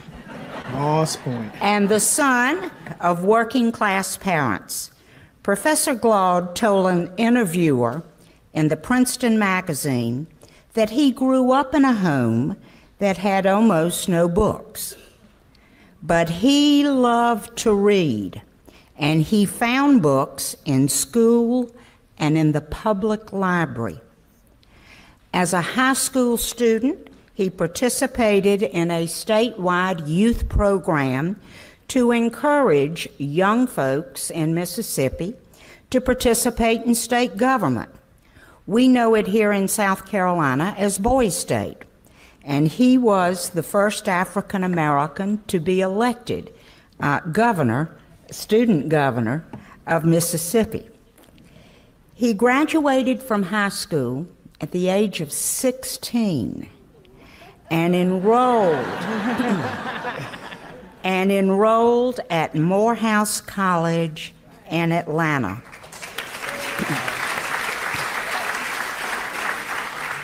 An historic black college for men that is rooted in liberal arts learning and character development. As Professor Glaude later recalled of his arrival at Morehouse, quote, "I was trying to find my way. I read, but I didn't read in a disciplined way." His Morehouse professors nurtured this young man. Furthermore, he recalled that it was at Morehouse that his political sensibility was transformed. It became much more focused, he recalled, on the circumstances of black people, not just politics in general. He subsequently enrolled in a graduate program in African American Studies at Temple University, and then went on to Princeton, where he earned a doctorate in religion. And by the way, today he serves on the board of Morehouse. He is the author of several books, including Democracy in Black and the New York Times bestseller, Begin Again, James Baldwin's America and Its Urgent Lessons for Our Own, which won the Harriet Beecher Stowe Book Prize and was featured at our 2022 festival. Now, many of us know him as that dashing, thoughtful commentator, as he is frequently on programs like Morning Joe and Deadline White House. Joan Robinson Berry is one of our nation's foremost leaders in the field of aerospace engineering and operations. A native of Los Angeles, she recently retired, got some fans out there, she recently retired from a 35-year career, I don't know how she could be that old, at the Boeing Company, where she held key leadership positions in global engineering, maintenance and modifications for all Boeing government and commercial product lines. As Senior Vice President and Chief Engineer for Boeing Global, she led a $22 billion business unit. How about that?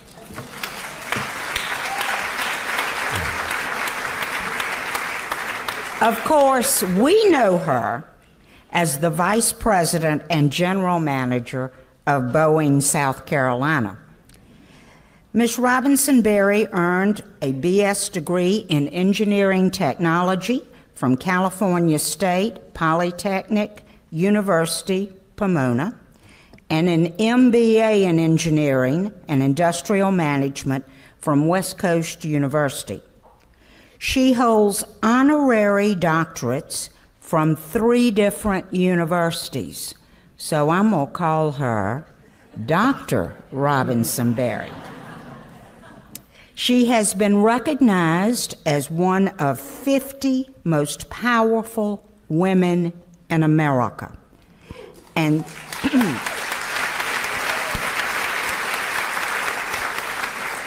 and serves on numerous corporate and philanthropic boards. She is on the very short list of innovative and dynamic leaders in this country and is now closely involved with a variety of groups to improve the educational outcomes of underserved children. Let's welcome Dr. Glaude and Dr. Berry back to Charleston, and let's settle in for their insights on the future of our great country. Thank you so much. Thank you.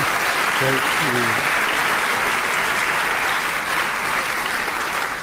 Well, first of all, I'm just excited to be here today. You know, we're going to have fun. We're going to have a conversation. That's why we brought our little coffee mugs here. So, you know, hold your seats. And I have to tell you, I got so many calls from so many of my friends because we got a lot of Eddie's fans and groupies here in the audience. Can you say, he is back by popular demand. And they said, you know, what is, I'm getting all this buzz. And my husband said, you're getting all these phone calls about Eddie. What is it, And some of the folks said, oh, he's from Mississippi. He's one of us. He's got that Charleston kind of vibe, Others said, well, and I'll probably have to explain this to you, sisters in the house, he's a Morehouse man. And for those of you who don't understand what that means, when we're growing up, some of the parents said, make sure you get a good college education and get you a Morehouse man. Well, we have a Morehouse man here on the stage today. Others, and I'm not going to embarrass you, Dr. Oren Garcia, if you're in the audience today, they said he is kind of soft on the eyes, especially on TV, and we love his conversation. But I'm most impressed with his ability just to articulate very important points. I'm a rocket science. He's one of those literary giants. Iconic in his writing, and that's what I'm lucky to be on the stage to kind of have this conversation. And so we're excited to have you here, because if you read that book, you had to have intellectual rigor to get through it, because it is a really well-written, masterful use of language. And I have to tell you, you highlighted all my personal heroes. And I don't want to have spoiler alerts if you haven't read the book, but everybody that is important to our community is kind of highlighted in this book. And so let's get right to it. Sure. We are the leaders that we've been looking for. Your writing is, again, a masterful blend of excellence. What inspired you to write this book? Tell us a little bit about it. And what are your personal experiences that flow through this theme? Can you just give us be that #1 professor on Princeton's campus, by the way, he was voted, and tell us that story.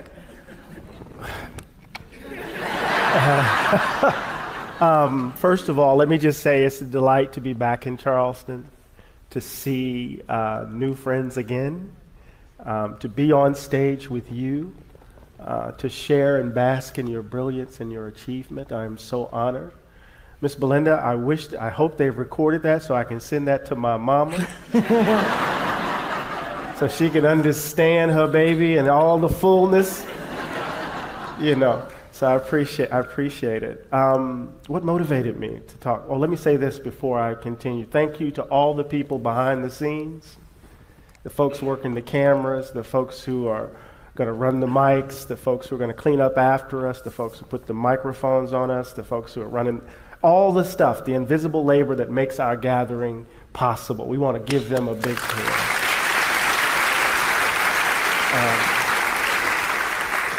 So what motivated it? I was trying to find my feet. I had lost my way. The country had moved on, and 1 million people plus are dead. 2 of my closest friends, my golf partners, died. One contracted COVID. He survived. His will was strong, but his body couldn't beat it off. Another told us that if he got it, he wouldn't survive it. And he was prophetic. And in so many ways, I felt that our politics was as crazed and manic and maddening as it continues to be, because our dead was actually riding us. I'm from the country, and when people don't die right, they don't stay in the ground. They haunt. And so I was trying to find my feet. And my editor wanted, at Crown, wanted an election book. And I couldn't seem to find my way on the page. And so I had delivered these lectures in 2011 at Harvard. And in 2011, it was a whole different time. I was annoyed that people were interpreting the Black freedom tradition as kind of fulfill, the Obama presidency as the fulfillment of the Black freedom tradition. That angered me. And I was trying to figure out how to disentangle this extraordinary tradition of political activism from, those people who were so excited to get invitations to the White House. And so I decided to go back and look at these lectures, because out of those lectures came 4 books. It was a period of real interesting fertility for me. I was trying to figure out who I was as a writer, so I was experimenting on the page, trying to figure out where Cornel West ended and where I began, trying to figure out what would be the nature of the politics that I was trying to commend. How could I deal with the fact that I look just like my daddy, but I'm not quite him? This man who scared me to death, put so much in me. And so I decided to go back to those lectures. And when I went back to them, I found this fertile soil. And so what I decided to do was to kind of publish a prequel to all of the work that folk have been reading, to see where the Baldwin book came from, to see where the Democracy in Black book came from. And I wanted to bookend it with 2 different kinds of writing, right? Two new writing. I bookended with an introduction and a conclusion. I edited softly, relatively speaking, in between to try to see what I could do. I wanted to ask something of my readers, because people treat us as if we're just cattle chewing cud, They think that they can't throw fastballs to us. We can only hit softballs, as it were. And so I wanted to risk something on the page. And out of it came this book. And it was exactly what I needed, because I'm still not okay, if that makes sense. I'm still trying to find my feet. Tuesday's not helping at all.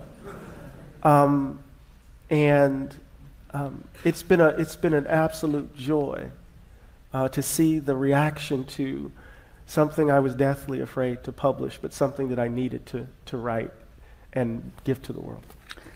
Well, we love that. And we are the leaders we've been looking for. Who are the we? Is it the Black community? Or is it something else? That's a great question.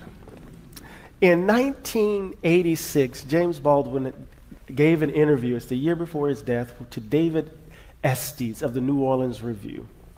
And it was turned out to be this interesting reflection on Baldwin as an essayist. And Baldwin says, I don't write as a victim. I had to figure out my experience, and I had to use, and the only way I could figure that out is by using this pronoun we. And then he says, and we have to figure out who we is, or who we are. And then, by using Southern vernacular, who we is gives you a sense of who's at the heart of the answer to that question, right?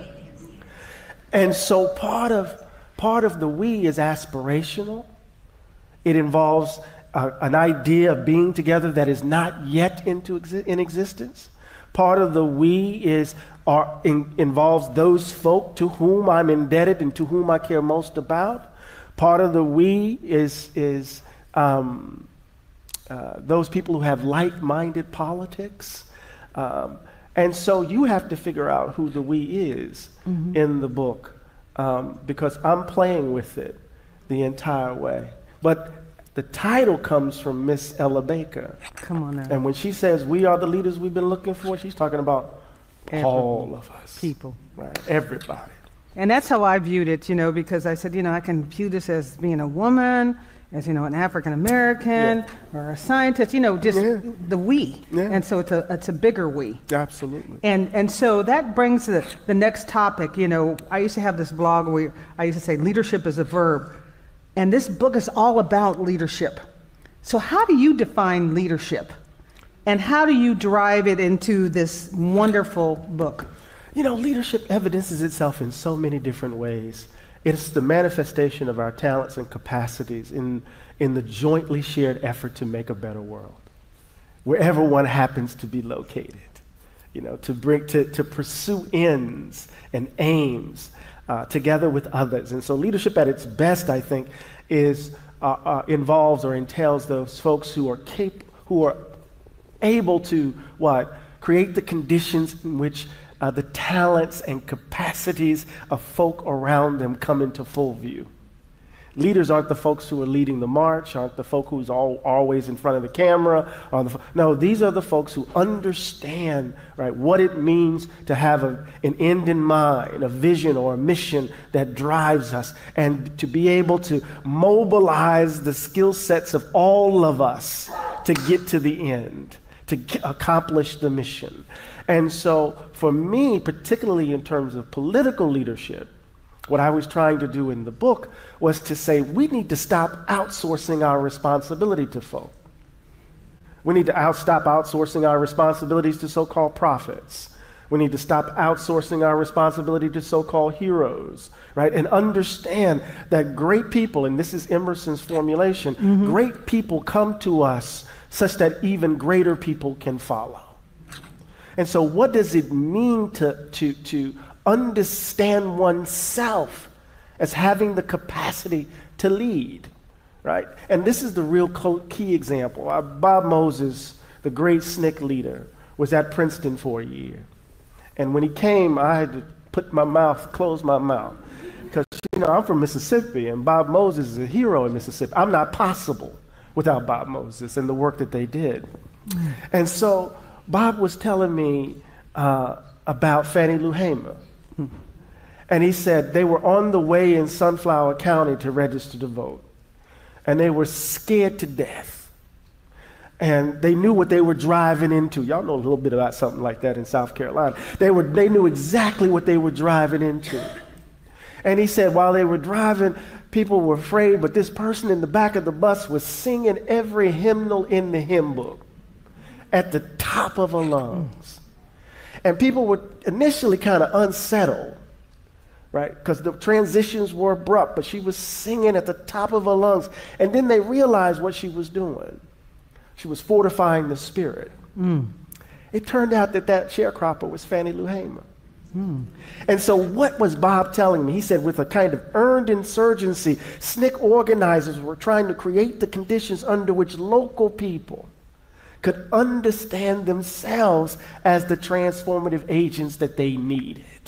They didn't need Dr. King to helicopter in. They didn't need NAACP. They needed themselves.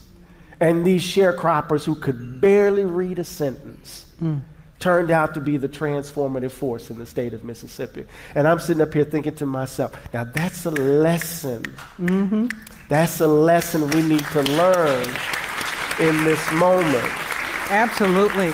And so what I loved most about the book is that you weave some of these iconic heroes, if you will, you know, with Martin Luther King, with Malcolm X, and of course, Ella Baker, you know, girl power. I have to just say that.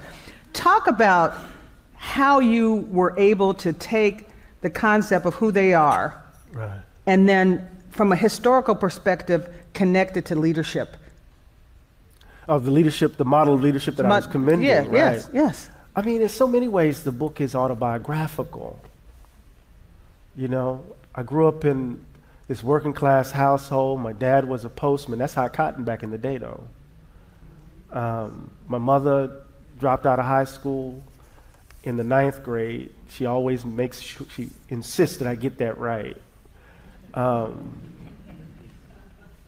And in so many ways, I had to imagine myself with tools that were not of my own making. Right? And I found examples in books. And so Dr. King was essential. Right? Miss Mitchell, 8th grade, was my history teacher. She taught me the Civil War. She taught the Civil War strangely, though, because I ended up loving Stonewall Jackson. That don't make sense. That's kind of strange. I think I told y'all that before. That's kind of strange. But she also taught the civil rights movement, and she asked me to deliver King's I Have a Dream speech. And I went to the library, I got the vinyl, I'm showing my age, and I started it over and over again, and I memorized it. So King became capillary. And then I went to Morehouse, and there's this statue of Dr. King pointing to the campus. And so King was everywhere for me. I was socialized into his ideology. So I tried to mimic his cadence, right? Although I was raised Catholic, I was trying to find this Baptist rhythm, as it were. And when I got to Morehouse, I got baptized in Baptist waters, as it were. And then when I was there as a freshman, I was 16 years old. I thought I was the best thing since sliced bread. And this guy came up to me and he said, you look like you're smart, but you really don't know who you are. And he gave me Malcolm's autobiography. And to this day, it was my first, I went back to Graves Hall, I read the autobiography from cover to cover, and to this day, my goatee is a testimony to that conversion experience. Because I found in the autobiography language for my father's rage, language for the anger I had in me. So here I am. It'd be interesting to know how he evolved kind of a Baptist preacher type cadence from growing up Catholic. And my particular parish is, I think, if not the oldest, one of the oldest Black Catholic parishes in the United States. And we never, of course, I haven't been back in quite some time, in decades, but I don't think it's an interesting cadence for someone who grew up Catholic. I am trying to construct a sense of who I take myself to be as a man, as a Black man, as an aspiring leader. And Dr. King and Malcolm were these critical resources in self-creation.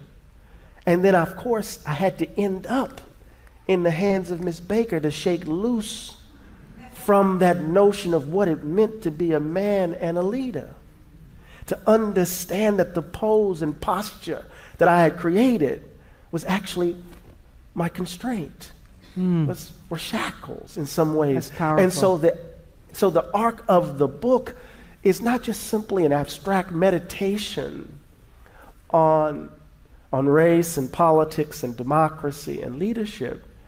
It's a kind of self-discovery. Right? What does it mean to imagine oneself in the most expansive of terms? How does one deal with one's own wounds and scars and bruises? I was loved hard, but it left some marks. And, how can I put this? Baldwin put it, I think he said it perfectly. The messiness of the world, and I'm paraphrasing him here, the messiness of the world is a reflection of the messiness of our interior lives. And that if we want a better world, we got to become better people. And if we're going to become better people, we got to deal with the mess that's in us. And if we're going to be the leaders that we're looking for, we're going to have to deal with all that gunk that gums us up. And that's the thing.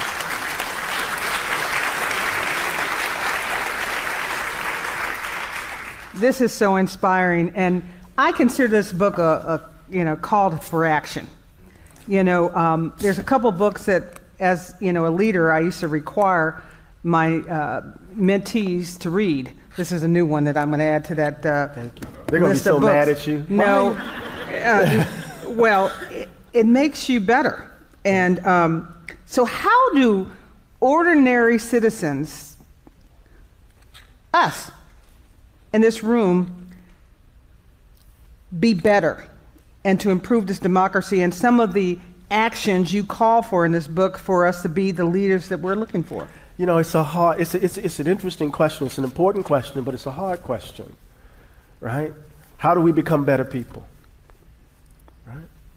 And that involves a kind of inventory of what orients you in particular sorts of ways, what moves you about. You know, if you're not self-aware, if you've repressed the ugliness that has been deposited in you, you're going to end up depositing it in somebody else, right? It's like I used to tell, I tell folks when I travel around the country, it's like, you know, you have a problem with your marriage, and you're like, yeah, we're going to fix this, but you don't deal with the lie that's at the heart of it. So if you don't confront the lie that you've been telling yourself and that we've been telling ourselves as a nation, we can never release ourselves from an old self to reach for higher forms of excellences. So we have to tell ourselves the truth. And so part of that involves, for me personally, I got to deal with my daddy. He now calls me and tells me what to say on MSNBC. It's the cutest thing. It's the cutest thing.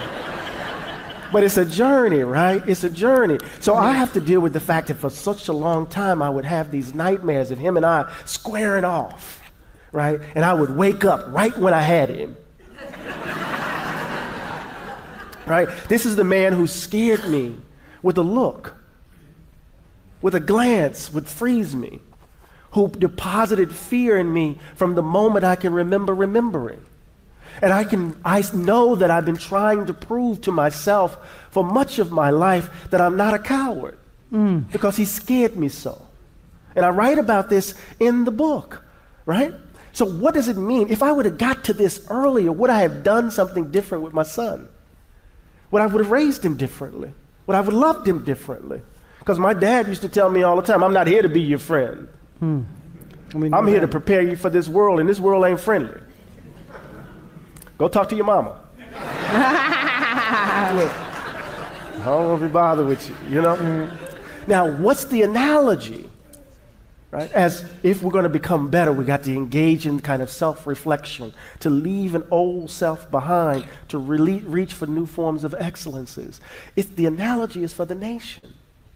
If we're ever going to step into a new way of being together, we have to tell the truth about who we are. Oh, we have to tell about the truth about who we are in the South more particularly, about why our soil is so dark. It's blood-soaked. The ugliness that has defined our way of life, they've given it so much beauty and character and texture. The horrors that shape the sound, you know, I mean, when you read a Faulkner, you know something is underneath that. You read a Eudora Welty, you know something's underneath that. You read a Tennessee Williams, there's something underneath that. I should get out of Mississippi. But you get the point. Right. There's a reason why Mississippi produces all of these great writers and great musicians. There's something about that soil, right? And so as a nation, John, if we're going to be better or reach for higher forms of excellences, we got to stop lying to ourselves. We got to stop, and I'm going to sound partisan for a moment, we got to stop thinking as if this is all my children. I just dated myself. Is that still on? Okay. As if Donald Trump is singularly the problem. When in fact he's the latest instantiation of the very thing that left 700,000 people dead on the battlefield. He's the latest manifestation of the compromises that were made at the very beginning of the Republic that reconciled our democratic commitments with the transatlantic slave trade, with slavery itself. And it has haunted us. What does it mean for us to tell the truth about who we are so that we can release ourselves into a different way of being together? That's good. That's the bit.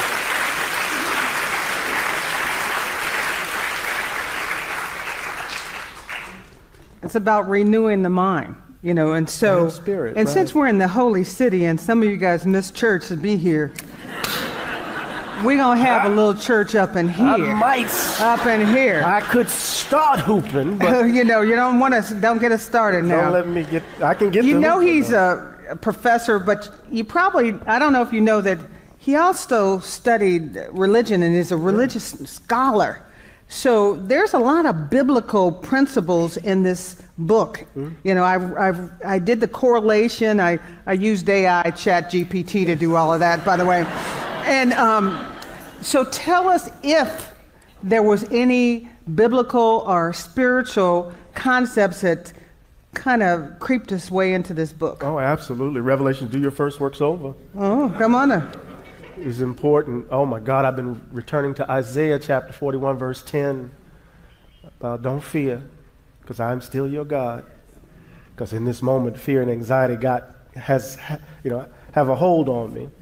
But in the text, what I'm really grappling with really is what does it mean to evidence love in the world? Because, the cross, to be sectarian, the cross ain't nothing but love. But I am not talking about a sentimental notion of love. When you think about, everybody wants to be loved. Everybody wants a loving world, but they don't want what love demands. It demands a kind of vulnerability. Baldwin says, salvation is found in the going towards.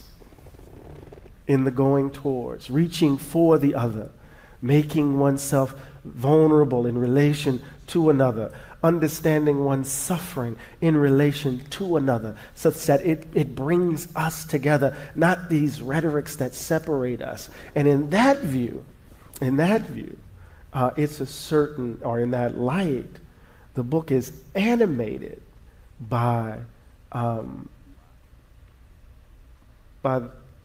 certain New Testament understanding, right? I'm not so much interested in Jesus the Christ. I'm interested in Jesus the minister. What is he calling us to do? And that's Howard Thurman, the great theologian, in that sense. So, yeah, love and do your first works over. We got to go back, deal with the past, to release ourselves into a new future, Okay, so you can say, I've been to church, okay? So I want to touch on this, maybe a little touchy subject, with the book banning and some of the other, support around Project 25 and some of the changes that are going on. If we want to be better as individuals and to renew our mind, what are some of your thoughts on how we can accomplish that? It's so much. We're in a second lost cause. You know that, right? When we think about all of and this is Richard Slotkin, this is the historian Richard Slotkin says, this is the second lost cause. And one of the features of the first lost cause, of course, was to get control of the narrative. When you read W.E.B. Du Bois's classic Black Reconstruction, which was published in 1935, he has the last chapter of that book is entitled The Propaganda of History. And what he's trying to do in that moment is engage the historiography around Reconstruction, the William Dunning School coming out of Columbia, those people who were writing, the story of what happened during Reconstruction and during Redemption, and the ways in which Black people and quote-unquote carpetbaggers and all of these folk are figured in the South. And so part of that storytelling, right, absolved the region of its faults. And what's interesting is that from, between the collapse of Reconstruction, that's the wrong verb. Reconstruction didn't collapse, it was killed. Right, between the collapse of Reconstruction in 1954, it's just bodies. Robert Smalls here in South Carolina does a study, 55,000 Black people killed. Right? And we're not talking about the spectacle of lynching. But the story, the narrative that was told. Now, mind you, the children who grew up in the context of this first lost cause became the adults in Mississippi, in South Carolina.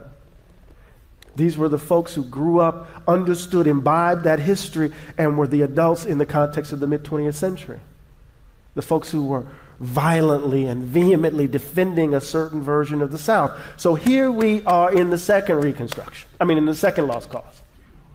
And we have this battle over the story we're going to tell ourselves. And I am overwhelmed with concern for black and brown children who have to endure it, but I'm more worried about the white children who will grow up learning it. Because they will become the adults. You see the history? You see the connection? And so how do we address it? Well, you know, it sounds simple, but it's true. We got to tell the truth. We got to get rid of this zero-sum game approach. Right? That somehow to be a just society requires that some people give up something.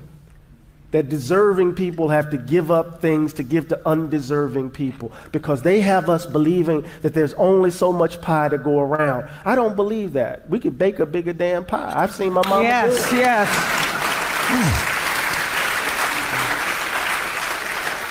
And you can't be decent and loving and be okay with the world as it is. I said this earlier. You don't have to have the same motivation. I say this in other settings. You don't have to have the same motivation for the end of what's happening in Gaza. You don't have to go to 1948, or you don't have to, you know, the only thing you can say is babies are being killed. And babies shouldn't die. Stop. And the moment we're okay with it is the moment we become monstrous. And the moment we're okay with a world organized in the richest country in the history of the world, where people can't imagine themselves in the most expansive of terms. People can't, the richest country in the history of the world, we can't express basic commitments to one another because we're afraid that some lazy folk are going to take mine. Basic commitments. In the richest country in the history of the world, it seems to me you shouldn't go broke if you're sick. In the richest country in the history of the world, it seems to me it shouldn't matter what size your house is, which would determine the quality of your child's education.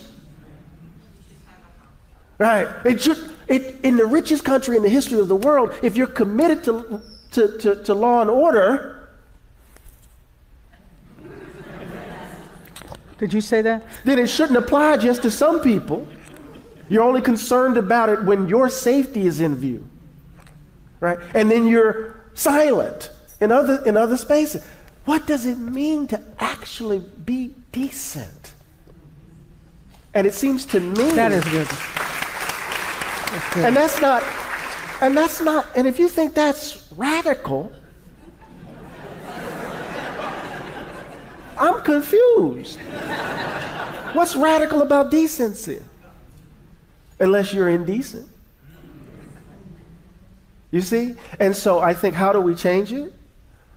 You know, we come into this space, John, with Doc. We come in this space, Doc, with love. And love has edges. Love isn't a pillow. Right? It can be. Right? But love calls us into a different way of being in the world. And so, you know, you got to tell the truth. As Baldwin put it, tell as much truth as we can bear, and then a little more. That's good. Yeah. So, you know, we have this movement, this energy, and we're really tired because election's coming up, and we're mobilizing and we're doing all of this extra stuff, get out to vote and so forth. But as soon as the election is over, it goes silent. So is there a call for action with being the leaders that we can be in this message and this movement? Should it be continuous? You know, going back to Ella Baker and her movement, should we have more of that kind of model for democracy? Absolutely. In a vibrant democracy, voting is the last thing we do, right? Think about what happens because of all the big money in elections. You know, politicians spend most of their time, once they get elected, raising money. I mean, think about the amount of money that has been being spent. How many months did it take Kamala Harris to raise over $1 billion for an election? That's obscene. Sherrod Brown's election in Ohio, the most expensive Senate election in the history of the country, is obscene. So, you got politicians busy running around, dealing with the free speech of money. While, the country's infrastructure, is crumbling around us and a range of other issues that come into view. So part of our task in between election cycles, whatever that looks like these days, is to address the issues that face our community. Right? I will never forget Eddie Kayak.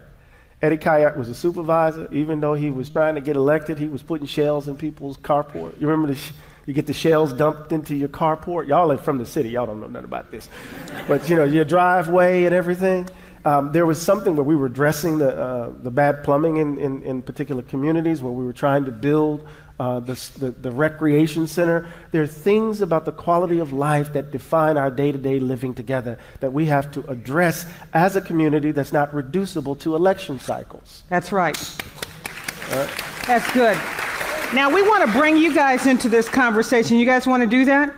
So there's folks around the room with mics. Please ask the question. Don't declare your position or something like that. Just ask the question. Testimonies. So raise your hand if you have a question, and we'll bring over a mic to you. And here we go. You can ask me anything. Right there. You can ask me anything. Right behind you. Okay, there we go. Yeah, Right wherever you want. It'll be working. Yes. First, thanks to both of you for being great Americans. Thank you. By every measure. Thank you. And by the way, you're better in person than you are on TV. I like that person. And you're good on TV. No matter how the election goes on Tuesday, you and Nicole Wallace and Mika and Joe, all the commentators must be talking about what is the narrative that follows one victory or another, or do you talk about that? Because coming Tuesday, you're going to have to somehow try to keep the nation together no matter how it goes. Yeah, this is why Irish whiskey is in here. But you're right. I'm from the water. Y'all know a little bit about water here in Charleston, and about hurricanes. And, I was talking to folks last night over dinner. Hurricanes are unique, are interesting. You have the front end, which will tear everything up. And then you have the calm of the storm. So you can go out and assess, but you can't get too confident. Why? Because the tail's coming. The tail's coming. For the first time, I think, in U.S. elections. You hear that, Kelvin? The tail's coming. A side will cede the legitimacy to whomever wins. So we already have deep-seated distrust about the electoral process in the system. I have a sneaking suspicion that Donald Trump will declare victory on Tuesday, unless it's a landslide. We really won't know who won, given the way Pennsylvania counts. They won't start counting the mail-in ballots until Tuesday. And there are hundreds of thousands of mail-in ballots, and it's a very particular and meticulous process. So we need to buckle up, because the process is going to get really, really sticky. And all of the contradictions are going to be in full view. There are 20 million, at least 20 million Americans who will not accept any outcome other than the one that they want. And so our task in this moment is not to try to run over the divisions, not to hide the divisions, but to figure out how to speak to them in a way that can call people to be patriots in this moment. All of us, because we're going to face a challenge we haven't seen since 1860. And that's not hyperbole. You know your friends, right? I know mine. Right.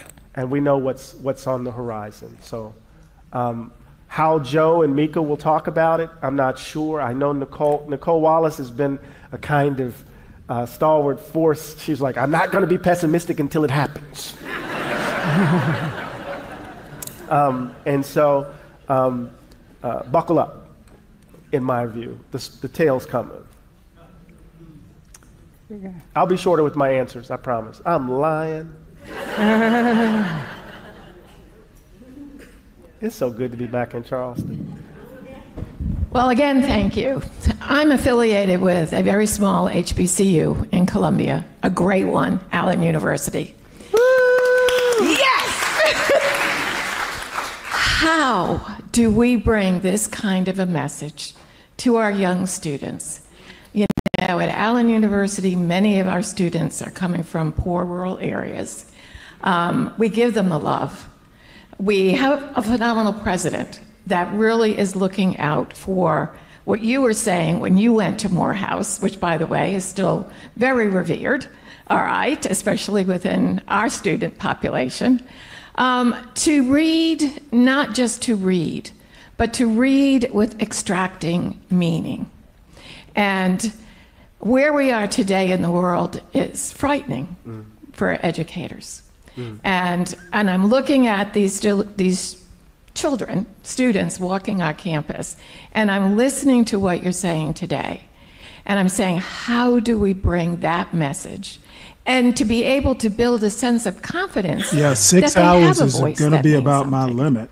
So, you know, I don't know yet. That's about 39. No, I think it's really important. You know, sometimes, I said this last time I was here, sometimes because people run their mouths for a living, we think they have the answers to everything. And sometimes it's good to just simply say, I'm not sure. I'm trying to figure it out like you. I'm teaching these students. I've been teaching for 30 years. And I don't know what it is about the phones and it's changed the relationship to the word. They don't want to read deeply. They're reading surface like clickbaits. I guess that's why Axios, I guess we're doing it too, right? Because Axios is so quick. Today's students the long form is disappearing. And so I'm not sure. Only thing I do know that works, and it works across technological innovation and shifts.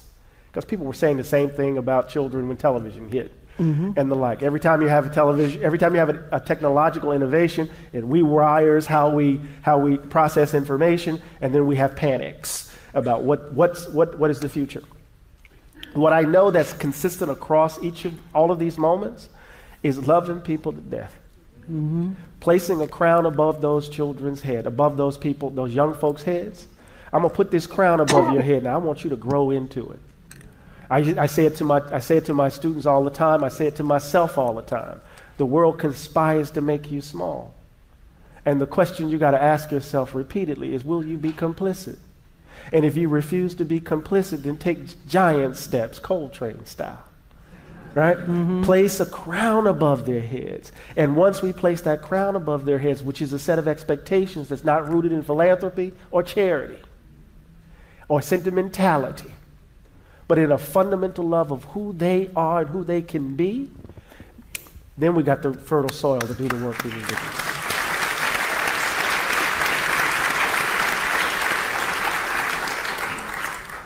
Thank you very much. Maybe some of the answer to this question was in that discussion, but sure. What was unsaid, you finished the book, it's been great, love the review.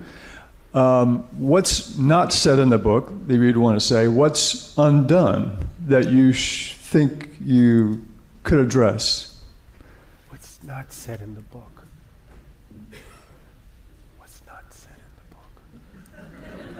What's your vision for the future? You know, I'm trying to figure out how to say this diplomatically. Oh, okay. All right. You know, I have a deep disdain for a certain model of leadership. You know, I want a pew-centered leadership, not a pulpit-centered leadership.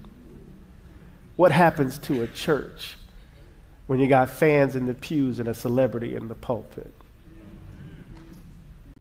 When folk outsource their faith journey to celebrities, outsource their faith journey to one who holds the knowledge. So part of what I don't think I say explicitly is really a frontal assault on a certain model of black leadership.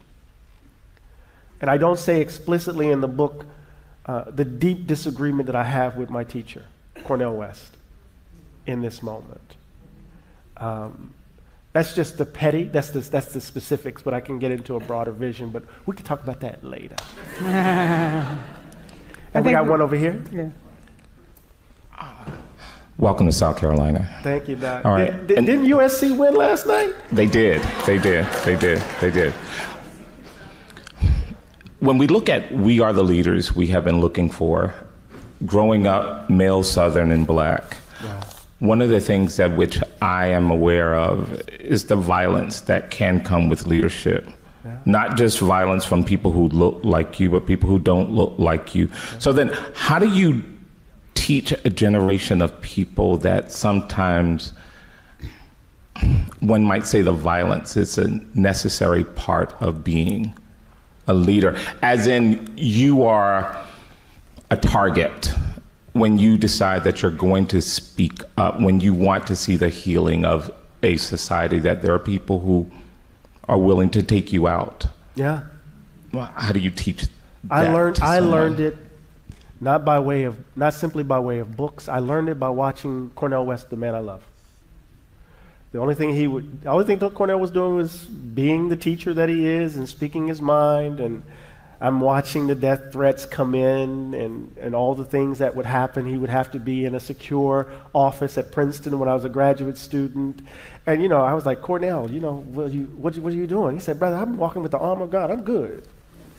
And keep on, brother Eddie, you can't let these folks stop you on your vocation. You just got to keep doing what you're doing. You can't allow the fear to arrest your calling. Now, here I am all of these years later. My office is more secure than the president's office. You can't get in because of the death threats. Right?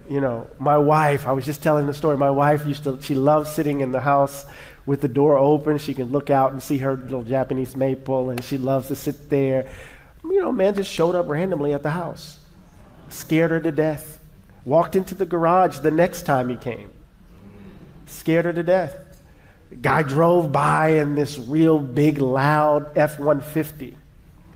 And when I see big F-150s, I'm listening for Rebel Yell next, And he had a flag with the black flag with the blue line and was driving through our circle real loud. And, I'm from Mississippi, so I went and got my 9. Right? Now I got to get rid of that 9 because I'm afraid my wife gonna shoot me. But the point still holds, right? You walk with your head on a swivel, right? You're not naive about the environment that you're in, but you can't let fear arrest your calling. And as Baldwin teaches me, you run towards the fear. And that model, right, is the lesson. It can't be didactic. Okay, we can take one more question and then we have a special presentation. Oh, okay. Well, maybe two more. Okay. And I'll be quick. Okay. Dr. Glad, last time you were here with us, you shared the story of your son showing up to the workplace and being mistaken for a perpetrator as opposed to I forgot about that. Yeah. A lawyer. And I wonder if you could just kind of update us on his progress, and is he still working at the public defender's office? Oh, Doc, thank you. I'm so proud of my boy. My baby, he just graduated from, my baby, he's 6'2", wearing a size 15, I don't know what it is. He graduated from Berkeley Law School.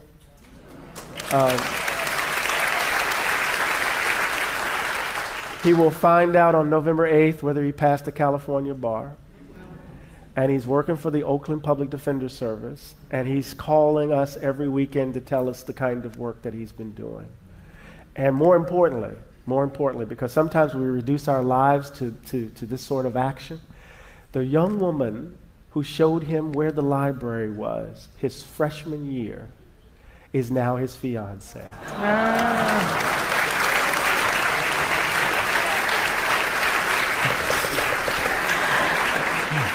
I can't wait to have some baby. The baby's gonna be so pretty. The baby's gonna be so pretty. We had one more question on here. I'm gonna use my coach voice. Yes, sir. Well, actually, we're recording it, so can you bring the mic up here? Yes. And Thank you so much. Coach voices can be scary too. Yeah. We like them scared. So we're in the home of Charleston, South Carolina, where the greatest act of forgiveness has ever been shown. So what is the role of forgiveness in the broader conversation that you've been talking about today? Wow. How do we forgive each other in this country? Wow, wow, that's so wonderful. There's a wonderful book being published on Mother Beth that's coming out. Yes, stand up, tell them the title of the book. Come on. Come on with the mic down here. Another mic. Tell them who you are and the title of the book. Wait, here it Kevin comes. Sack. Come on, see, this is what we have to do, right? All right. Come on, Kevin. You're really embarrassing me, Doctor. That's the whole point. My name is Kevin Sack, and next June 3rd, Crown will publish my book called Mother Emanuel. Mother Emanuel. Yeah. Two centuries of race resistance and forgiveness in one Charleston church. It is an extraordinary book. So next year, next Charleston Book Festival, we're going to all be here to celebrate that. Forgiveness is absolutely key. But it can't be sentimentality. Can't be sticky sentimentality. Forgiveness, and remember, it's the most powerful act of forgiveness. And it didn't have, how can I put this? Y'all ready? It only had a little bit to do with white folks. The act of forgiveness is such that the evil doesn't take root in you. Because the moment you refuse to forgive, then the anger will overrun and overwhelm and deposit itself in you. And in order to release yourself from the anger, right? It's like my great-grandmama said to me when I came home from Morehouse, this raging black nationalist. Remember I read autobiography of Malcolm X? I don't know what you're doing. You know white folk ain't gonna change. You keep dwelling on it, that shit gonna eat you up. This is a woman who spent her life as a domestic in houses of folks on the coast of Mississippi. She knew what she was talking about. Forgiveness is not only releasing, right, someone else into the possibility of being another human being. It's releasing you. And part of the work, Coach, that we have to do is to create the conditions under which we can be better people together.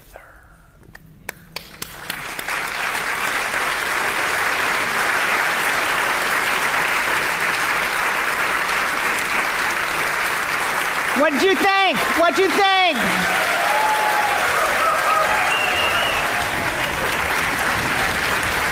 South Carolina loves you.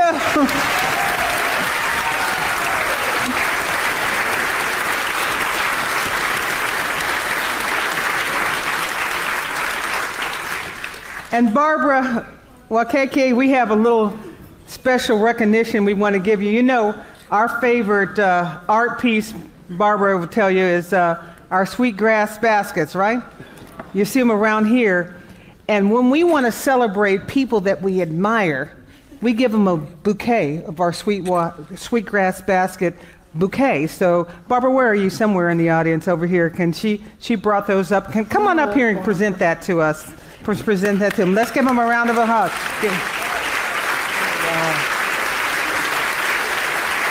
Barbara is one of my favorite gala leaders. She also has the gala events, and she's done a great job of really just bringing this wonderful art and keeping this art here in our community, and we want you to have that.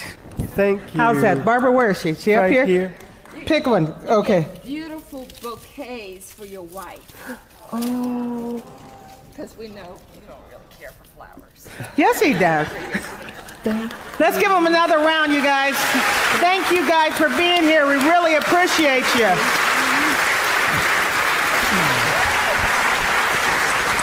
All right, folks. Was this not wonderful? Fabulous. And this is only day 3. There is so much more to come. But thank you, Dr. Robinson Barry. Why would they do that? that? Thank you, Dr. Glad. Thank you. Okay.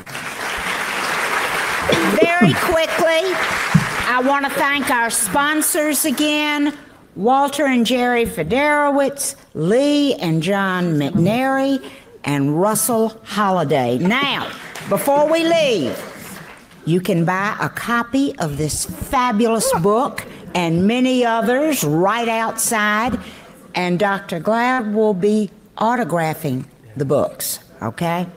Thank you for coming. What a fabulous morning, and look forward to seeing you at other. Well, I wish I were in Charleston right now. So we, what should I do? Because the next thing I want to show, if this bored you, the next one's going to blow your socks off with boredom. Because what I'm going to do, I just found a couple lectures that Charles W. Mills did about a book called The Racial Contract, which Dr. Horn, the historian, he touched on it. He mentioned the book. You know what? I think I probably ought to just go ahead. The Wahhabi Brothers of Jihad and Rebirth, impassioned by the hadiths of the Qutbi, have been deployed. Well, you know what? Tell them to bring beer. I could use some. Speaking of which, folks, make sure at some point in time this week to contribute to the Sovereign Beer Fund. We do need a restock for this upcoming weekend. And of course, when I'm ready to go, people are starting.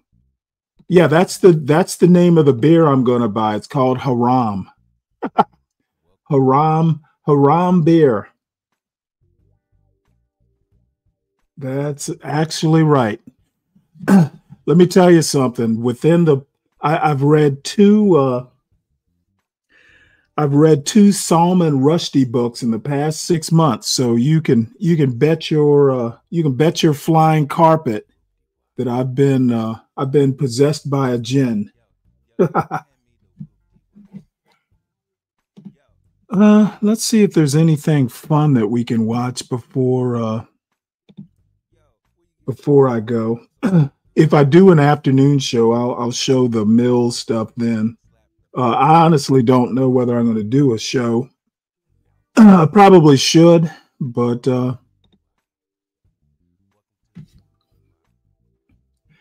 we shall see. Let's see. Do I have anything fun or interesting?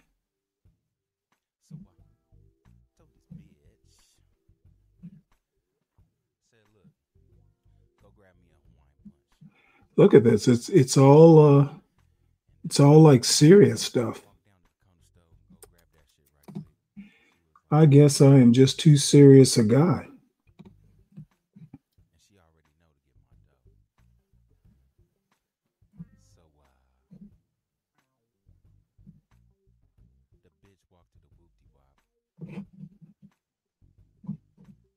Oh, that's right. There's a sociology class that I should probably show also.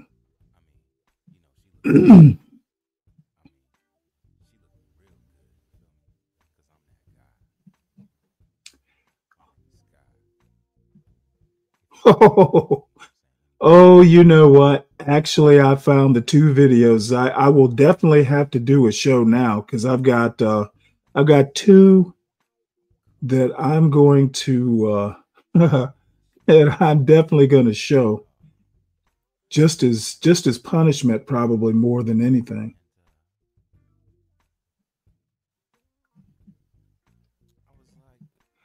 Damn, I've got all these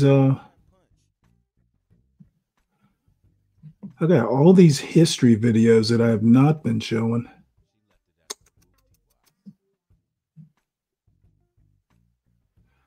Too damn bad. Here, since Zhang, since you like surfing so much, I assume you'll like skateboarding.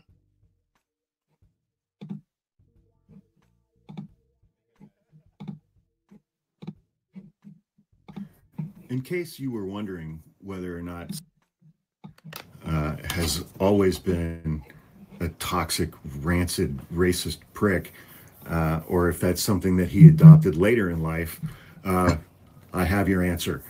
When he was 16 years old, in late 2001 or early 2002, it was after the September 11th attacks, Stephen Miller was a student at Santa Monica High School in Santa Monica, California, and he wrote a letter to the editor of the school newspaper. Okay, well, thank you for telling me that, and you can still find it Duale. today by You're Googling you're Stephen one of the Miller good high ones, school huh? letter to the editor. See there, Which I Zhang, did. you have no And I idea have what you're his- talking his about. letter An to the editor. actual Muslim Let's says dive it's in. okay. Now I know he's Political lying. correctness out of control by Stephen Miller. First of all, that's not a sentence. Political correctness is out of control, and one of the things You know is what? That might painfully be a good obvious show after title reading there. this is that Stephen Miller is a shitty writer. I've been a trial attorney for about 27 years. I spend a lot of my time writing and He's reading a- the writing of other I had no attorneys idea. and of judges. This is the skateboarder, Bad right? writing He was a makes me fucking cranky. lawyer? Wow. This is an example, regardless of what the substance of his letter to the editor is incredibly bad writing. Wow. My name is Stephen Miller. I am a 16-year-old junior at Santa Monica High School, and I was recently a guest on the Larry Elder Show to discuss Oh my the God, rampant Larry political Elder? correctness that has consumed Santa Monica High School and the entire Santa Monica Malibu Unified School District. When I entered Santa Monica High School in the 9th grade, I noticed a number of students lacked basic English skills. There are usually very few, if He's a any, snitch. Hispanic students in my honors classes, despite the large number of Hispanic students that attend our school. Even so, pursuant to district policy, all announcements are written in both Spanish and English. By providing a crutch now, we are preventing Spanish speakers from standing on their own. As politically correct as this may be, it demeans the immigrant population as incompetent and makes a mockery of the American ideal of personal accomplishment. And while we are on the subject of personal accomplishment, should any student, good writing contains like segues. You know, I'm moving from this topic, now I'm moving to this topic, and it should do so in a way that is seamless. Because you're taking the reader on a journey, and you want them to be engaged, you want them to be interested in what you're writing. So we just talked about But school do you notices really? being written in English and Spanish. Oh, for fuck's sake. And personal I can't believe I accomplishment. did this. And while we are on the subject of personal accomplishment, should any student accomplish the opportunity to have sex, our school is happy to help. As What? district policy says, quote, condoms are available to students in grades 9 through 12 in a manner which promotes greatest accessibility, close quote. Problem here? Question mark. Legally speaking, sex between People minors like is him, it statutory was. rape. No, it's not. Not to mention, 14-year-olds are a little young to be having sex regardless of the law. Oh my God. What a snitch. Stephen, you sexual matador, come on now. And just in case your son or daughter decides at their tender age that they are gay, we have a club on campus that will gladly help them foster their homosexuality. Do they notify parents if their teenagers have chosen an alternate lifestyle? Of course not. Santa Monica High School doesn't always obey district policy, though. For instance, despite district policy, he loves his rules, man. Stephen loves his rules and policies. For instance, despite district policy, our school refused to say the Pledge of Allegiance in classrooms for years. In other words, they only adhere to the liberal guidelines. It took months of effort to get the school to stop resisting and finally bring back the pledge. I wonder if people were allowed to say it in Spanish. And required intervention from the superintendent. Even then, it is still only said twice a week, while policy dictates it should be said every day. At least, one would hope, that on Veterans Day or Thanksgiving, students are taught about our brave soldiers and the courageous pilgrims. The first Thanksgiving was a slaughter of Native Americans, by the way. But no such explanations are given, and rightly so. Many misguided people would say, shitty, shitty, shitty writing. Shitty writing. After all, the United States, and here he tries to be sarcastic. After all, the United States has used our soldiers to kill innocent people, and the same Indians that helped the Pilgrims were either shot or put on reservations. I suppose then that our country would be better off if our soldiers never killed anyone, and we watched as our nation was obliterated by the evil in the world as we sung songs of peace. Zhang, you don't love. know who this is? Or he's yet, Tony. We could have lived what's the with the skateboarder's Indians, name? learning how to finger paint and make teepees, excusing their scalping of frontiersmen. It's got like a as video part of their game, like a culture. skateboarding video Forget game. about being the nation that stopped Hitler. That's a particularly ironic statement coming from Stephen Miller. Yeah, Tony Hawk. Brought communism to its The knees skateboarder. and feeds more hungry people around the world than any other country. Well, he took care of that with doing away with USAID. Forget all of that and let us just agree that we're a horrible nation. Or we can raise our flags, lift our guns, and proclaim that we are Americans, that we enjoy personal freedoms Islamic nations can only dream about. We are the land of the free, the home of the brave, unless you're Jimmy Kimmel. Sadly, my school has forgotten all of this. Yeah, he's a That is why we do skateboarder. nothing for American was. holidays, but everything for Mexican holidays. That is why history Yep, that's teachers really Tony Hawk. denounce the United States as wickedly imperialistic, some supplementing standard history texts with something comfortably more liberal. He does not say what those things are. That is why teachers insult and demean the president, George W. Bush. That is why we invited a Muslim leader to the school to explain the splendor of Islam, but no such proclamation was ever made about America. That is why scarcely a student at my school covered their heart when the national anthem was played in the September 11th memorial. He's Cartman, as a hall monitor. Respect my authority. But instead of finding error in that, our school found error in our attacking Afghanistan. Ah, yes, the country where we went to war for 20 years against the Taliban, and after 22 years, turned control of that country over to the Taliban.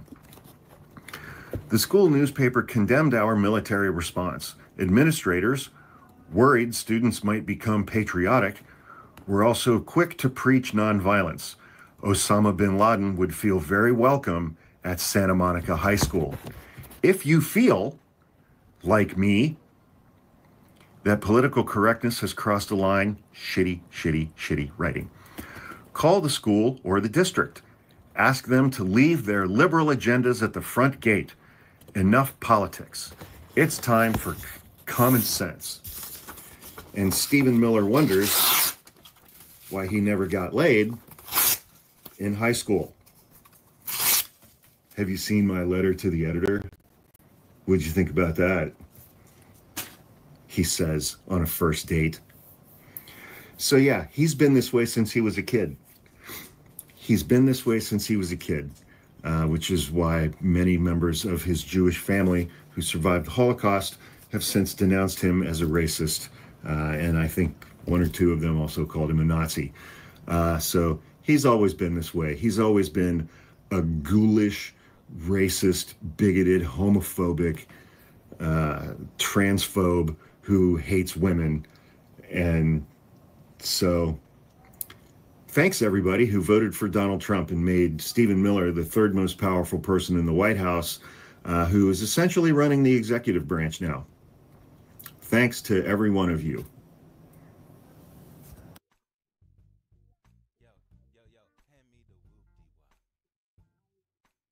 This is not necessarily a consensual process.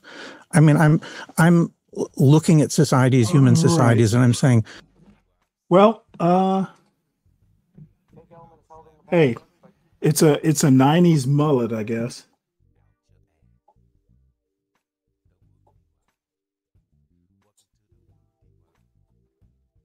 What's the video game?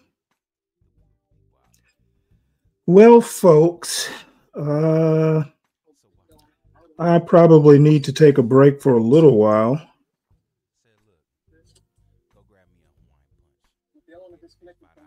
I see. Well, unfortunately, I'm going to have to get a new bake element for my oven.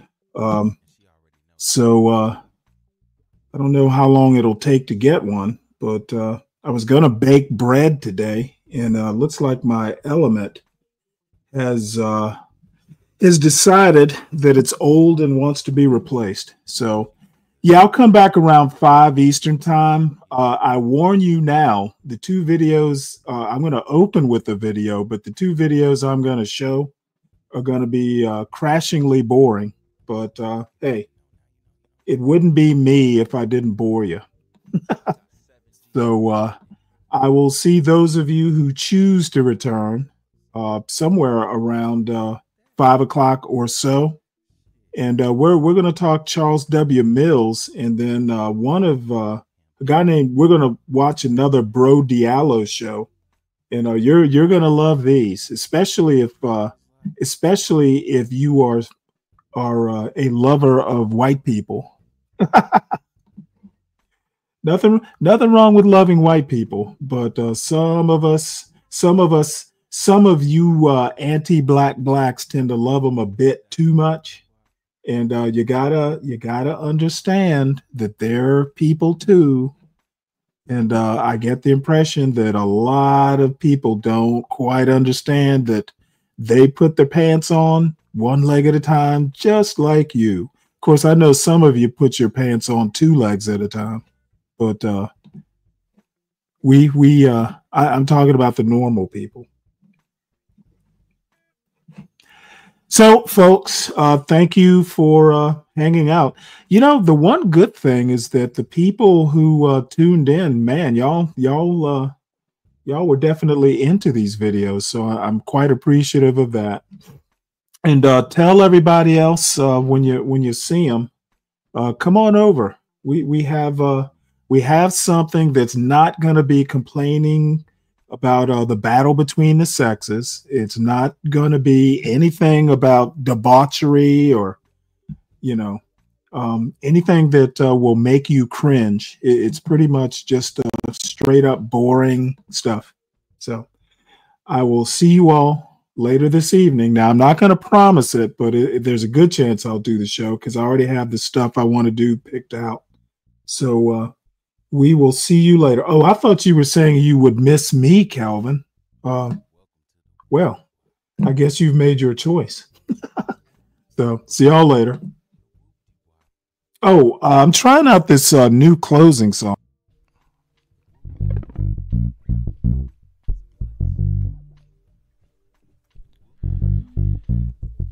Welcome to the Whoop-De-Wop.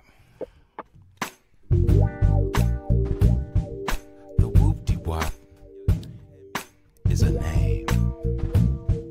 The Whoop-De-Wop is a place. The Whoop-De-Wop is a thing. The Whoop-De-Wop. Yo, hand me the Whoop-De-Wop. Yo, you got some money? We going to the Whoop-De-Wop.